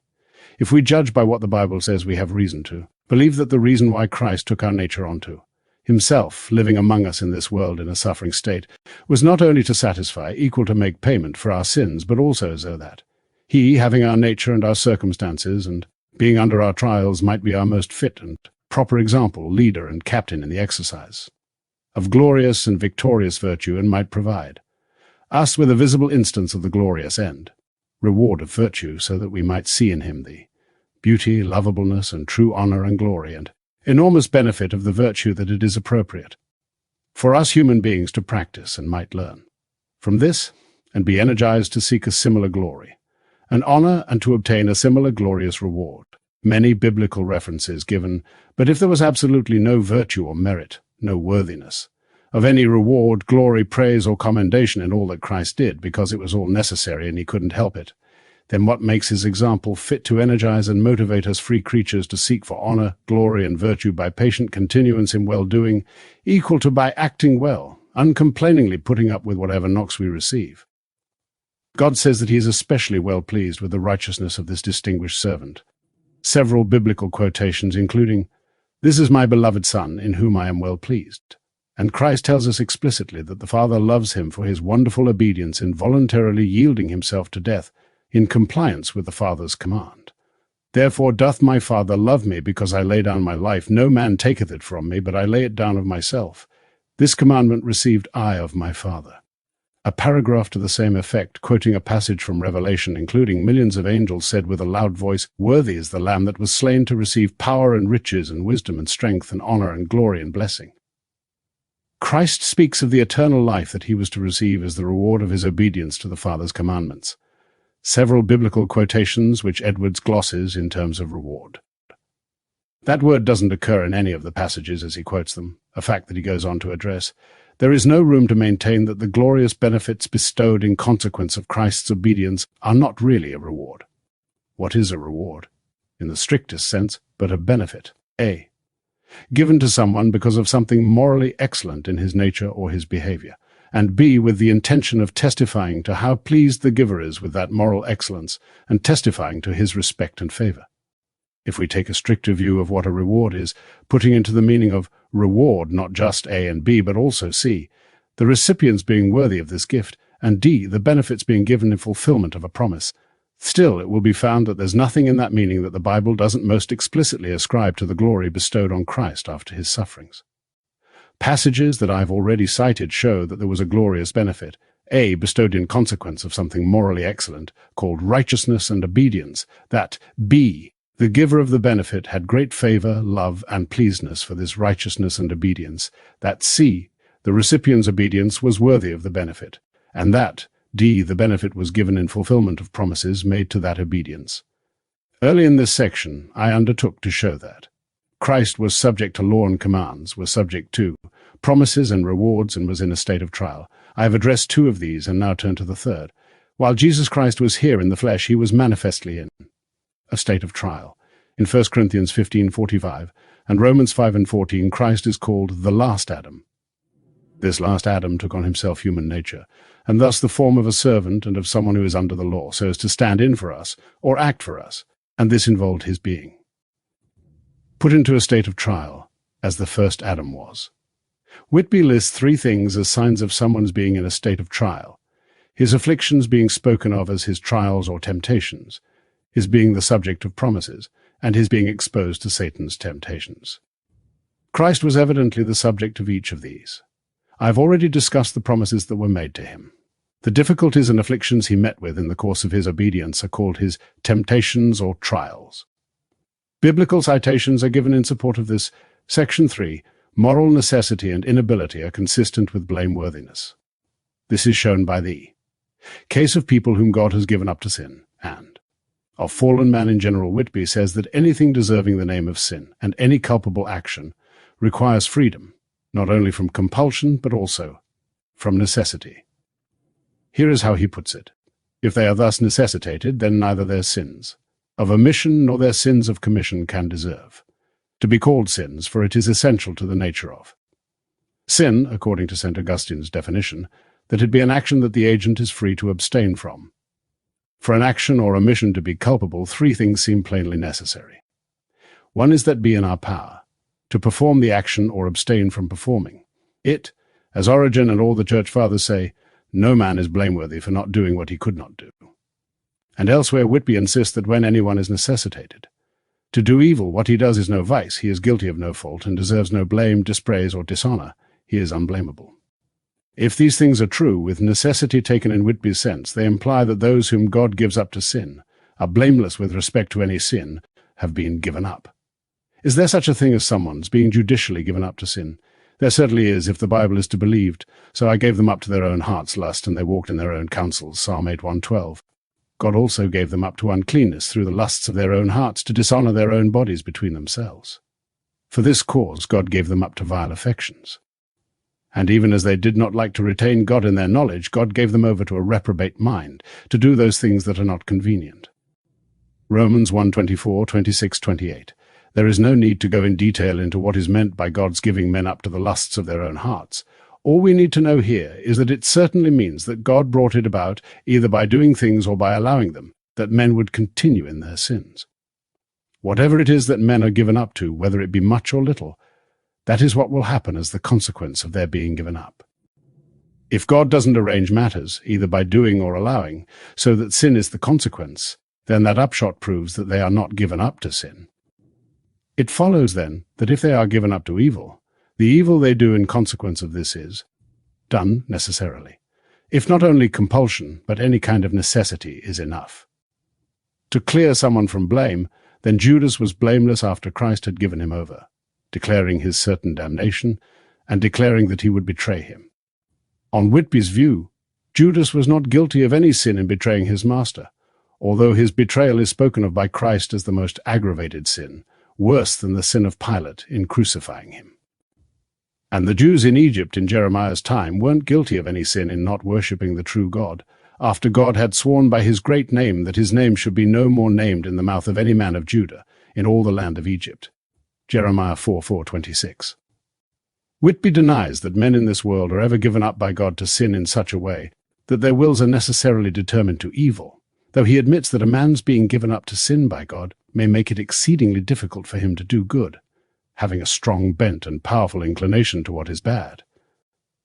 But that weakening of the notion of giving up to sin still doesn't make it consistent with his views about what kind of liberty is needed for praise or blame to be appropriate.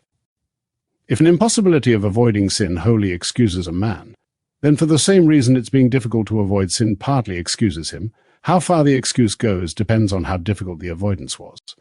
It is taken for granted that when it comes to excusing someone for doing or not doing something, moral impossibility or inability has the same force as natural inability. But if that is so, then surely when it comes to excusing someone for his conduct, moral difficulty has the same force as natural difficulty. Everyone agrees that natural impossibility wholly excuses, and that natural difficulty excuses in part, making the act or omission less blamable in proportion to the difficulty. The nearer the difficulty approaches to impossibility, the nearer a person is to being blameless. So we must conclude that the same holds for moral difficulty, which implies that a person may be partly excusable for his bad conduct if he acted under the influence of a strong bias or inclination to evil, such as Whitby admits in the case of those who have been given up to the lusts of their own hearts. Thus, their fault also must be lessened in proportion to the difficulty and its closeness to impossibility. If 10 degrees of moral difficulty make the action quite impossible, and so wholly excuses the person for not performing it, then 9 degrees of difficulty will have the effect of a 90% from all of this. It follows that a strong inclination and bias one way, and difficulty of going the other way never causes a person to be at all more exposed to sin or anything blamable, because every increase in difficulty is matched by a decrease in what is required and expected. Thus to suppose that there might be more or less difficulty in the way of a man's duty is an inconsistency, is an inconsistence of liberty, virtue and vice, blame and praise. This holds not only for the supposed difficulty that comes from being given up to hardness of heart, but for any supposed difficulty coming from any source whatever. On his views, the avoiding of sin and blame and the doing of what is virtuous and praiseworthy must be always equally easy. Whitby's notions of liberty, obligation, virtue, sin, etc., into another great inconsistency. He often insists that necessity is inconsistent with the nature of sin or fault. Here are some quotations from his book, Who Can Blame a Person for Doing What He Could Not Help? It is clearly unjust to punish any man for doing something that was never in his power to avoid. And to confirm his opinion, he quotes one of the Church Fathers. Why does God command if man doesn't have free will and power to obey? Who will not cry out that it is folly to command him, that hath not liberty to do what is commanded? And that it is unjust to condemn him that has it not in his power to do what is required.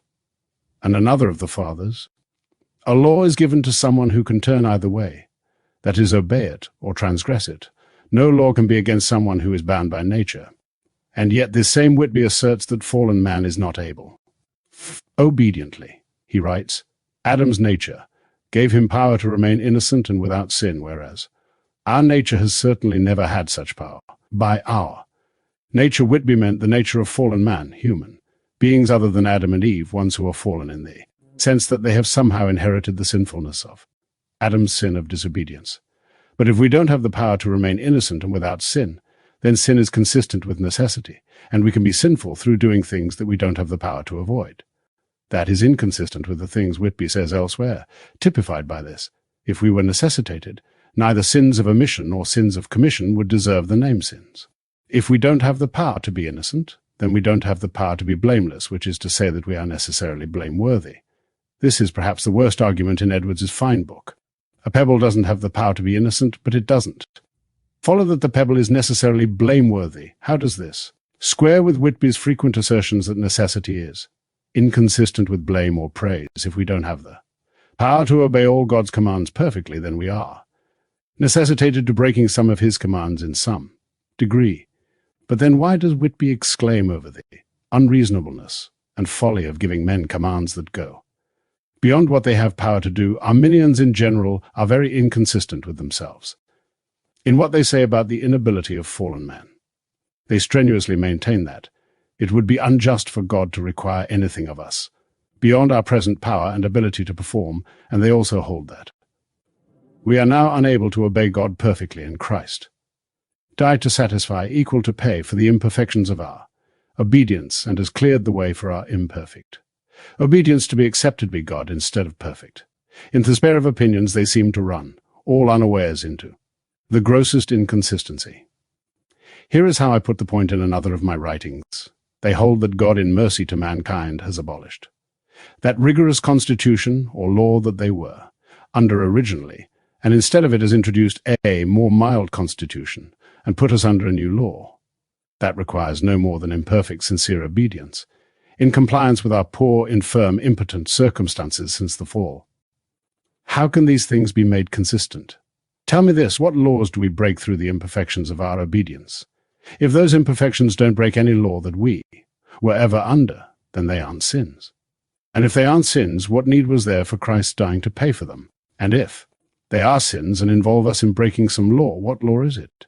The imperfections in our obedience can't be breaking the new law that the Arminians talk about, the one that holds because of Christ's sacrifice, because that requires only imperfect obedience, that is obedience with imperfections, which is exactly what we are supplying.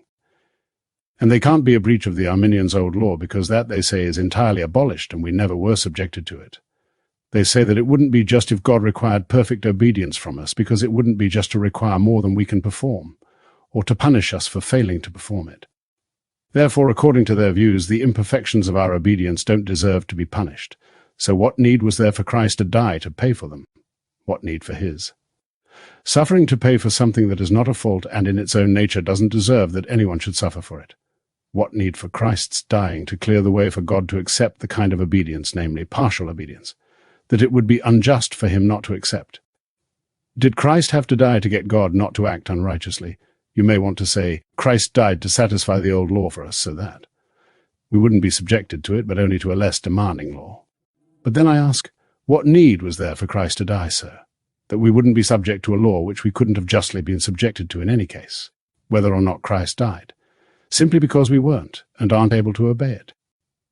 So, the Arminians contradict themselves not only in what they say about the need for Christ's payment to atone for the imperfections that we can't avoid, but also in what they say about the grace of God that has been granted to men to enable them to obey sincerely the new law. Henry Stebbing writes, I grant indeed that original sin has brought it about that without new grace from God we are utterly disabled for the performance of the condition. But I add that God gives to us all a grace that makes it truly possible for us to perform the condition. And on that basis he may, and most righteously, does require it. If Stebbing intends to speak correctly, by grace, he must mean the assistance that is given out of free favor and kindness. But in the same place he says that it would be very unreasonable unjust and cruel for God to set as a condition for pardon something that original sin has made impossible for us. If unaided we can't meet the condition, what grace is there in helping us to meet it? Why label as grace something that is absolutely owed to us, something that God is bound to bestow on us, and that it would be unjust and cruel in him to withhold, given that he requires that as the condition of his pardoning us? Section 4, command, and the obligation to obey, are consistent with moral inability to obey. Arminian writers heavily insist that necessity is inconsistent with law or command. More specifically, they hold that it is absurd to suppose that God by his command should require men to do things they are unable to do, and in this context no distinction is made between natural inability and moral inability. So, I now want to look into this question in detail. In the interests of clarity, I shall break up what I want to say into 3 distinct parts. The sole topic of this section. Commands are addressed directly only to the will. A precept or command can be aimed at the will itself, and not only at actions that are the effects of the will. What is required of a man by such a command is a certain state of or action by his will, not merely a certain alteration in the state of his body or his mind resulting from a volition. This is very obvious, for it is only the soul that is properly and directly the subject of precepts or commands, for it is only the soul that is capable of receiving or perceiving commands. The motions, or state of the body, are commandable only to the extent that they are subject to the soul and connected with its acts. And the will is the only faculty the soul has by which it can, in the strictest sense, consent to, yield to, or comply with any command. It is only through the will that the soul can directly disobey or refuse to comply, because consenting, yielding, accepting, complying, refusing, rejecting, etc. are, by the very meanings of the terms, nothing but certain acts of the will. Obedience, in its basic nature, is the submitting and yielding of the will of one person to the will of another. Disobedience is the will's not consenting to or not complying with the proclaimed will of the commander. Acts that are not the acts of the will, such as certain bodily movements and alterations in the soul, count as obedient or disobedient only indirectly, being connected by an established law of nature to the state or actions of the will. It is clear, then, that demands may be made on the will itself, and the most proper, direct, and immediate subject of command is the being of a good will. That is Edwards's phrase. He means the existence of a good will, so that his topic is just the will's being good. The command in question is, be good. Addressed to someone's will, if that can't be prescribed, or required by a command or precept, nothing can, for the only way anything else can be required is through its being the product of a good will. Corollary 1. If there is a series of acts of the will, with each act after the first being determined by the one that preceded it, the first act in the series, the determining act, is properly the subject of command, and not merely the consequent acts that depend on it. This first act is what determines the whole affair. The obedience or disobedience lies in the first act in a special way, because the consequent acts are all governed and determined by it. If this governing act isn't the proper object of the command, then no act is. Edwards has been talking about a linked series of acts of the will, or volitions, V1, V2, V3, with special attention to V1, the first act that determines the whole affair. He is now going to talk about an act of the soul, let's call it PV, for prior to volition, that precedes and kicks off the entire series. Notice, an act of the soul, not of the will. The series that PV belongs to is PV, V1, V2, V3. Corollary 2. It also follows from what I have said that if the soul acts or exerts itself in any way prior to any free act of choice that might direct and determine the acts of the will, such an act PV of the soul can't properly be subject in any way to any command or precept whatsoever, neither directly nor indirectly, neither immediately nor remotely. Because PV occurs prior to all acts of the will, it can't involve consent or obedience to any command, nor can it be an effect of acts that did involve consent or obedience. If you tried to talk about PV in terms of disobedience, it would be an act of disobedience in which the will has no concern at all. It would be wholly involuntary, with no willing obedience or rebellion, no compliance or opposition of the will. And what sort of obedience or rebellion is that? Now, the Arminians think of freedom of the will as consisting in the soul's determining its own acts of will. And what emerges from what I've just been saying is that this kind of freedom of the will, instead of being essential to moral agency and to men's being the subjects of moral government, is utterly inconsistent with it. For if the soul determines all its acts of will, it does so by means of acts like PV, ones that are not themselves acts of will or of choice, and don't come within the scope of any command or moral government. So any acts of the will that depend on PV can't be the subjects of command either, because they are necessary consequences of PV, which is not subject to any command. And the person can't be the subject of command or government in respect of his external, equal to physical, bodily actions, because they, as necessary effects of the acts of the will, are all necessary too. So this Arminian theory implies that mankind are subjects of command or moral government in nothing at all their moral agency is entirely excluded from moral government, and no room is left for virtue or vice. So it is the Arminian theory, and not that of the Calvinists, that is utterly inconsistent with moral government and with all use of laws, precepts, prohibitions, promises, or threats. And there is no possible way to make the Arminian principles consistent with these things. Someone might try. There is no act PV, no prior determining act of the soul prior to all the acts of the will. Rather, volitions are events that happen by pure accident, without any determining cause. That is most obviously inconsistent with all use of laws and precepts, for nothing is clearer than that laws can't serve to direct and regulate perfect accidents, which by definition are never regulated by anything. The Arminian notion of indifference as essential to the liberty that is needed for virtue or vice is also completely useless for laws and precepts. What a law is for is to bind the person to one side, and what a command is for is to turn the will in one direction. So it is useless unless it turns or biases the will in that direction. But if liberty consists in indifference, meaning, as always, the wills being evenly balanced, then all a command will achieve in biasing the will is to destroy its liberty by disturbing its equilibrium. Moral failure implies moral inability. I have shown that precepts and commands are directed towards the will itself, especially those of its acts that lead to and determine a sequence of such acts, and not merely the movements of the body, etc., that are the effects of the will.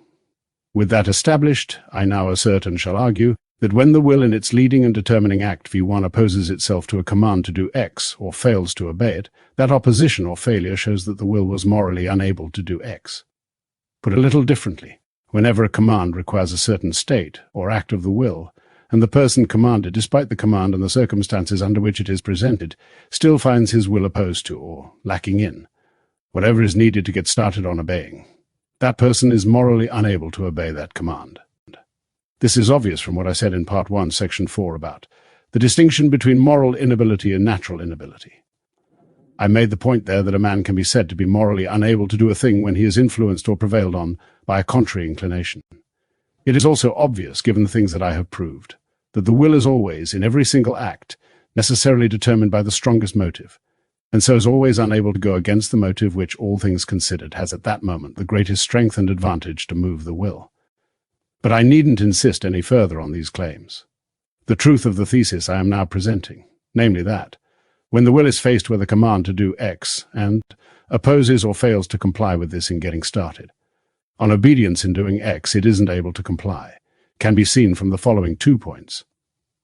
Consider the state of the will of that diverse or opposite leading act or inclination, equal to the act V1, which diverges from that has been given. Why doesn't Edwards call it? Possibly because he is tending all through this to slide back and forth between the first member of the series V1, V2, V3, and the first member of the series PV, V1, V2, V3. And as we have seen, he doesn't regard PV as a case of disobedience. Editorial notes and the use of the labels V1 and PZ have kept the two severely separate. Edwards ought also to do so, but it isn't certain that he does. At the very time when the will is under the influence of that leading act or inclination, it isn't able to exert itself to go a different way, making an alteration in itself that would produce compliance with the command.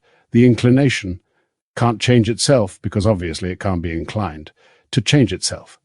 The choice that is made at that moment can't be otherwise, for that would involve choosing now something different from what is chosen now.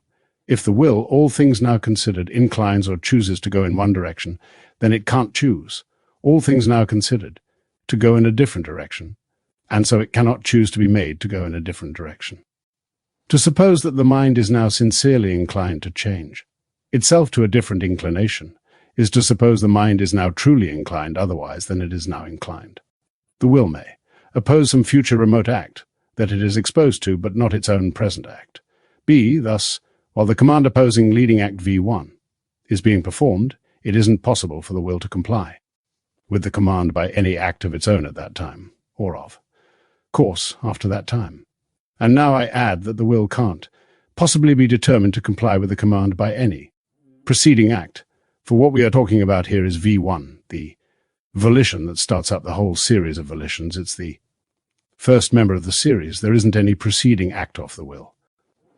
It follows, then, that if this first determining act V1 doesn't comply with the command that it has been given, then the mind is morally unable to obey.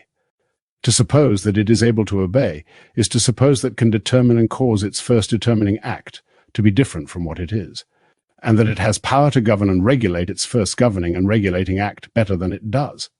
And this is absurd, because it supposes an act that precedes the first act. Here is something that may be said to fend off this conclusion. Granted that, for the reasons you have given, the mind isn't able to will contrary to what it does will in. V1, the original and leading act of the will, it does have the ability now to refrain from proceeding to action, and to spend some time thinking things over, and that thoughtful interval may bring about a change in the will's inclination. I have two things to say in reply to this. One, the objector seems to have forgotten something that I pointed out earlier, page 37, namely the determining to take something into consideration is itself an act of the will, and if it is the only act in which the mind exercises ability and freedom, then it is the only one that can be commanded or required by precept, and if this act is V1, the commanding act, then everything I have said about the commanding act of the will be true of it, namely that its not occurring proves a moral inability to perform it, and so on, too. It really doesn't matter. Where we try to fit the choice to delay and deliberate into the picture, it can't alter the force of my general proof that if V1, the original and leading act in the series of volitions, doesn't conform with the command, that shows a moral inability to comply with the command. You may want to object that the position I have taken makes all cases of moral inability equal, and supposes that men who are morally unable to will otherwise than they actually do will in all cases are all equally unable in every instance. In answer to this objection, I want to make 2 points. A, if by being equally unable the objector means really unable, then so far as moral inability is concerned, the objector is right. It is as true in one case as in any other that the will in every instance acts by moral necessity, and is morally unable to act other than how it does act. I humbly think I have perfectly demonstrated this in earlier parts of this book. But there is a way in which someone's moral inability to do X may be greater in some cases than in other. If moral inability can truly be called inability, then someone may be truly unable to do X or to do Y, but be further from being able to do X than he is from being able to do Y. Take first the analogous case of natural inability. If a person's strength is only just enough for him to lift the weight of 100 pounds, then he can't lift 101 pounds, and that is just as true as he can't lift 1,000 pounds. But he is further from being able to lift 1,000 pounds than he from being able to lift 101 pounds. And in colloquial speech, that he is more unable to lift the one than to lift the other. It is like that also with moral inability. A man is truly morally unable to choose contrary to his strongest present inclination, even if it is strongest by only a tiny margin. But he is further from being able to resist a very strong habit and a violent and deeply rooted inclination, or a motive that is vastly stronger than all the others, and we colloquially express this too by saying that he is more unable in one case than in the other. Another basis on which inability X may be called greater than inability Y is this: X is an instance of a general inability to perform acts of the kind in question, that is, X is a general and habitual moral inability, whereas Y is occasional and particular. Similarly, with natural inability, a man born blind can be said to be unable to see in a different way, and to be further from being able to see than someone whose sight is hindered by a passing cloud or mist. In a further paragraph, Edwards makes the point that, although there can't possibly be any sincere attempts against a present choice, you can try to bring it about that you won't in future behave as you are now behaving, and that such an attempt is more likely to succeed if you're present. Lapse is an occasional one than if it belongs to a pattern of well-established habit. B. The second point I want to make relating to the equal inability objection is this: things I have said earlier imply that no inability that is merely moral is properly called an inability. In the strictest propriety of speech, a man can be said to have the doing of X in his power if whether he does It will not depend on what he chooses, and he can't be said to be unable to do X if. He can do X if he now pleases, or he can do X. Whenever he has a proper, direct, and immediate desire to do X, Edwards is here repeating what he said on page 13 in the section he refers to on page 72. It is a point about how inability and its cognates should be used in careful, ordinary language, non-philosophical speech, not about how he uses it in his philosophical arguments. What about the case where someone wants and tries to stop himself from succumbing in future to a strong habit that he has? Can't it be said that sometimes such a person is unable to break the habit? Well, there are two things to be noted about attempts to break habits. First, as to time, they are never against present volitions, but only against future ones, volitions of the same kind viewed at a temporal distance. Secondly, as to their nature, such a desire to break a habit is not directly and properly aimed at the habit or inclination itself, or the volitions that occur when the habit is in play, because these, considered in themselves, are agreeable. Rather, aim is being taken at something else that goes with these inclinations and volitions, or is their consequence. The opposition of the mind is levelled entirely against this, and the volitions themselves are not opposed directly and for their own sake, but only indirectly and remotely on the account of something distinct from them. Ed will explain and defend this on page 78. Inability is not a shield against commands 3.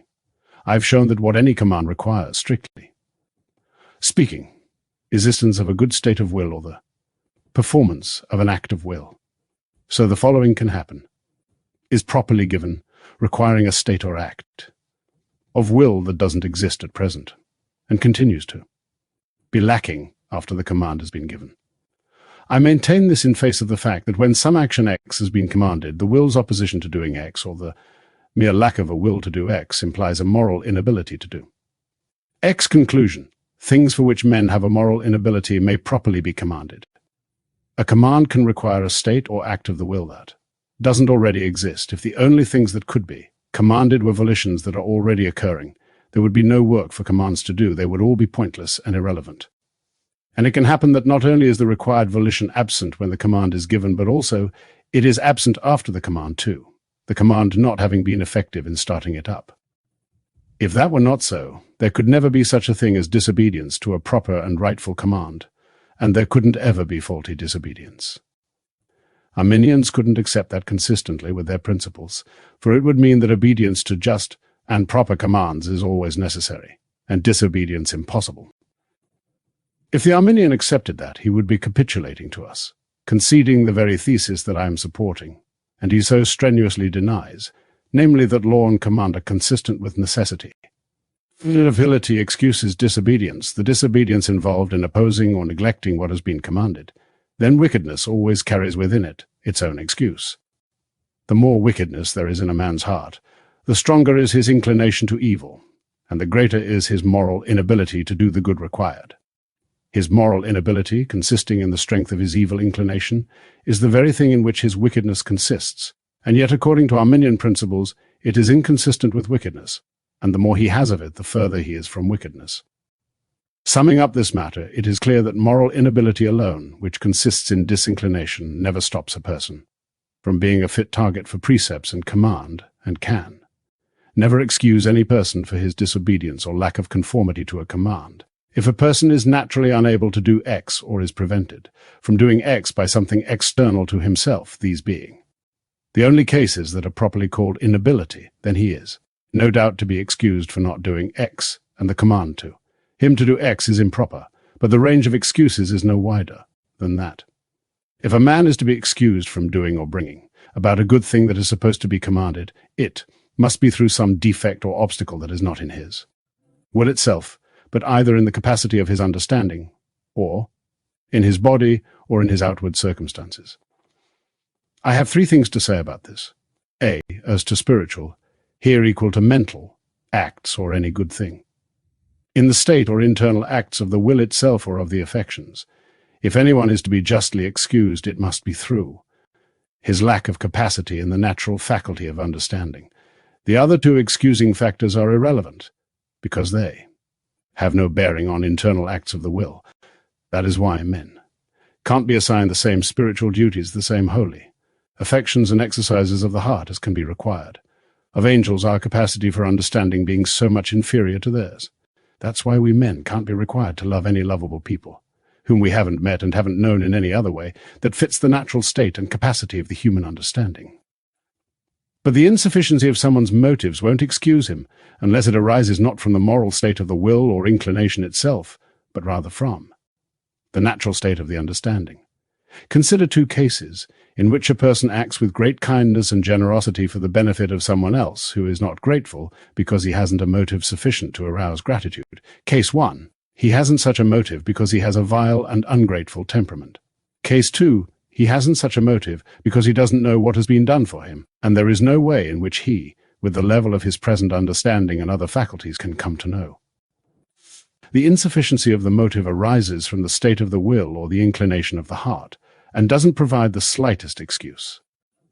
But in case 2, the insufficiency goes with a natural inability, which entirely excuses it. B, as to motions of body or exercises and alterations of mind that don't consist in the internal acts or state of the will itself, but are supposed to be required as effects of the will.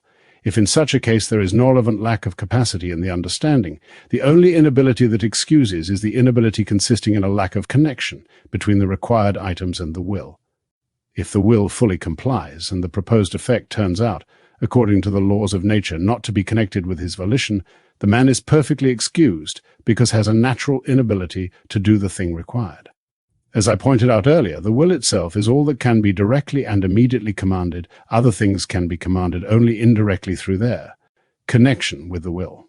So if the person's will fully complies with a command, he has done his duty, and if other things turn out not to be connected with his volition, that is not because of any crime committed by him. C. Both these kinds of natural inability, that is, all inability that excuses, boil down to one thing, namely lack of natural capacity or strength, either capacity of understanding or physical strength. Aren't there also external defects and obstacles? Yes, but they wouldn't be obstacles if the person had a less limited understanding and greater strength. Corollary: if things for which men have a moral inability can properly be commanded, then they can also properly be the subject of invitation and advice. Commands and invitations come very much to the same thing, with only a circumstantial difference. Each of them expresses the will of the speaker, and each shows that the speaker expects compliance. The main difference between them, one that is quite irrelevant to our present purposes, consists in thesos, or the enforcement of the will of the commander or inviter. The inviter's will arises from his kindness, the commander's from his authority. But whatever the speaker's will comes from, and whatever there is to enforce what he says expresses his will and his expectation equally well in both cases, i.e., equally well in commands and in invitations. Now consider these two cases. Person X invites person Y to do A, while not wanting or not expecting him to do A. Person X commands person Y to do A, while not wanting or not expecting him to do A. From my previous discussion, it follows that neither of these speakers need be in any way insincere. It is pretty obvious that the inviter need not be insincere, because his invitation doesn't imply anything about what he wants or expects. So this point about their equality amounts to an argument for the conclusion that someone can sincerely give a command that he doesn't expect to be obeyed. Now, the Arminians argue against the doctrine that fallen men are unable to exert faith in Christ or to perform other spiritual duties. They say that this can't be so, because God sincerely advises and invites men to do those things. What I have been saying shows that argument to be without force. Section 5. A close look at the sincerity of desires and attempts, which is supposed to excuse the non-performance of things that are good in themselves. Many writers have urged the following claim: someone who isn't able to perform spiritual duties, such as repentance for sin, love to God or warm, acceptance of Christ as exhibited and offered in the gospel, etc., may sincerely want to do these things and sincerely try to do them. He should therefore be excused, because it is unreasonable to blame him for not doing things that he sincerely wants and tries to do but cannot. I have 4 observations to make about this matter. 1. What is here supposed is a great mistake and gross absurdity concerning those spiritual duties of love, acceptance, choice, rejection, etc., all of them consisting in the exercise of the will itself or in the disposition and inclination of the heart. We are being told that a man may sincerely choose and desire to perform these and yet not able to do so. This is absurd. It is the absurdity of supposing that a man might directly, properly, and sincerely incline to have an inclination that at the same time is contrary to his inclination, that is, supposing him not to be inclined to, something that he is inclined to. So far as duties of that kind are concerned, if a man, properly and directly, goes along with them in the state and acts of his will and inclination, then he performs them, for the duties themselves consist in that very thing. They consist in the state and acts of the will being formed, directed in that way. If the soul properly and sincerely goes, along with a certain proposed act of will or choice, the soul thereby makes that choice its own, too. Consider someone who doesn't perform his inward duties, but is said to have a desire and willingness to perform them. What he really has a desire and willingness for is something that relates to these duties only indirectly and remotely, and shouldn't be called a desire and willingness to perform them. For one thing, and I pointed this out earlier, these willings and desires are directed to those good volitions only as seen from afar and with respect to future time. And a second point, what they aim at is not, now or ever, those good volitions themselves, but rather something else altogether. I shall explain this through an analogous case. Consider a drunkard who continues in his drunkenness because he has a violent appetite for strong drink and no love for virtue, but who is very tight with his money, which makes him concerned and upset by the lessening of his wealth and the prospect of poverty. Does in a way desire to have the virtue of temperance. His present will is to gratify his extravagant appetite, but he wishes he had a heart to refrain from future acts of intemperance and to give up his excesses, all because of his unwillingness to part with his money. Yet he goes on with his drunkenness. His wishes and attempts to give it up are insufficient and ineffective. This man does not have any proper, direct, sincere willingness to give up this vice and the vicious deeds that go with it, for when he continues with his excessive drinking, he is acting voluntarily. It is quite wrong to call his desire a willingness to be temperate, because it's not a true desire for that virtue. His wishes don't aim at that virtue, and have no direct relation to it. The end point of his desire is the saving of his money, or the avoiding of poverty. The desire's strength comes entirely from that. The virtue of temperance comes into this only very indirectly. Indeed, it isn't really right to say that virtue is involved at all, even as a necessary means to gratifying the vice of covetousness. Now, consider a man with an exceedingly corrupt and wicked heart, who has no love for God and Jesus. Christ, but on the contrary, is greatly inclined to sins of the flesh, and therefore thoroughly dislikes and opposes the things of religion. This man comes from a family in which most people down the generations have died young from hereditary tuberculosis, so that he hasn't much hope of living long. Also, he has been taught that if he is to be saved from eternal misery, he must have a supreme love of Christ and gratitude for his death and sufferings. His fear of eternal torments make him wish that he had such a disposition, but his worldly and sins of the flesh heart remains the same, so that he continues with his long-established dislike of and enmity towards God and religion, without the slightest love and gratitude for Christ. No doubt the very devils themselves, despite all the devilishness of their character, would wish for a holy heart if that would get them out of hell. This man has no sincere willingness to love Christ and choose him as his chief good. These holy dispositions and exercises are not at all the direct object of his will. They truly share no part of the inclination or desire of the soul. All that he wishes for is deliverance from torment, and despite his forced consent to these graces and pious volitions, he doesn't regard them as desirable, like a sick man who, wanting to save his life, desires to take a medicine that he finds disgusting. It follows from all this that 3. This indirect willingness is not the exercise of the will that the command requires, but a completely different one, different in its nature, and utterly different in what it aims at. And 4. This other volition, having only some indirect concern with the duty required by the command, does not excuse the lack of the good will that is commanded. It doesn't constitute obedience to the command, and has none of the virtue that the command is looking for. Edwards then gives most of a page to a further illustration. A man hates his father, who has always loved him and been kind to him, but treats his father well because he doesn't want to be disinherited. His behavior relating to his father, Edwards argues at length, doesn't detract at all from the badness of his feelings towards him. The indirect willingness that I am discussing isn't made any better by being sincere. A desire that is real and heartfelt is often called sincere, whether it is virtuous or vicious. Some people are sincerely bad, others are sincerely good, and others may be sincere and heartfelt about things that are neither good nor bad in themselves. For example, a man who sincerely wants to eat when he is hungry. But there is nothing virtuous about being sincere, heartfelt, and in earnest, unless this attitude aims at something that is in itself virtuous. A man may be sincere and earnest in joining a crew of pirates or a gang of robbers. When the devils cried out and asked Christ not to torment them, it was no mere pretense. They had a very heartfelt desire not to be tormented, but this didn't make their will or desire virtuous.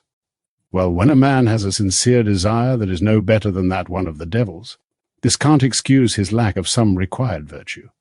A man's failure to do something he ought to do is not excused by his sincerely having this sort of indirect desire or willingness to do his duty, and it isn't excused either by any attempts of his that arise from that willingness. The attempts can't have any more goodness in them than there is in the will that they express and arise from. A person may be utterly sincere in a desire, and may try his uttermost to achieve what he desires, without this counting in the least towards his moral credit. For that, the attempts have to come from a will that is truly good and virtuous.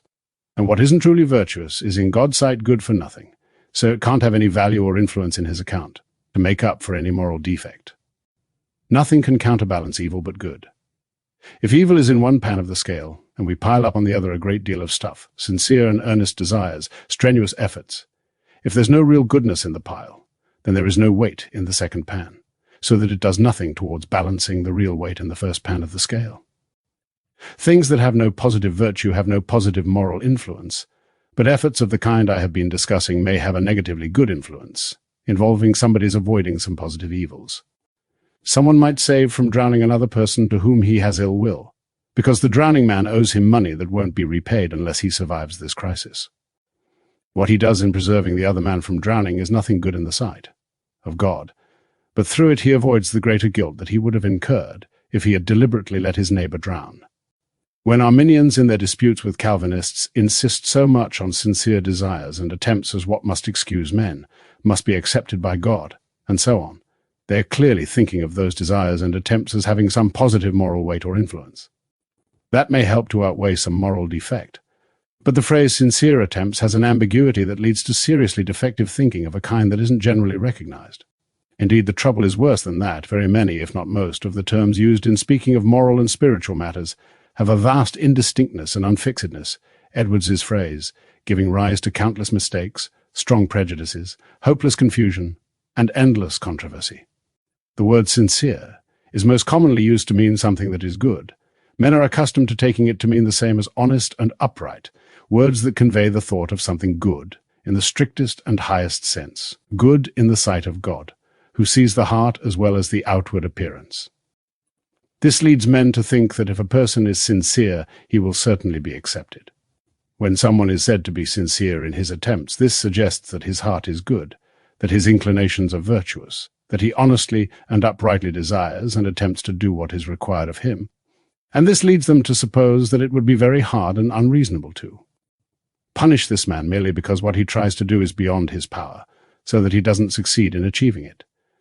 But it ought to be observed that sincere has two different meanings. One, sincerity, as the word is sometimes used, signifies no more than that something professed or claimed is backed up by real will and endeavor, with no implications about the nature of the source or aim from which this real will and true endeavor arise. For example, a man who is kind to his neighbor's wife, who is sick and languishing, and is very helpful in her case, makes a show of wanting her restored to health and vigor, and trying to bring this about, and indeed he really does have a heartfelt and earnest desire that she recover, and does his utmost to help her do so. This man is said sincerely to desire and endeavor after her recovery because he really and truly wants it. Yet it may be that the source of his desire and action is a vile and scandalous passion. He has lived in adultery with her, and earnestly wants to have her health and vigor restored so that he can return to his criminal pleasures. That is one sense of sincerity now for the other. In this next paragraph, Edward speaks of what is done in a virtuous act and why it is done. He refers to these as, respectively, the matter of the act and its form, and also as the body. Of the act and the soul, these pairs of terms are borrowed from Aristotelian philosophy, according to which each particular thing is an instance of matter that has a form, and according to which the human soul is the form of the human body. As used by Edwards here, the terms are metaphorical, and may even be meant in a faintly joking way. They will turn up again on 88, and in the reference to the soul of virtue and vice on page 91 too. By sincerity is sometimes meant not merely a reality of will, an endeavor of some sort, with some motivation or other, but a virtuous sincerity.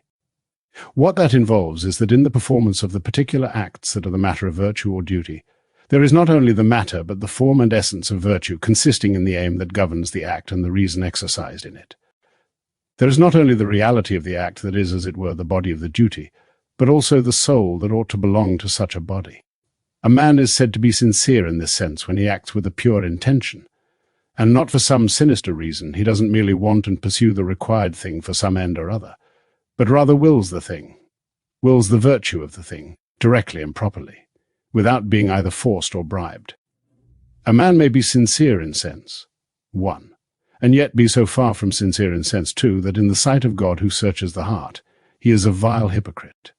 It's only sincerity of kind, 2, that contains anything valuable or acceptable in the sight of God. It is what in Scripture is called sincerity, uprightness, integrity, truth in the inward parts, and having a perfect heart. Suppose that someone is sincere in this sense, and is so in as high a degree as he ought to be, if there is something more that he isn't able to perform, or that turns out not to be connected with his sincere desires and efforts, he is wholly excused and acquitted in the sight of God. In this case, God will surely accept his will as an adequate substitute for the deed. Such a sincere will and effort is all that in strictness is required of him by any command of God, whereas the type, 1, sincerity of desires and efforts, has no virtue in it, and can, therefore, have no positive moral weight or influence whatsoever.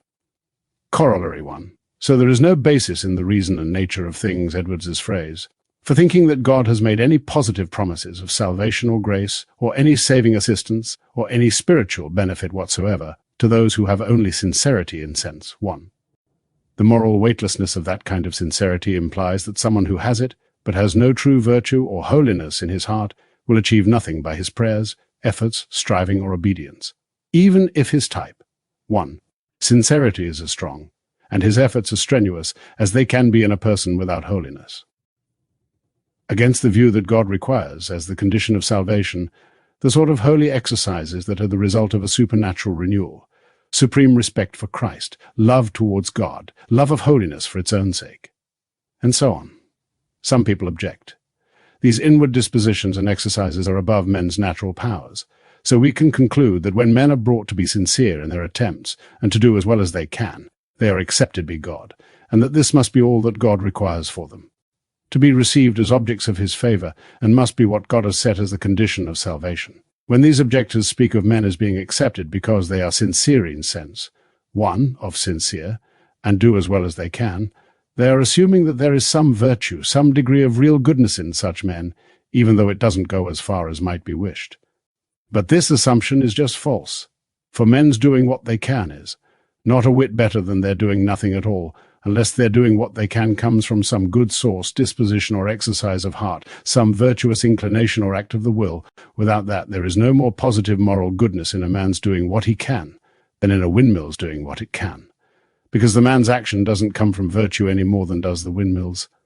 Neither of them has any true moral weight or value.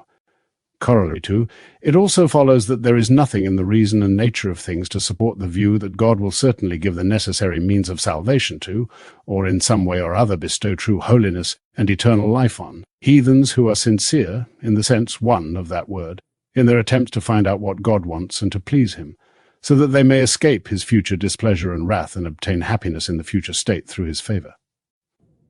Section 6, liberty of indifference rather than being required for virtue, is inconsistent with it more generally. Liberty and moral agency on the Arminian pattern are inconsistent with any habits or inclinations being virtuous or vicious. Remember that indifference here means equilibrium. Someone performs Act A in a state of indifference only if he is evenly balanced, motivationally speaking, between doing A and not doing A, to suppose that freedom of the will, as Arminians describe it, is required. For virtue and for vice is in many ways contrary to common sense. They hold that a virtuous action must be performed in a state of liberty, and that liberty of will involves indifference. From these two doctrines it follows that a virtuous action must be performed in a state of indifference, which obviously entails that a virtuous action must be performed at a time of indifference. And so we get the result that, for an act to be virtuous, the agent's heart must be indifferent at the time when he performs it. The more indifferent and cold the heart is with relation to the act in question, the greater the freedom with which it is done, and so the better the act.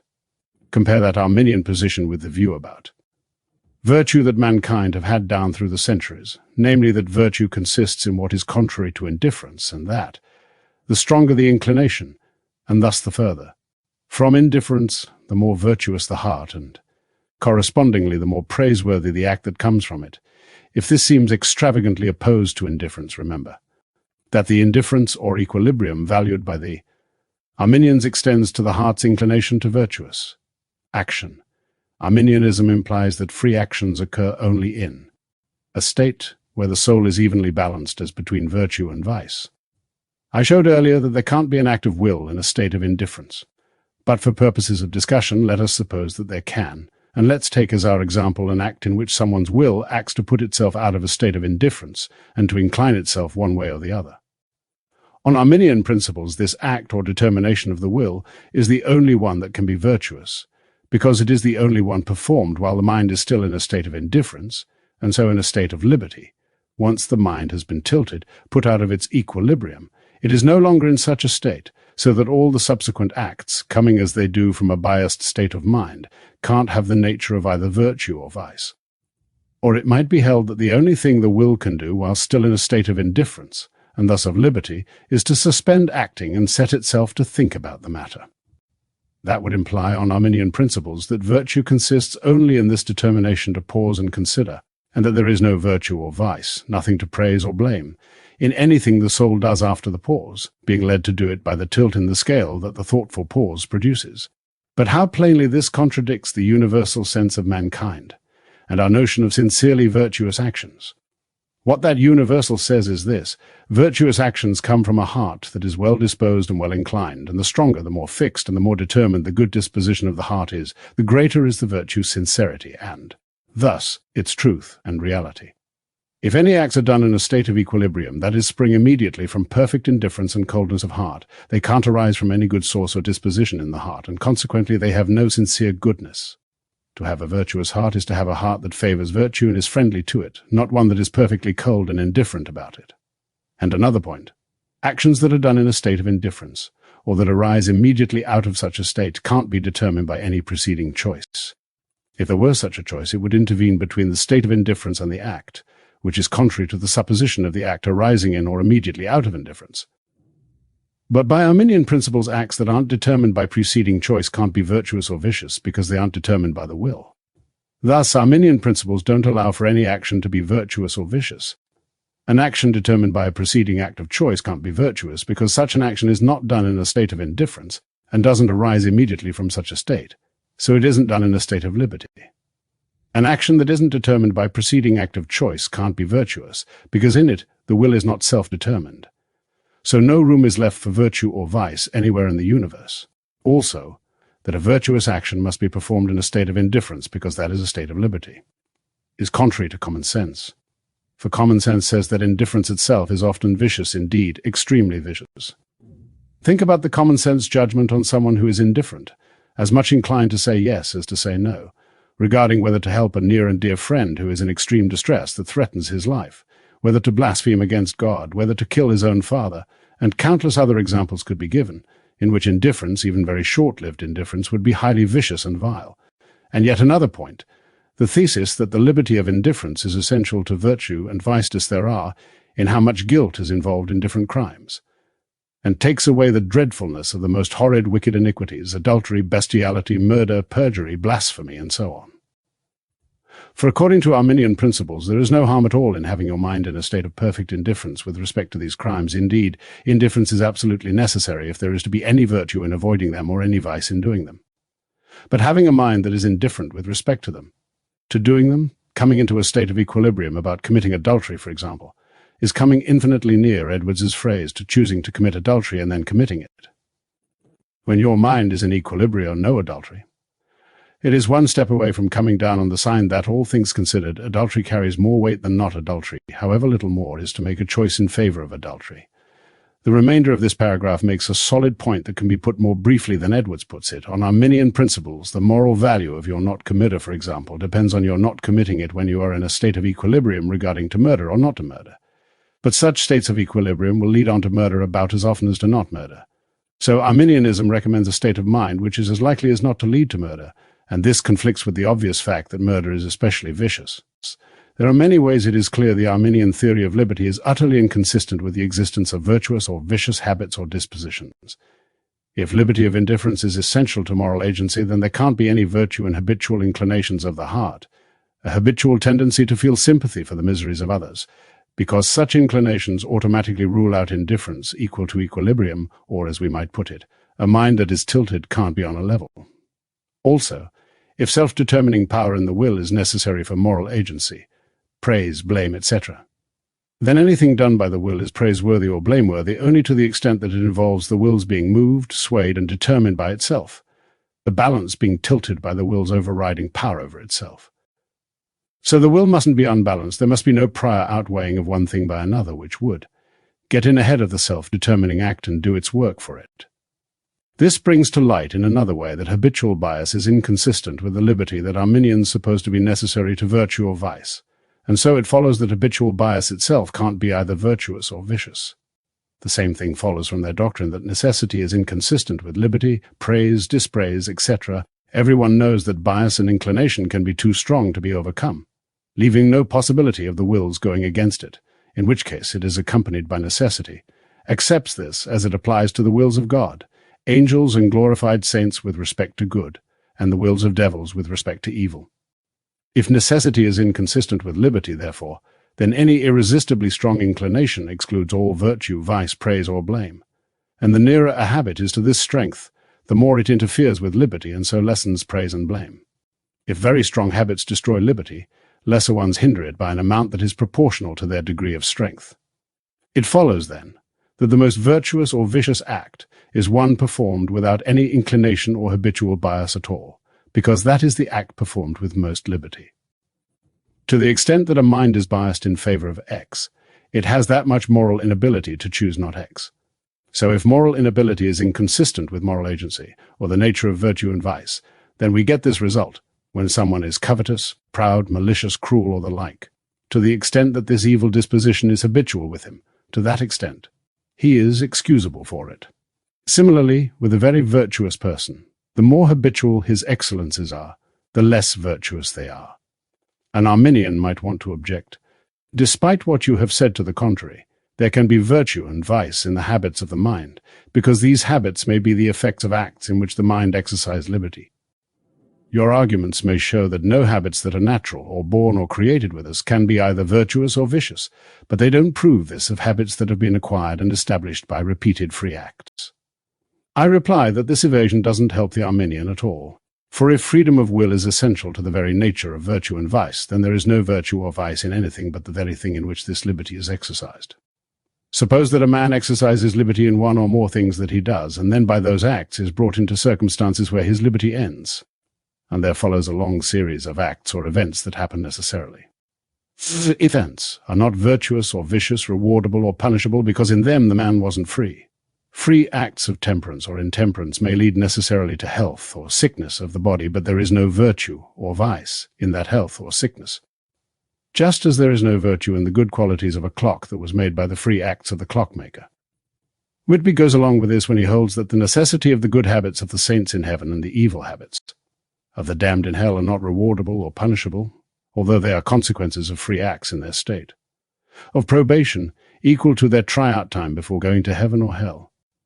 Summing all this up, it turns out that if the Arminians are right about liberty and moral agency, it will follow that there is no virtue in any such habits or qualities as humility, meekness, patience, mercy, gratitude, generosity, heavenly-mindedness, nothing at all praiseworthy in loving Christ above father and mother, wife and children, or our own lives, or in delight in holiness, hungering and thirsting after love to enemies, universal benevolence to mankind, and on the other hand, there is nothing at all vicious or worthy of dispraise in the most sordid, beastly, malignant, devilish dispositions in being, ungrateful, profane, habitually hating God and things sacred and holy, or in being most treacherous, envious, and cruel towards men. For all these things are dispositions and inclinations of the heart. In short, there's no such thing as any virtuous or vicious quality of mind, no such thing as inherent virtue and holiness, or vice and sin. And as for the habits or dispositions, that used to be called virtuous and vicious, the stronger they are, the further they are from actually being virtuous, or the more violent men's lusts are, the more fixed their pride, envy, ingratitude, and malice are, the further are they from being blameworthy. If there is a man who by his own repeated acts or by any other means has come to have the most hellish disposition strongly inclined to treat his neighbours with injuriousness, contempt, and malignity, we ought to be far from being disposed to be angry with him or in the least to blame him. And if there's a person with a most excellent spirit which strongly inclines him to the most amiable actions, admirably meek, benevolent, etc., he is far from anything rewardable or commendable, and in each case the stronger the further. On these principles the man Jesus Christ was very far from being praiseworthy for the acts of holiness and kindness that he performed, because these propensities were strong in his heart. And above all, the infinitely holy and gracious God is infinitely remote from anything commendable. His good inclinations are infinitely strong, which puts him as far from being at liberty as it's possible to be, whether these things are agreeable to Scripture. Let every Christian and every man who has read the Bible judge, and whether they are agreeable to common sense, let everyone judge who has the use of human understanding. And if we follow through with these principles, we shall find that there never was, and never could be any such thing as virtue or vice in God or angels or men. I have shown why no propensity, disposition, or habit can be virtuous or vicious on Arminian principles. And if habits and dispositions themselves are not virtuous or vicious, then neither is the exercise of these dispositions, for such exercise doesn't involve freedom. Consequently, no man is virtuous through having or acting from a good disposition, and no man is vicious through having or acting from a bad disposition. It makes no difference whether the bias or disposition is habitual or not. If it exists only a moment before the act of will that is its effect, it still makes the act necessary. And if the act isn't determined by any previous disposition, whether habitual or occasional, then it isn't determined by choice, and that makes it a contingency that happens to the man without arising from anything in him, which means that, so far as any inclination or choice of his is concerned, it is necessary.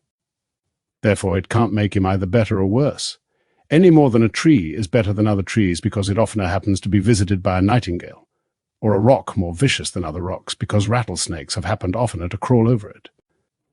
So, there is no virtue or vice in good or bad dispositions, whether fixed or transient, in acting from any good or bad previous inclination, or in acting wholly without any previous inclination. Where then shall we find room for virtue or vice? Section 7. Arminian notions of moral agency are inconsistent with all influence of motive and inducement in both virtuous and vicious actions. The Arminian theory about the liberty that is essential to virtue or vice is inconsistent with common sense, not only because it rules out all virtuous or vicious habits and dispositions, but also because it rules out any influence of motives in moral actions. There can't be liberty or choice in the Arminian pattern if before the choice there was, 1, an inclination to lean one way, or 2, a weight of circumstances having a tendency to move the inclination one way. Those two, indeed, come to just the same thing, too.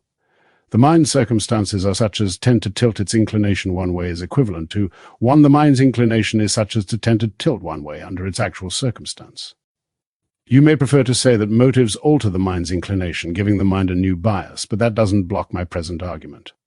If motives work by giving the mind an inclination, then they operate by destroying the mind's indifference and giving it a bias, and to do this is to destroy the Arminian freedom. So, nothing that is done from a motive can be either virtuous or vicious. Besides, if motives arouse the acts of the will, those motives are the causes of those acts, which makes the acts of the will necessary, because effects necessarily follow their causes. And if the influence and power of the motive causes the volition, then the influence of the motive determines volition, and volition doesn't determine itself, and so is not free in the Arminian sense, and consequently can't be either virtuous or vicious. This paragraph has argued that motives conflict with liberty, when this is construed as requiring equilibrium, as conflicting with necessity, and as involving self-determination. I discussed earlier the view that liberty consists in a power of suspending action for a while in order to think things over. This didn't help the Arminian back therein, the context of inability, and it's equally useless to him in our present context of motives. If he tries to bring it in, he'll say something like this, though it is true that the will must eventually follow. The strongest motive, it may in the meantime hold, back from acting on the motive that is presented to it until there has been time and opportunity to consider it thoroughly and compare its real weight with the merit of other motives. In replying to this, I remind you of my point that if this, determining to hold back and think, is the only free act of the will, then the Arminian must say that it is the only kind of act that can be virtuous or vicious, and that acts that follow as effects of this thinking are necessary, and thus no more virtuous or vicious than some good or bad events that occur when we are fast asleep in consequence of what we did when awake. So, there are 2 points that I want to make. 1. The thesis is that all virtue and vice in every case consists in determining whether to hold back and take time to consider what to do, and this clashes with common sense. For according to this thesis, the most awful crimes, adultery, murder, sodomy, blasphemy, etc., are not vicious because of the awful nature of the acts themselves, but because of the failure to think things through before they were performed, and that shrinks their viciousness to something quite small and makes all crimes equal. The Arminian may say failure to think about what to do, though always bad, is worse when it's a failure to think about whether to commit some really heinous evil. But this is something that an Arminian can't consistently say because it assumes something that. He also denies, namely, that failure to think things through is not the only thing that is vicious, heinous, or morally evil. It assumes that some crimes are more heinous than others, in themselves, in advance of any thinking about whether to perform them, which gives the person an obligation to think longer and harder about whether to perform them than he has about whether to perform other kinds of act. 2. Even if it were true that all virtue and vice in every case consists only in the act of the will, whereby it determines whether or not to pause and think, that wouldn't help the Arminian in the present difficulty, for it would still be the case that the will, in performing this act of determination, is induced by some motive and necessarily follows the strongest motive, so it occurs necessarily, and this is supposed to be the only kind of act that is either virtuous or vicious. And here's another point about the clash between Arminian notions of moral agency and the influence of motives.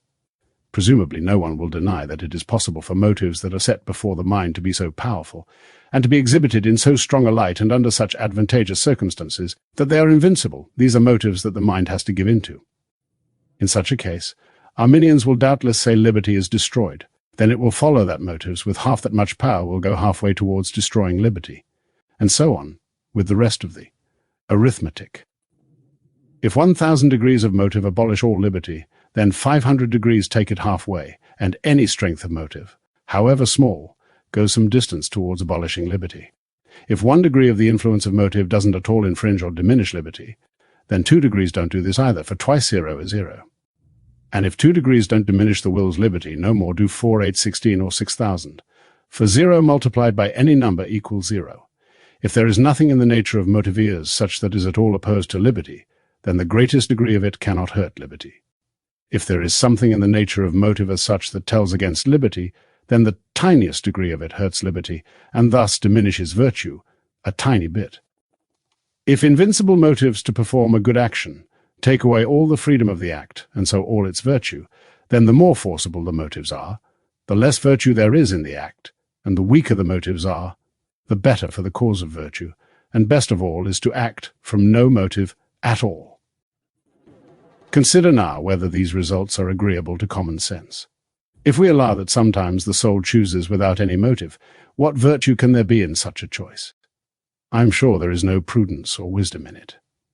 Such a choice is not made for any good end, because it isn't made for any end. If it were made for an end, the mind's view of that end would be the motive for the act. We're discussing the case where there is no motive. What is our common sense view of an act that is performed for no good end, and thus with no good aim, and therefore with no good intention in it? According to all our natural notions of virtue, such an action has no more virtue in it than there is in the motion of smoke whirling around in the wind, moving without any aim or end and not knowing where it is going or why. Corollary 1. Arminians insistently argue that the Calvary with advising, urging, inviting, protesting, and so on, but what I have been saying shows that it is they, the Arminians themselves, who are in trouble here.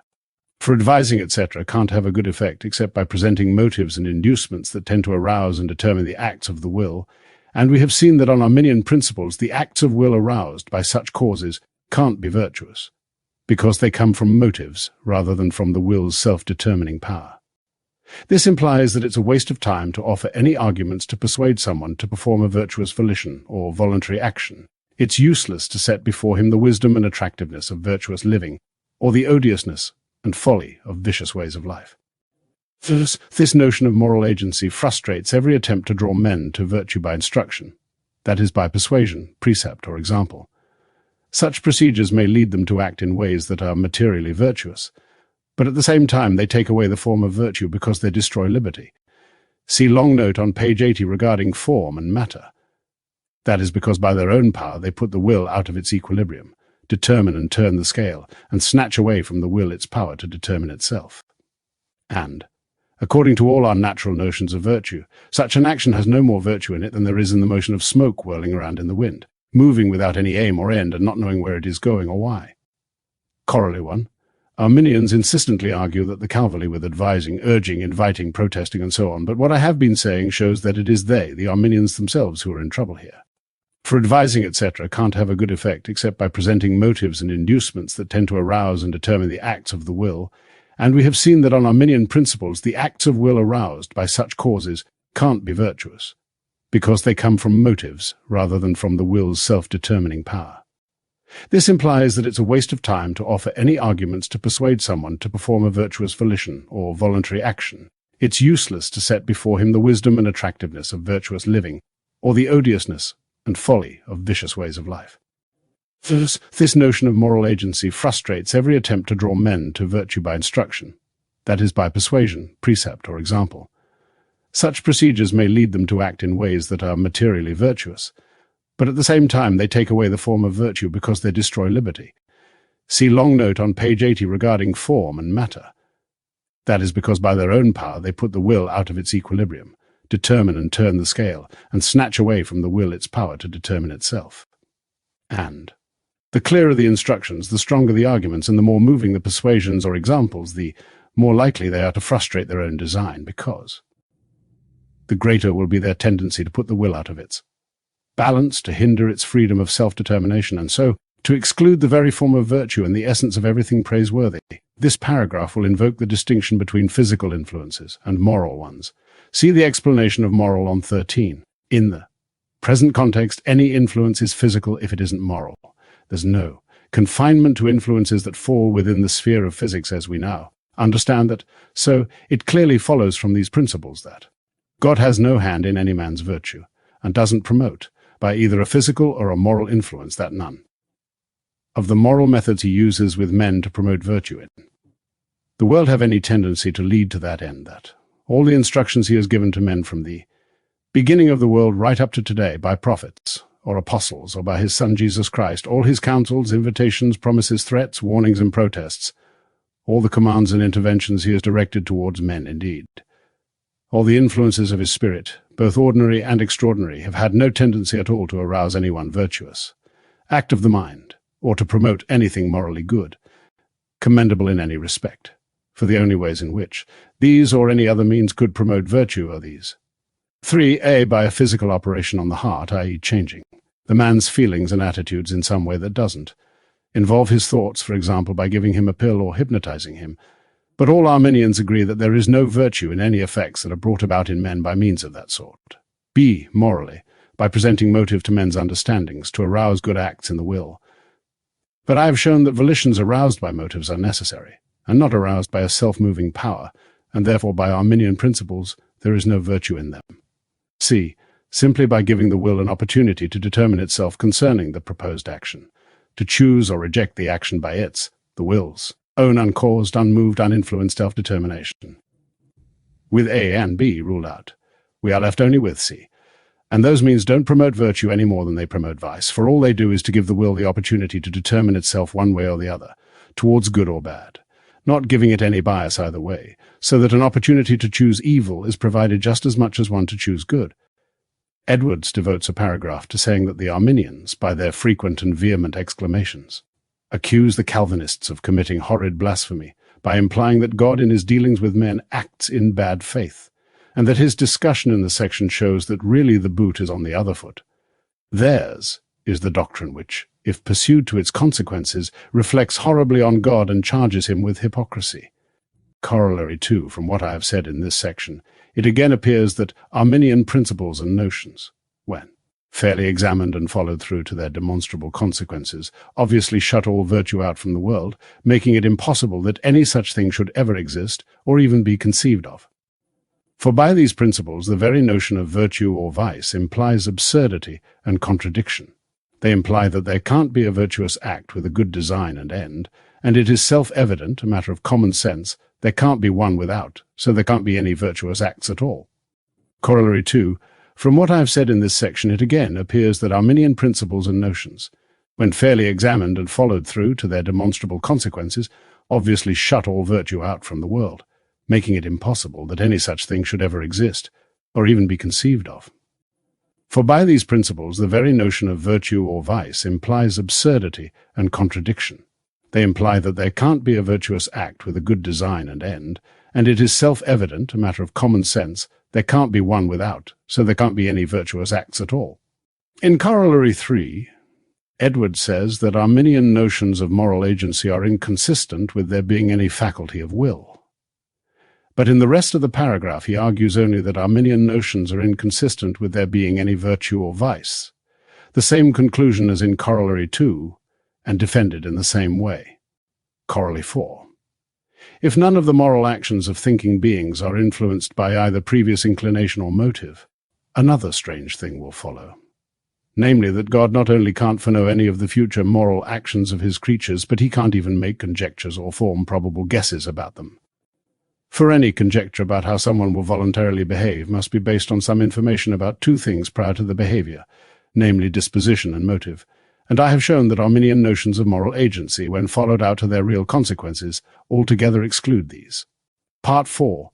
Examining the main reasons the Arminians give for their view about liberty, moral agency, etc., and against the opposite doctrine. Section 1. What makes dispositions of the heart and acts of the will vicious or virtuous is not their cause but their nature. When Arminians defend their position, they rely on the supposition that what makes a disposition, or act of the will virtuous, is not its nature, but rather its cause, not what it is like, but where it came from. However good a disposition or act may be in itself, if it isn't caused by our virtue, there is nothing virtuous or praiseworthy in it. And on the other side, however bad a disposition or act may be in itself, there is nothing vicious or blameworthy in it, unless it arises from something that is our vice or fault.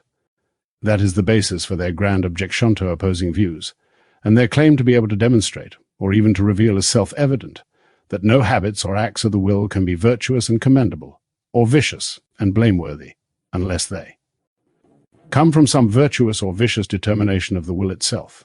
But if you think hard about this, you'll see that it is altogether a mistake, indeed, a gross absurdity. If the essence of virtuousness or commendableness and of viciousness or fault lies not in the nature of the dispositions and mental acts that are thus described, but in their cause, then it certainly doesn't lie anywhere. Edwards devotes 2 pages to elaborately defending this. The core of the defense is fairly simple.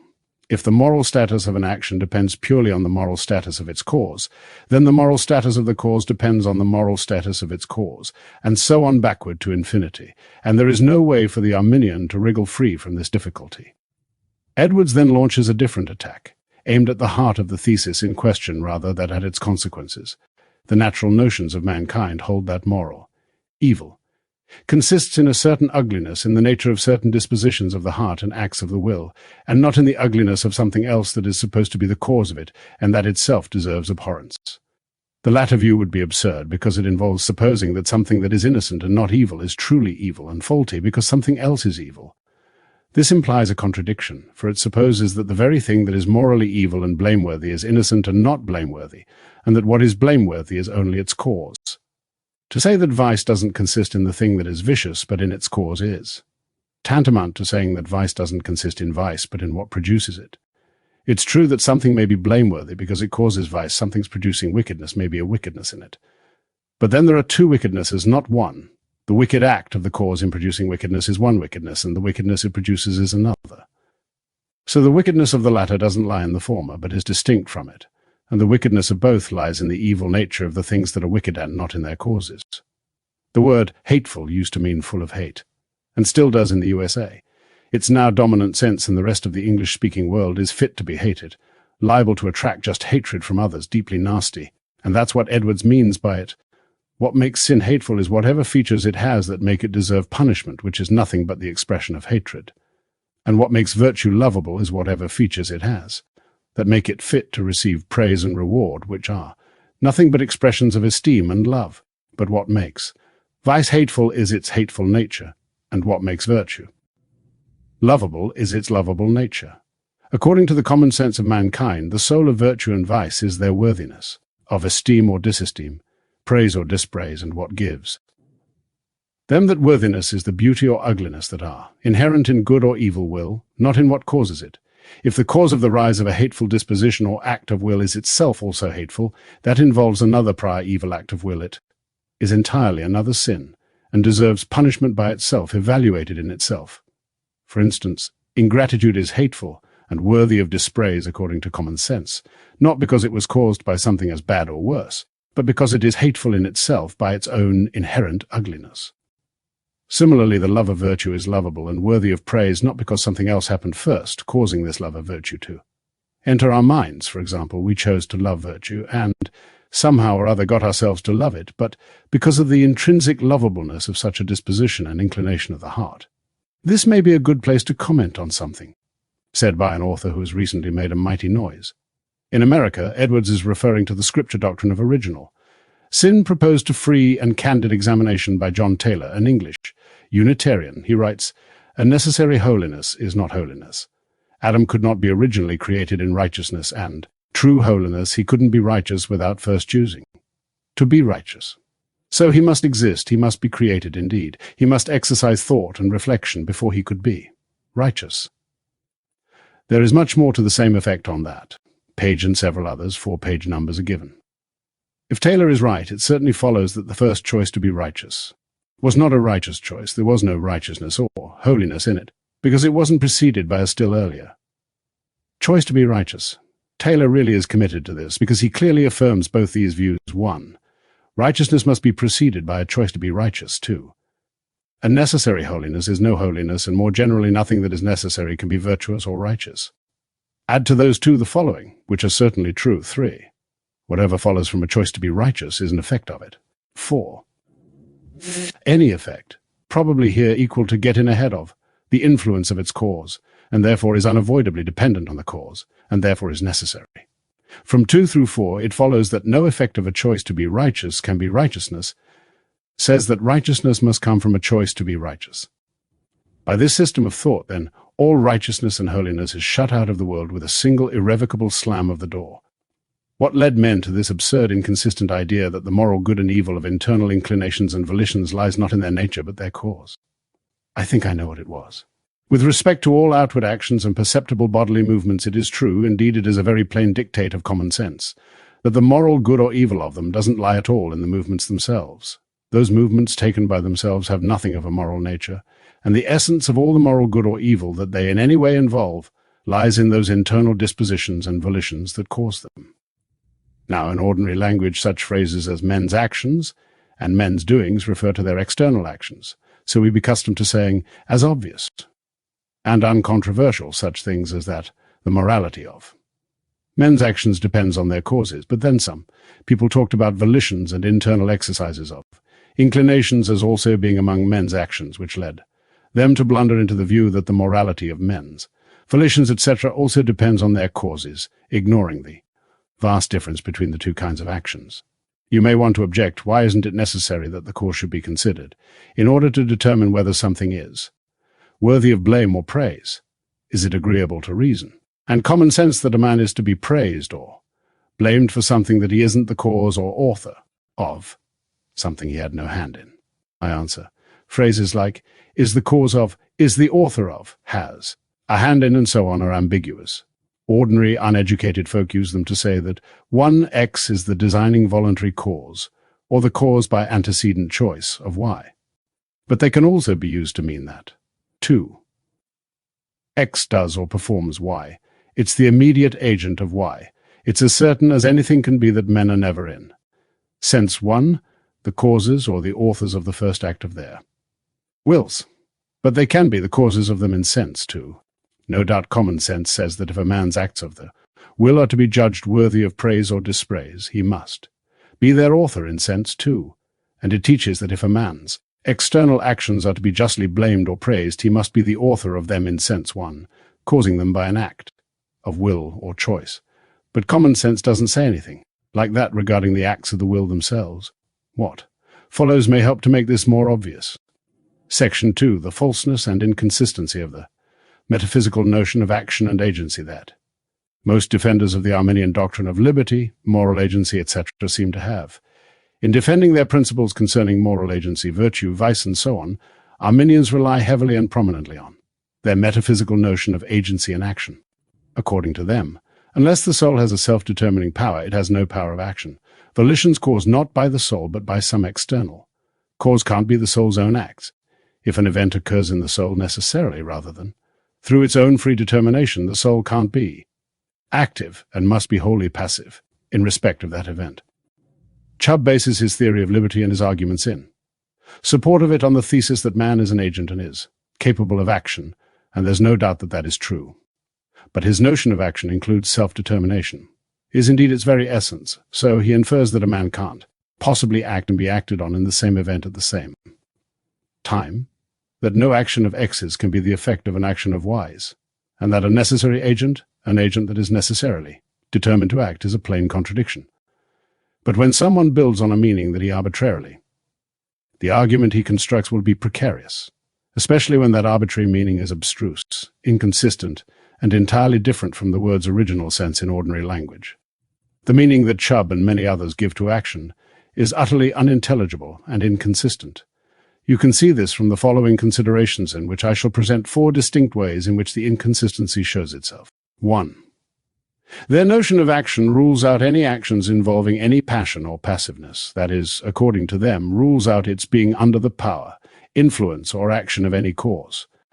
This implies that an action has no cause and is not an effect, because being an effect or having a cause implies passiveness, that is, being subject to the power and action of its cause.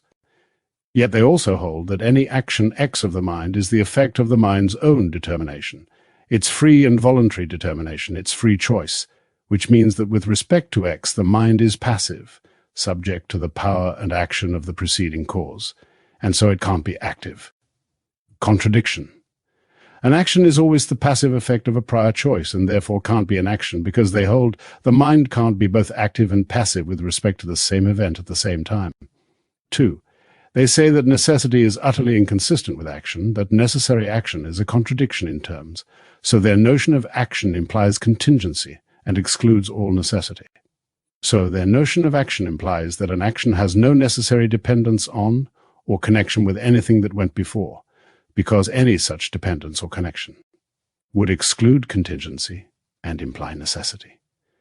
Yet their notion of action implies that any action is necessary and can't be contingent, because they hold anything that is properly called an action must be determined by the will and free choice, which involves its being dependent on and determined by a prior event, and thus being necessary.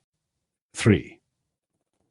Their notion of action implies that anything that is a proper and mere act, Edwards's phrase, is the beginning of the exercise of power, but that same notion also implies that an action is not the beginning of the exercise of power, but is consequent and dependent on a preceding exercise of power, namely the power of will and choice, because according to them the only proper actions are ones that are freely chosen, that is determined by a preceding act of free choice. Perhaps some Arminians will respond, "You are wrong about our views. We don't hold that every action as ordinarily so-called is chosen or determined by a preceding choice. We do hold that the very first exercise of will is not determined by any preceding act, and it would nearer the mark to credit us with holding that no action is chosen, etc. Because that first exercise of the will is the only kind of event that is, strictly speaking, called an action. I reply that this strict notion of action also implies necessity, something that happens in the mind without being determined. By its own prior choice is something that occurs there necessarily, the mind having had no hand in its occurring, and no ability to prevent it. So that it's implied by this notion of action, too, that any action is both necessary and not necessary. According to their notion of an action isn't an effect of a predetermining bias or leaning one way, but arises immediately out of indifference, and this implies that it can't come from a preceding choice, because that would involve a prior leaning one way or bias, even if we're not habitual but only occasional.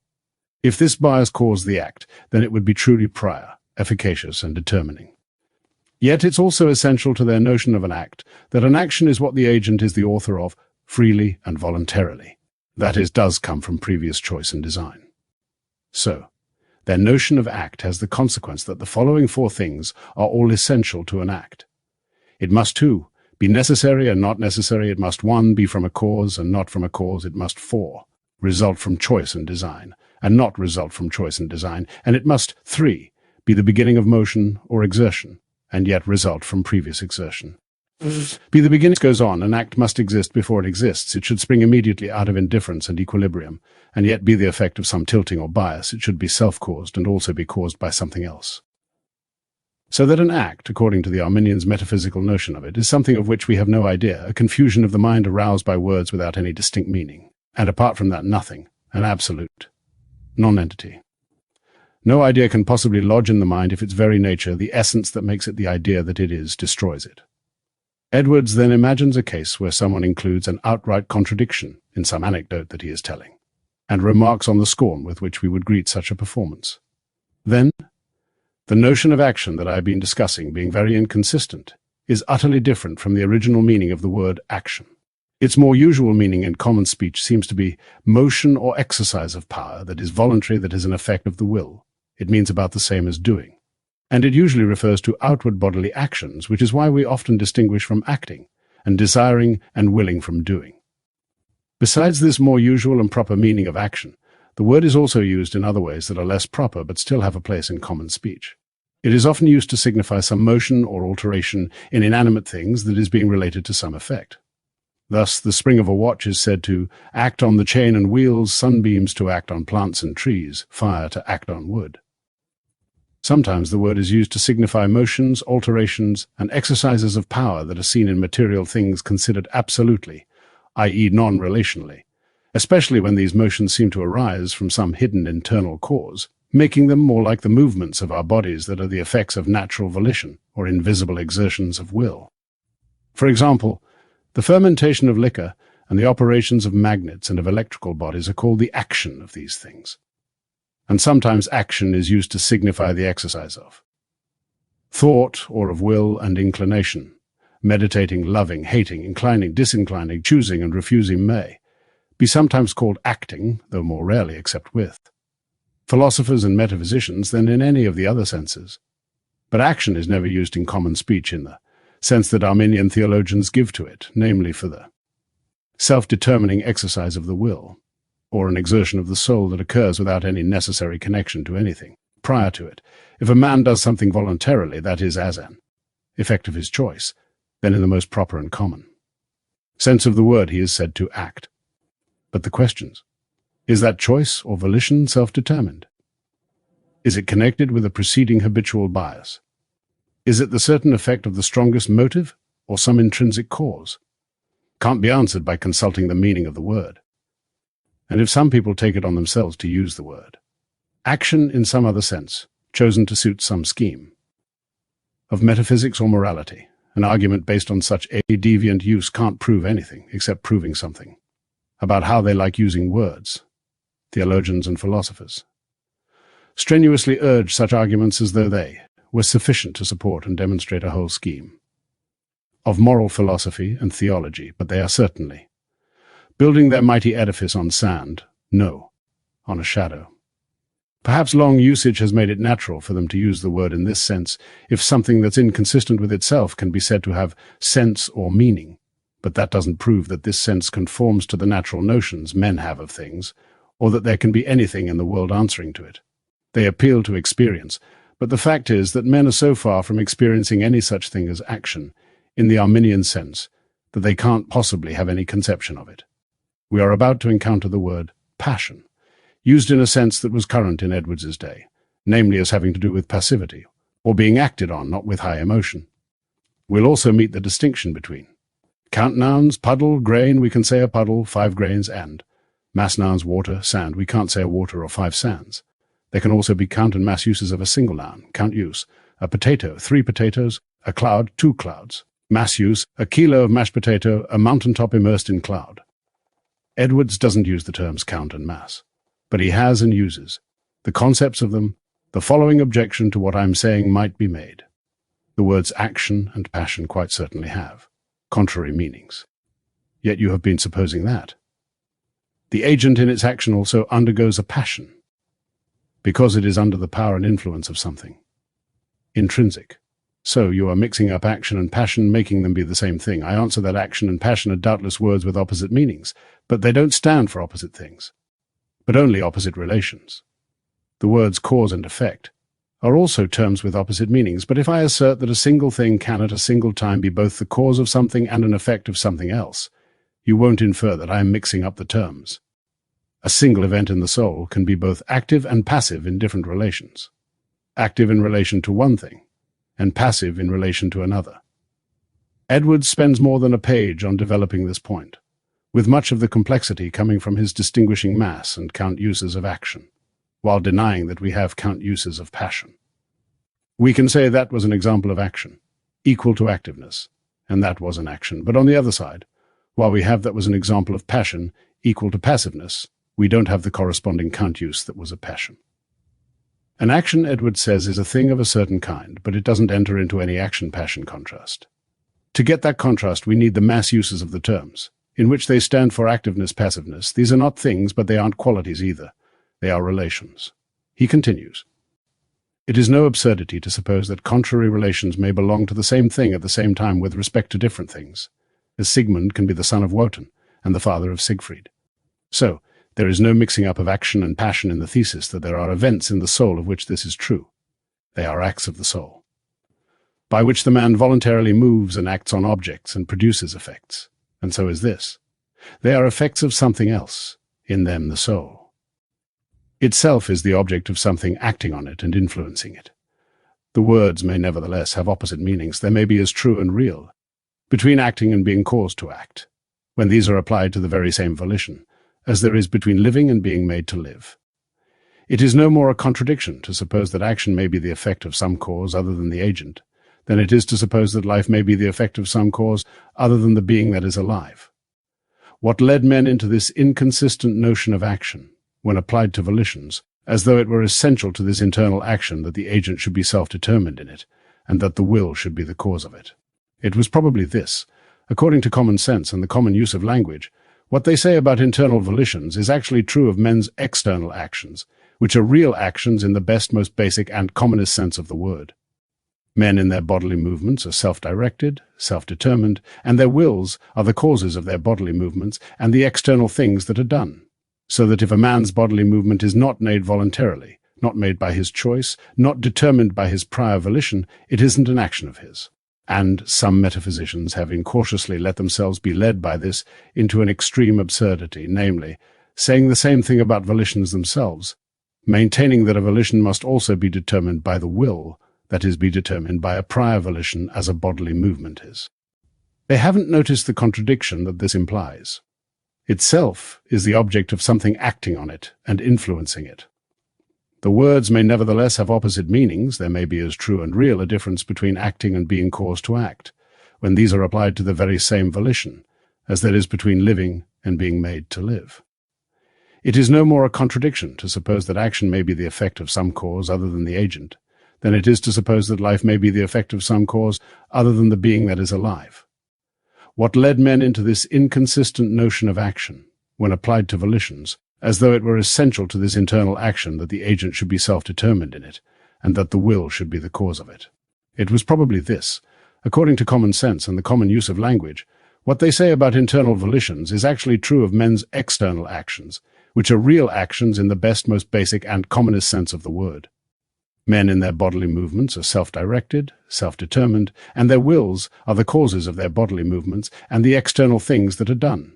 So that if a man's bodily movement is not made voluntarily, not made by his choice, not determined by his prior volition, it isn't an action of his. And some metaphysicians have incautiously let themselves be led by this into an extreme absurdity, namely, saying the same thing about volitions themselves, maintaining that a volition must also be determined by the will, that is, be determined by a prior volition as a bodily movement is. They haven't noticed the contradiction that this implies. The metaphysical distinction between action and passion is now well entrenched and very common, but in developing. The philosophers didn't take proper care to conform language to the nature of things or to any distinct clear ideas. This is true of countless other philosophical, metaphysical terms that are used in these disputes, and this has given rise to indescribable difficulty, contention, error, and confusion.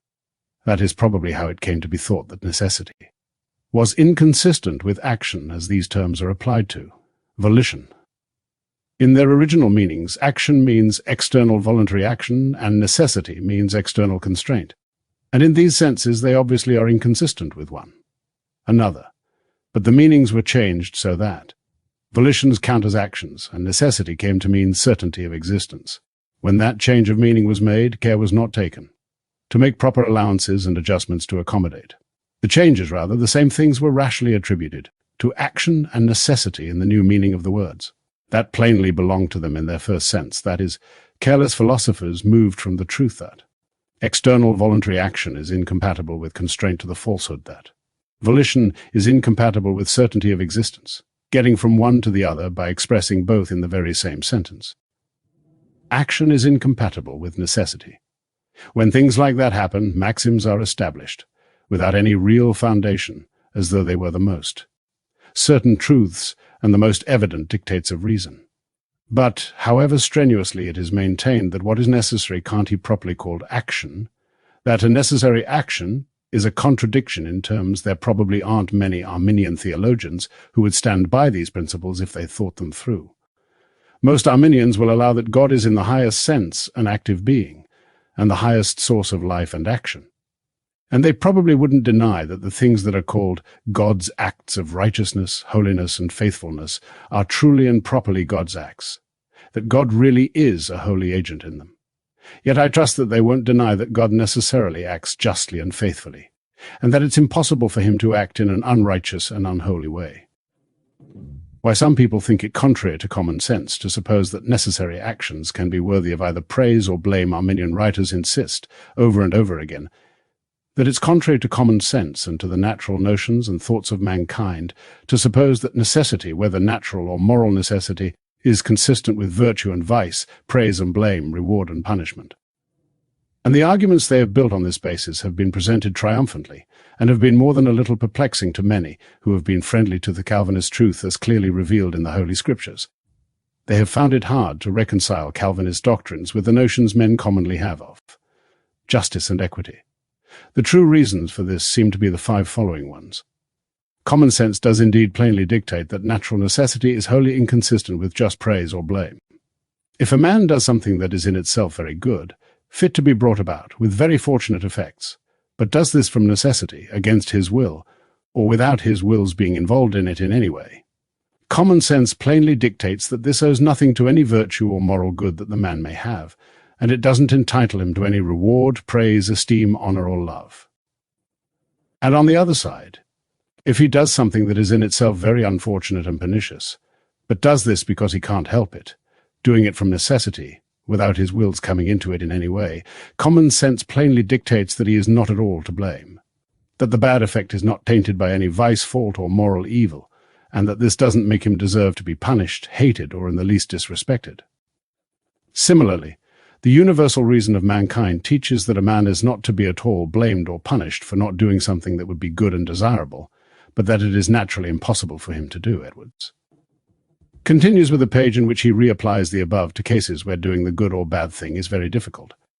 He says the difficulty is an approach to natural necessity, from which he infers that just as a necessary doing brings no moral credit or discredit, so also a difficult-to-avoid doing brings little moral credit or discredit, the degree of moral credit or discredit being proportional to difficulty of avoidance. 2. Men in their first uses of such expressions as must, can't help it, can't avoid it, necessary, unable, impossible, unavoidable, irresistible, etc. use them to signify a necessity of constraint or restraint, a natural necessity or impossibility, or anyway some necessity that doesn't bring in the will, implying that the event would be the same whatever the man's inclinations and desires were. In their basic use, I think terms like these in all languages are relative. Their meaning carries with it a reference or relation to some contrary will, desire, or effort that is thought of as being actual or possible in the given situation. I pointed this out earlier. This is presumably a reference to 3 on page 8. All men find, starting in early childhood, that countless things that they want to do they can't do, and that countless things that they are averse to they can't avoid. This kind of necessity, which is found so early and so often, and in many cases makes all the difference, is what expressions like those listed above are first used to express. Their role in the common affairs of life is that, and not to carry the metaphysical, theoretical, abstract meaning that have been loaded onto them by philosophers engaged in philosophical inquiries into the origins, metaphysical relations, and dependencies of things, a meaning that they couldn't find any other bearer for. I am talking, of course, about the philosopher's use of necessity to stand for the connection and the nature of things, or the course of events that holds between the subject, and predicate of a proposition, and is the foundation of the certain truth of that proposition. This is the meaning commonly given to necessity, and its cognates in the controversy between Arminians and Calvinists. But the meanings we learn to give to those terms and phrases starting in our cradles is entirely different from this. It is, I repeat, a dictate of the universal sense of mankind, evident to us as soon as we begin to think, that the necessity signified by these terms in the meaning in which we first learn them does excuse people and free them from all fault or blame. And so, our idea of excusableness or faultlessness is tied to these terms and phrases by a strong habit that started in childhood and is strengthened through the years by constant use and custom, the connection growing stronger and stronger. The habitual connection that men's minds make between blamelessness and the terms I have mentioned must unable, necessary, impossible, unavoidable, etc., becomes very strong, because all through our thinking and speaking lives, we have often made excuses for ourselves based on the natural necessity signified by these terms. Can't do it. I couldn't help it. Someone who has from early childhood been accustomed to a union of different ideas will make the habitual connection very strong, as though it were laid down in nature. That's the general phenomenon that is relevant here, and there are countless instances of it. Consider someone who judges that a mountain that he sees 10 miles away is bigger than his nose and further away than the tip of it. He has for so long been accustomed to joining such and such an appearance with a considerable distance and size that he imagines that it's a dictate of natural common sense that this appearance goes with that size and distance. But it isn't. Suppose someone experiences this visual appearance after being blind for the whole of his previous life. Natural common sense won't dictate anything to him about the distance or direction of the object that he was seeing. 3. So men became habituated to connecting the idea of innocence or blamelessness with such terms as can't, unable, and so on, connecting them so strongly that the union between them seems to be the effect of mere nature. Then they hear the same terms being used in the new and metaphysical sense that I have discussed, signifying a quite different sort of necessity that doesn't involve any relation to a possible contrary will and effort. They hear this usage, and they come to adopt it, and in this way they take the notion of plain and manifest blamelessness and, without being aware of what they are doing, rashly connect innocence, etc., with something that really has nothing to do with it. The phrase common necessity, which lies just ahead, isn't used by Edwards. He sometimes uses vulgar necessity to signify the kind of necessity that is involved when necessary, and its kin are used by the mass of ordinary people, including ones who are not much educated. But it's hard for us to remember that that's what vulgar meant in his day. Philosophical necessity for the other kind of necessity is. As for the change of the use of the terms to a quite different meaning, the switch from common necessity to philosophical necessity, they don't notice it or mention it. There are several reasons for this, of which I shall give 2. A. The terms as used by philosophers are not very distinct and clear in their meanings. They are seldom used in a fixed and determinate sense. On the contrary, their meanings are very vague and confused, which is what commonly happens used to signify intellectual and moral things, expressing what Locke calls mixed modes. If men had a clear and distinct understanding of what these metaphysical terms mean, they would be better able to compare them with their original and common meaning, and thus be less easily led into delusion by them. B. The change of meaning of the terms is made harder to be conscious of by the fact that the things signified, though indeed very different, are alike in some general respects. In common necessity, that is what is called necessity in ordinary talk, there is a strong connection between the thing that is said to be necessary and something prior to it in the order of nature, and so there is also in philosophical necessity. There is, of course, this difference. In the language of common necessity, the crucial connection is being thought of as opposing some will or effort to which it is superior, whereas in the language of philosophical necessity, this is not the case. But with both kinds of necessity, the crucial connection is prior to will and effort, and so is in some respects superior to it, too. And there is a second similarity, in the fact that in each kind of necessity there is a basis for being fairly certain of the truth of the proposition that affirms the outcome. So the situation is this: the two kinds of necessity are expressed by the same words and phrases. They are alike in the respects, I and II, and in some other general features. The expressions for philosophical necessity are not well defined, and so are obscure and loose in their meanings. For these reasons, people aren't aware of the great difference between the two kinds of necessity. So they have taken the lifelong tie between innocence or faultiness and common necessity and turned it into a tie between innocence or faultiness and philosophical necessity, still thinking of the connection as altogether natural and necessary. So that when someone tries to separate innocence, etc., from philosophical necessity, they think he is doing great violence to nature itself. 4. Another reason why it looks unreasonable to blame someone for something that is necessary with a moral necessity, which is a species of philosophical necessity, as I have pointed out in Item on page 13, is that people thoughtlessly get the idea that moral necessity may be against men's wills and sincere efforts. They carry away the idea that men can truly will and wish and strive to be otherwise, but that invincible moral necessity stands in the way. Many think like this about themselves. Some wicked men think they wish to be good and to love God and holiness, but don't find that their wishes produce the effect. There are two reasons why men think like this. They find in themselves an indirect willingness, as we might call it, to be good and love God, etc. It is impossible. It is downright self-contradictory to suppose the will to be directly and properly against itself. And they overlook how utterly different this indirect willingness is from properly and directly willing whatever it is that duty and virtue require. So they don't see that there is no virtue in the indirect sort of willingness that they have. They don't see that a wish to love God is not an act of the will against the moral evil of not loving God. All it is targeted at are some disagreeable consequences of not loving God. But making the required distinction between direct and indirect willings requires careful reflection and thought, more of them than most men are used to. Also, people are prejudiced in their own favor, so they are likely to think well of their own desires and dispositions and to count them as good and virtuous because they indirectly wish to be virtuous. Another thing that insensibly leads men to suppose that this moral necessity or impossibility can be against men's wills and true endeavors is the language in which it is talked about. The expressions that are often used seem to imply this. Such words as unable, unavoidable, impossible, irresistible carry, in their common necessity sense, a plain reference to a possible power exerted, attempts made, resistance put up, in opposition to the necessity. And anyone who hears such expressions and doesn't suspect that they are being used in a non-standard way, to signify philosophical rather, than common necessity, will inevitably think that what's being talked about does involve true desires and attempts that are blocked by some invincible necessity. 5. Another thing that makes people readier to suppose it to be unreasonable that men should be exposed to the threatened punishments of sin for doing things that are morally necessary, or not doing things that are morally impossible, is that when the threatened punishment is very great, the imagination strengthens the argument and adds to the power and influence of the seeming reasons against it.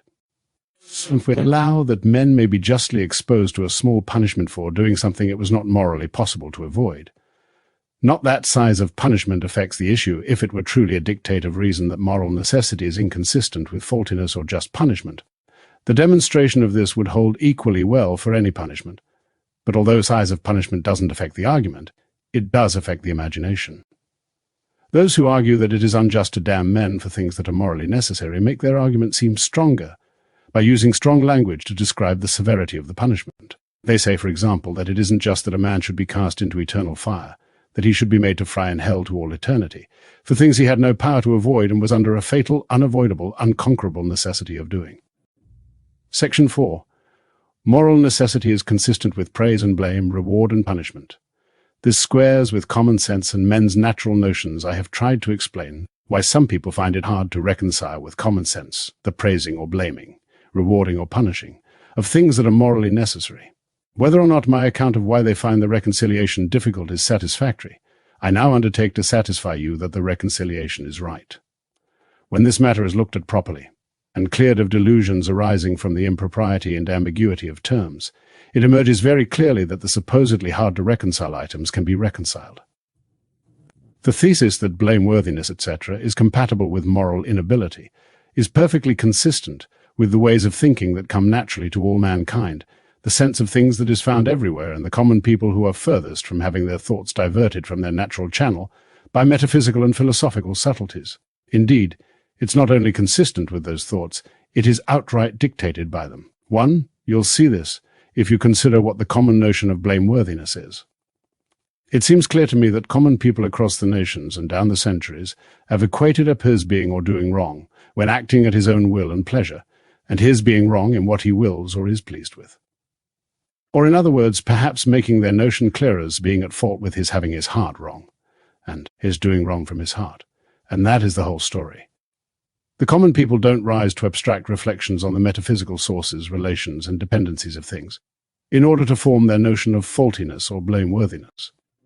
They don't, in forming their ideas of faultiness, etc., wait until they have refined their thought to the point where they can answer the questions. What first determines the will? Is it determined by something extrinsic or something intrinsic? Does volition determine volition? Does the understanding determine the will? Is there such a thing as metaphysicians mean by contingency, if they mean anything? Is there a strange, inexplicable sovereignty in the will, through which it brings about all its own sovereign acts by means of its own sovereign acts? They don't get any part of their notion of fault or blame from answers to any such questions as those, if the common notion of fault did depend on such answers 99.9%. Moral evil of the sort I have described, namely someone's willingly being wrong or doing wrong, resentment in others, and pain inflicted on the person in whom this moral evil is. This natural sense is what we call conscience. It's true that the common people and children in their notion of a faulty act by someone do suppose that it is the person's own act, but this comes simply from their notion of what he did, or even what he chose to do. That notion of theirs doesn't include the idea of an event's causing itself to occur, or of an event's occurring accidentally or with no cause. Edwards then repeats briefly why each of those leads to absurdity. It's also true that the common people in their notion of a faulty or praiseworthy deed do suppose that the man does it in the exercise of liberty. But their notion of liberty is merely that someone's having the opportunity to do as he pleases. They don't think of liberty as consisting in the will's first acting, and so causing its own acts, first determining, and so causing its own determinations, or first choosing, and so causing its own choice. That sort of notion of liberty doesn't occur to anyone except those who have darkened their own minds with confused metaphysical speculation and abstruse and ambiguous terms. If a man isn't blocked from acting as his will determines, or constrained to act otherwise, then he has liberty, according to common notions of liberty. And this doesn't involve that massively self-contradictory idea, the determinations of a man's free will are the effects of the determinations of his free will. Nor does the common notion of freedom bring in indifference or equilibrium. If it did, then the common notion would be receptive to the view that the greater the indifference with which someone acts, the more freedom he has in acting, whereas the reverse is true. According to common sense, the man who acts with the greatest freedom is the one who proceeds with the strongest inclination. 2. If the common sense of mankind maintained this, no one should be blamed or commended for any volitions they perform from moral necessity, any non-performance of volition that was morally impossible. Then it surely ought also to maintain this, the nearer someone's conduct is to coming from moral necessity through a strong antecedent moral propensity, or from moral impossibility through a strong antecedent opposition and difficulty, the nearer it comes to being neither blamable nor commendable. Edwards says in a footnote that he is assuming here that involve outright moral necessity, which none will deny, to see how those two should stand or fall together. Look at the analogous case of natural necessity and impossibility. As I have pointed out earlier, it is a plain dictate of the sense of all mankind that natural necessity and impossibility take away all blame and praise, and therefore, by parity of reasoning, common sense should also dictate that the nearer someone's conduct comes to being naturally necessary, and the nearer his avoiding it comes to being naturally impossible, the less praise or blame he deserves for that conduct. And that's just what common sense does say. Someone who would like to do some good thing X, but doesn't, is excusable to this to the extent that X would have been very hard for him to do. Well, if excusability wasn't affected by whether the impossibility was natural and against the will, or moral, residing in the will, then partial excusability wouldn't be affected by whether the difficulty, the approach to impossibility, was natural, against the will, or moral, residing in the propensity of the will. But quite obviously the reverse of this is true. When someone performs good acts of will, if they come from his strong propensity to good and his very powerful love of virtue, these being an approach to moral necessity, common sense says that he is not less but more deserving of love and praise, worthy of greater respect and higher commendation. And on the other hand, if a man performs evil acts of mind, for example acts of pride or malice, from an ingrained and strong habit of, or drive towards haughtiness and malice, this source of his conduct makes him not less but more hateful and blamable, more worthy to be detested and condemned. It is commonly supposed in many cases that good or evil dispositions are implanted in the hearts of men, but it is not commonly thought that men don't deserve praise or dispraise for such dispositions. This is despite that what is natural is undoubtedly necessary, because nature is prior to all acts of the will whatsoever. Consider, for example, a man who appears to be of a very haughty or malicious disposition, and it is thought that this is an aspect of his natural character. Common sense does not say that his haughtiness and malice, because they come from nature, are not vices or moral evils, that he doesn't deserve our disesteem or odium and dishonor, or that the proud or malicious acts that flow from his natural disposition are not fit objects of resentment. Rather the reverse, such vile natural dispositions, and the strength of them will commonly be mentioned as making worse the wicked acts that flow from them. Men at the height of their indignation will often comment on the bad conducts being natural for the person in question. They say things like, "It is his very nature. He has a vile natural temperament. Acting like that is as natural to him as breathing. He can't help serving the devil," and so on, and each of these expresses an intensifying of the resentment and blame. But it isn't like that with regard to any damaging or nasty things that anyone does or causes through natural necessity and against his inclinations. Where this version has that anyone does or causes, Edwards wrote that any are the subjects or occasions of. The meanings are close, but he may have been trying to avoid applying the full-fledged concepts of agent and cause to someone in a situation where he is governed by natural necessity. In such a case, the common voice of mankind will speak of the necessity as a full excuse. So it is clear that common sense relates natural necessity to judgments regarding the moral quality and desert of men's actions, in a vastly different way from how it relates moral necessity to those judgments. These dictates of men's minds are so natural and necessary that the Arminians themselves have probably never got rid of them. Take any one of their leading exponents. Let it be one who has gone furthest in defense of their metaphysical notions of liberty, and has argued most strongly against the consistency of virtue and vice with any necessity, and suppose him to be at different times in these two situations. A personally suffers greatly from the injurious. Acts of someone acting under the power of an invincible, haughtiness and malignancy of character. Note the word invincible. Edwards is presenting a case of someone acting from moral necessity. B, equally great suffering comes to him from wind. That blows and fire that burns by natural necessity. His natural common sense would lead him in A, to feel a resentment that he wouldn't feel in B, and his reaction would also be on the B side of the line if he suffered as. Much from the conduct of a man who was completely insane, Edwards perfectly delirious, even if his insanity had been brought about by some conduct that was his own fault. Some writers seem to sneer at the distinction we make between natural and moral necessity as though it were altogether irrelevant to this controversy. They say what's necessary is necessary, it's what must be and can't be prevented, and what's impossible is impossible and can't be done, so no one can be to blame for not doing it. But in this denial of a morally significant distinction, the Arminians are very unreasonable.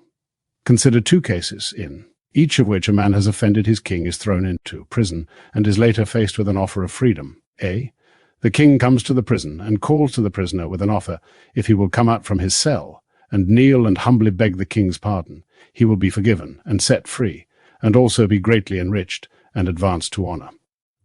The prisoner heartily repents of the folly and wickedness of his offense against his monarch, is thoroughly disposed to come out, bow down and accept the king's offer. But he can't come out because he is still locked in, confined by strong walls with gates of brass and bars of iron. B, the king comes to the prison and has this prisoner's chains knocked off and his cell door opened, and then makes the same offer as was made to the prisoner in case A. But this prisoner has a haughty, ungrateful, willful disposition, and when the compassionate king makes his offer, the prisoner is so stiff and proud and full of haughty malignity that he cannot be willing, Edwards's words, to accept the offer. His ingrained strong pride have complete power over him, and as it were bind him by binding his heart. The opposition of his heart has mastery over him, having a much stronger influence on his mind than do all the king's kind offers and promises. Now, does common sense allow anyone to assert and defend The thesis that these two prisoners are on a par so far as their blameworthiness is concerned, because in each case the required act is impossible. A man's evil dispositions may indeed be as strong and immovable as the bars of a prisoner with an offer. If he will come out from his cell, and kneel and humbly beg the king's pardon, he will be forgiven and set free, and also be greatly enriched and advanced to honour. The prisoner heartily repents of the folly and wickedness of his offence against his monarch, is thoroughly disposed to come out, bow down and accept the king's offer. But he can't come out because he is still locked in, confined by strong walls with gates of brass and bars of iron. B. The king comes to the prison, and has this prisoner's chains knocked off, and his cell door opened, and then makes the same offer as was made to the prisoner in case A. But this prisoner has a haughty, ungrateful, willful disposition, and when the compassionate king makes his offer, the prisoner is so stiff and proud and full of haughty malignity that he cannot be willing, Edwards's words, to accept the offer.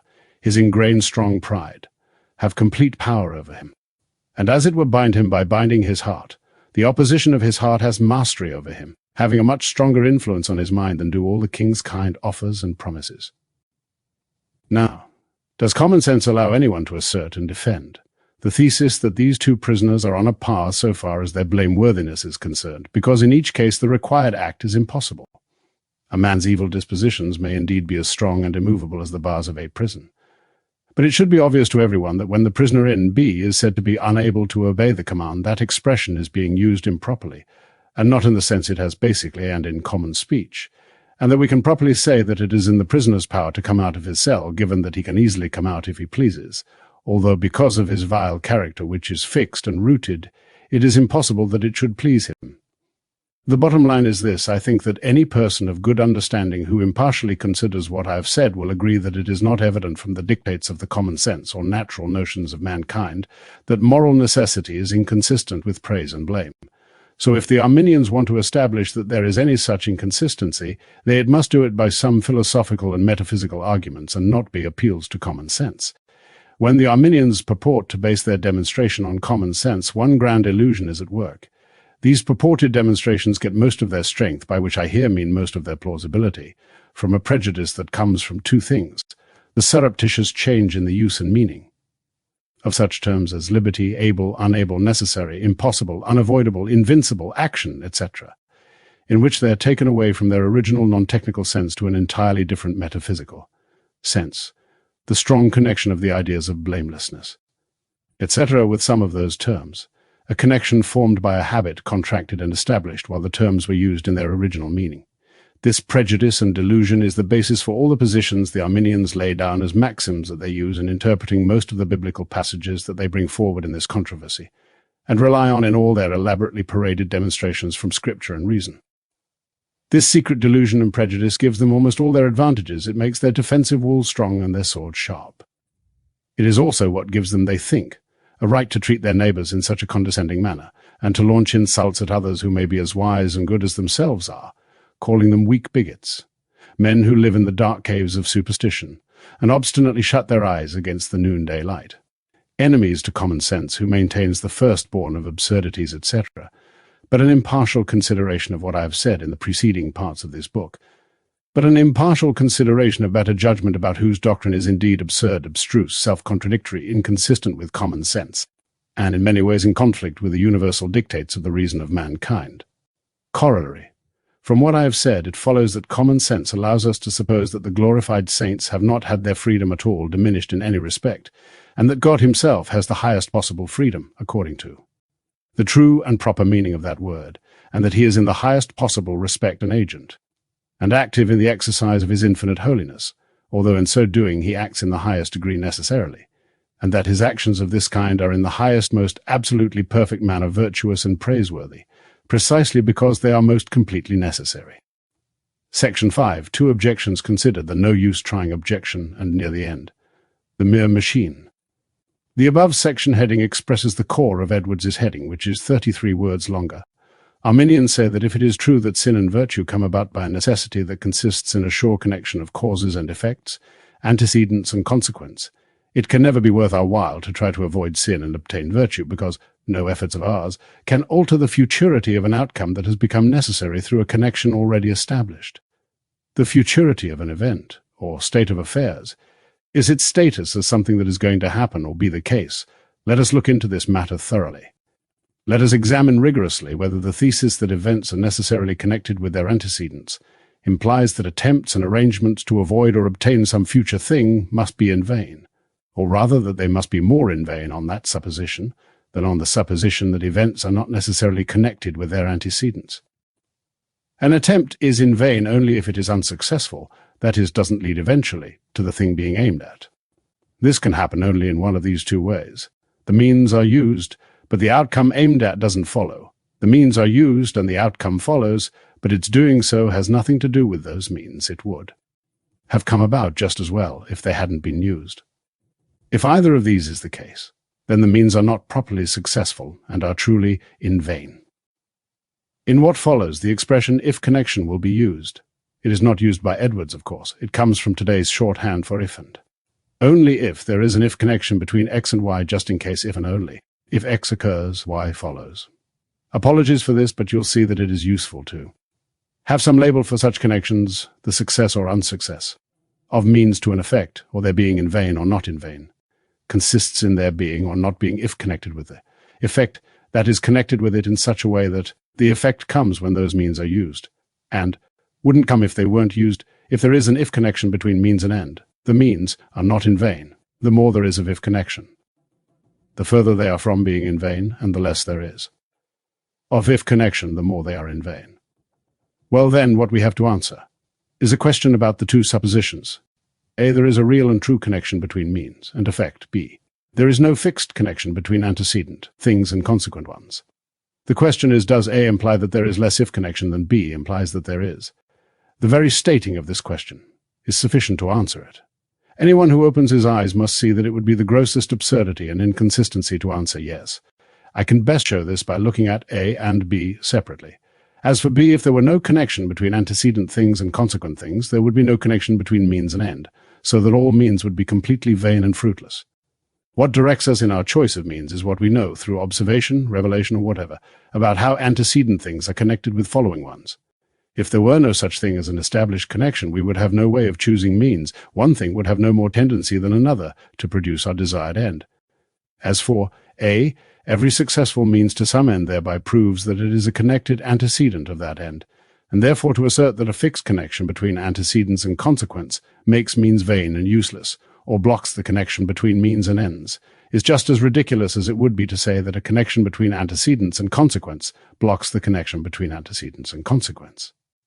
Suppose that the series of antecedents and consequence has been interconnected from the very beginning of the world, the connection being made sure and necessary either by established laws of nature or by these together occasional, special decrees by God, or in any other way, if there are any others. This supposition of a necessary connection of a series of antecedents and consequence doesn't threaten us with the conclusion that our means to our ends are in vain, because our means can be members of the series. Don't indeed. They must be members of it. They are events that really happen, so they belong to the general series of events. And the supposition we are working with here implies that our attempts to achieve our ends will be connected with some subsequent effects. And there's no obstacle to their effects being the very things we aim at.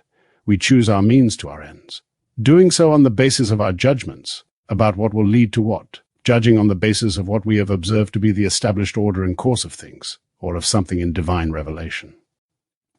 Suppose that a man's having his eyes open in the clear daylight with good organs of sight is really and truly connected with his seeing, in such a way that there is an if connection between his opening his eyes and his seeing, and that his trying to open his eyes is if connected with his opening them.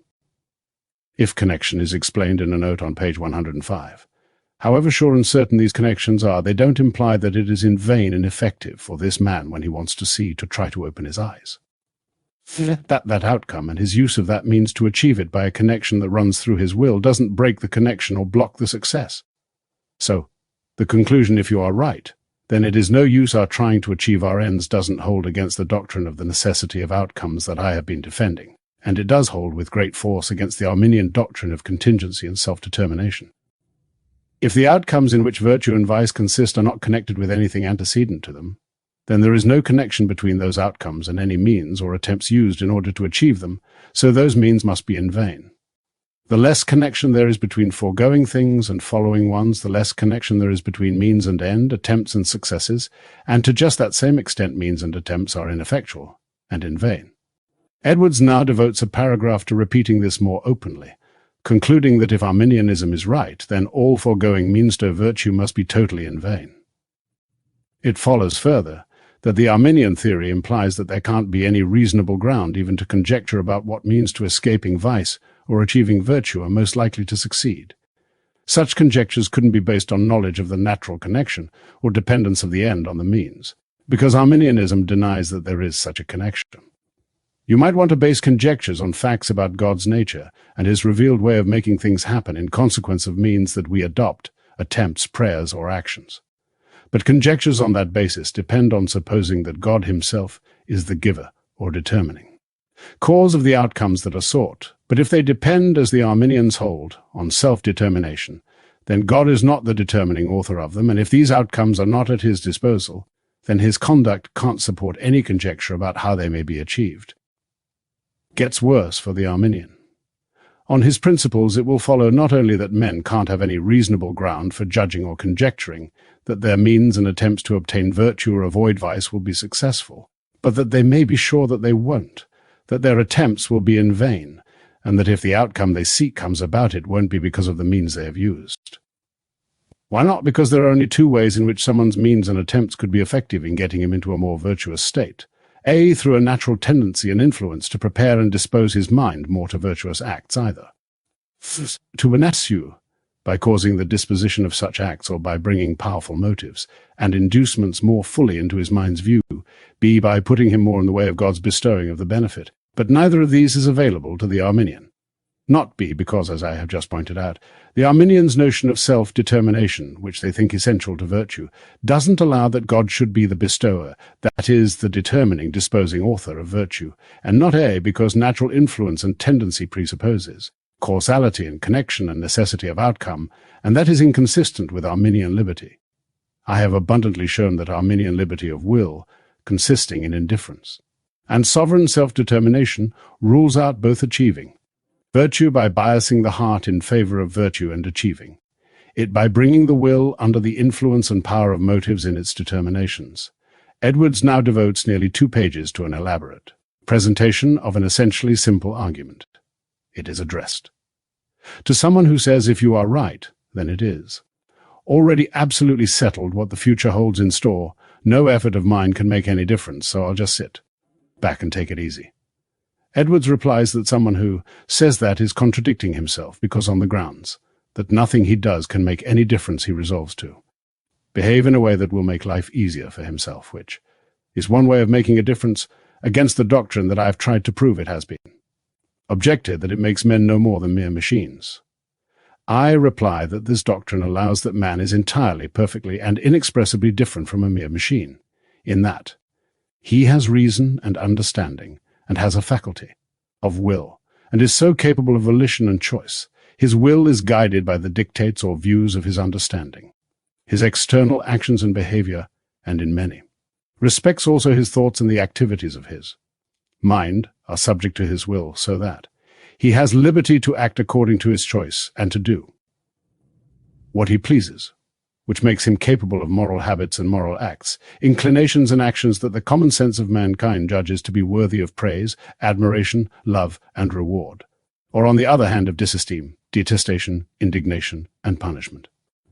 Those are all the differences from mere machines with regard to liberty and agency that count as any sort of perfection, dignity, or privilege, all the differences we could want, and all that can be conceived of, and indeed all that the claims of the Arminians boil down to when they are forced to explain themselves. For they are forced to explain what a self-determining power of will is by equating it with a power in the soul to determine as it chooses or wills, and that amounts merely to saying that a man has a power to choose, and in many instances can do as he chooses. This is quite different from that contradiction, his having a power to choose his first act of choice in the given situation. If their scheme makes any other difference than this between men and machines, it is for the worse. Far from supposing men to have a dignity and privilege above machines, Arminianism puts men lower in the way they are determined. Whereas machines are guided by an understanding cause, the skillful hand of the workman or owner, the will of man is left to the guidance of absolute blind contingency. Section 6. The objection that the doctrine defended here agrees with Stoicism and with the opinions of Hobbes, when Calvinists oppose the Arminian notion of the freedom of will and contingency of volition, and insist that every act of the will and every event of whatever kind is attended with some kind of necessity. Their opponents cry out against them that they are agreeing with the ancient Stoics in their doctrine of fate and with Hobbes in his opinion of necessity.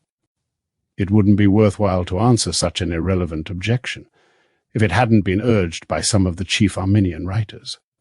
Many important truths were maintained by the ancient Greek and Roman philosophers, and especially by the Stoics, and they are not less true because those philosophers held them.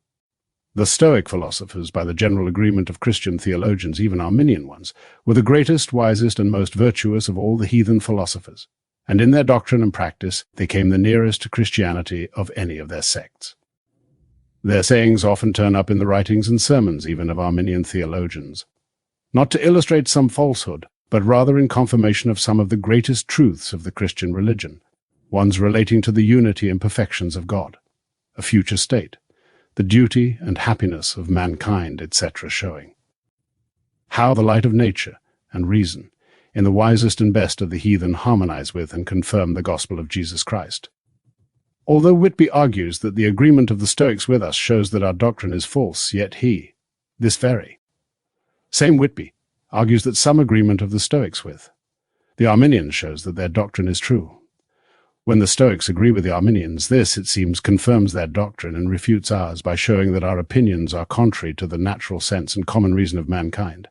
But when the Stoics agree with us, that is a great argument against us, showing our doctrine to be heathenish.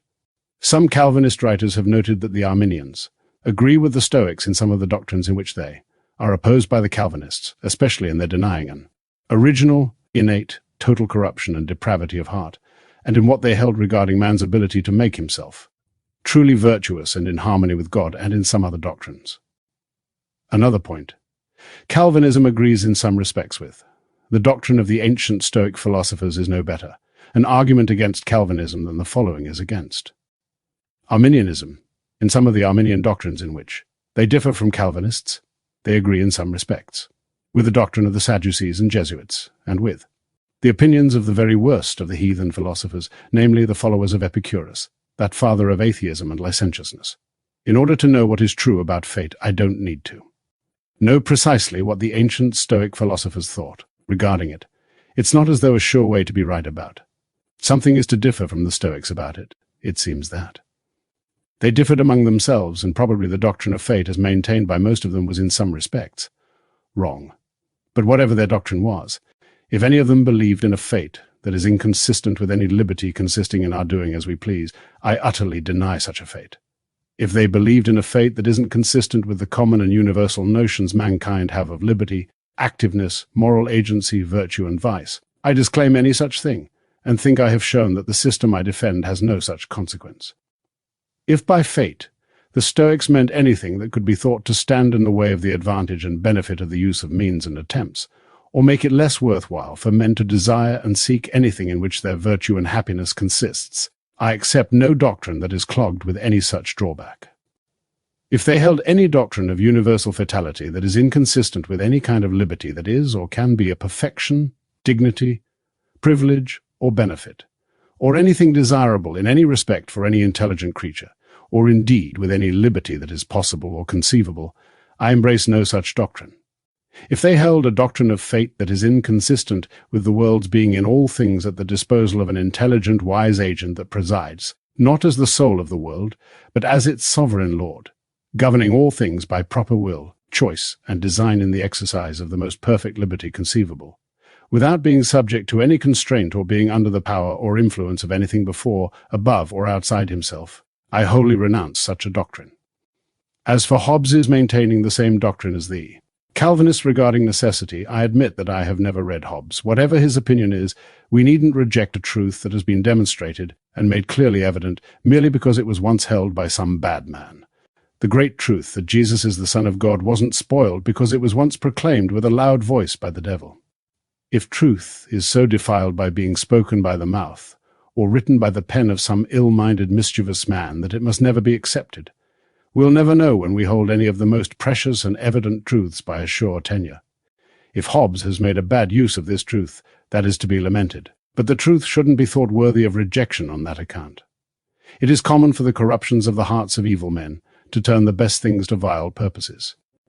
Dr. Gill, in his answer to Whitby, has pointed out that the Arminians agree with Hobbes in many more things than the Calvinists do, in what he is said to believe concerning original sin, in denying the necessity of supernatural illumination, in denying infused grace, in denying the doctrine of justification by faith alone and other things. Section 7. The necessity of God's will. Here is an objection that may be made against the position I have been defending. You say that the idea of a self-determining power in the will is absurd and self-contradictory, and that it must be the case that the will is determined in every case by the motive which, as it stands in the view of the understanding, is stronger than any motive for acting differently. If you are right about this, it follows that not only the will of created minds, but the will of God himself is necessary in all its determinations. Watts, in his essay on the freedom of will in God and in creatures, has developed this objection in the following words: "What a strange doctrine this is, contrary to all our ideas of the dominion of God. Doesn't it destroy the glory of his liberty of choice and take away from the world's creator and governor and benefactor, that most free and sovereign agent, all the glory of this sort of freedom, presumably meaning the glory of the sort of freedom that he actually has? Doesn't it seem to make God a kind of mechanical instrument of fate and,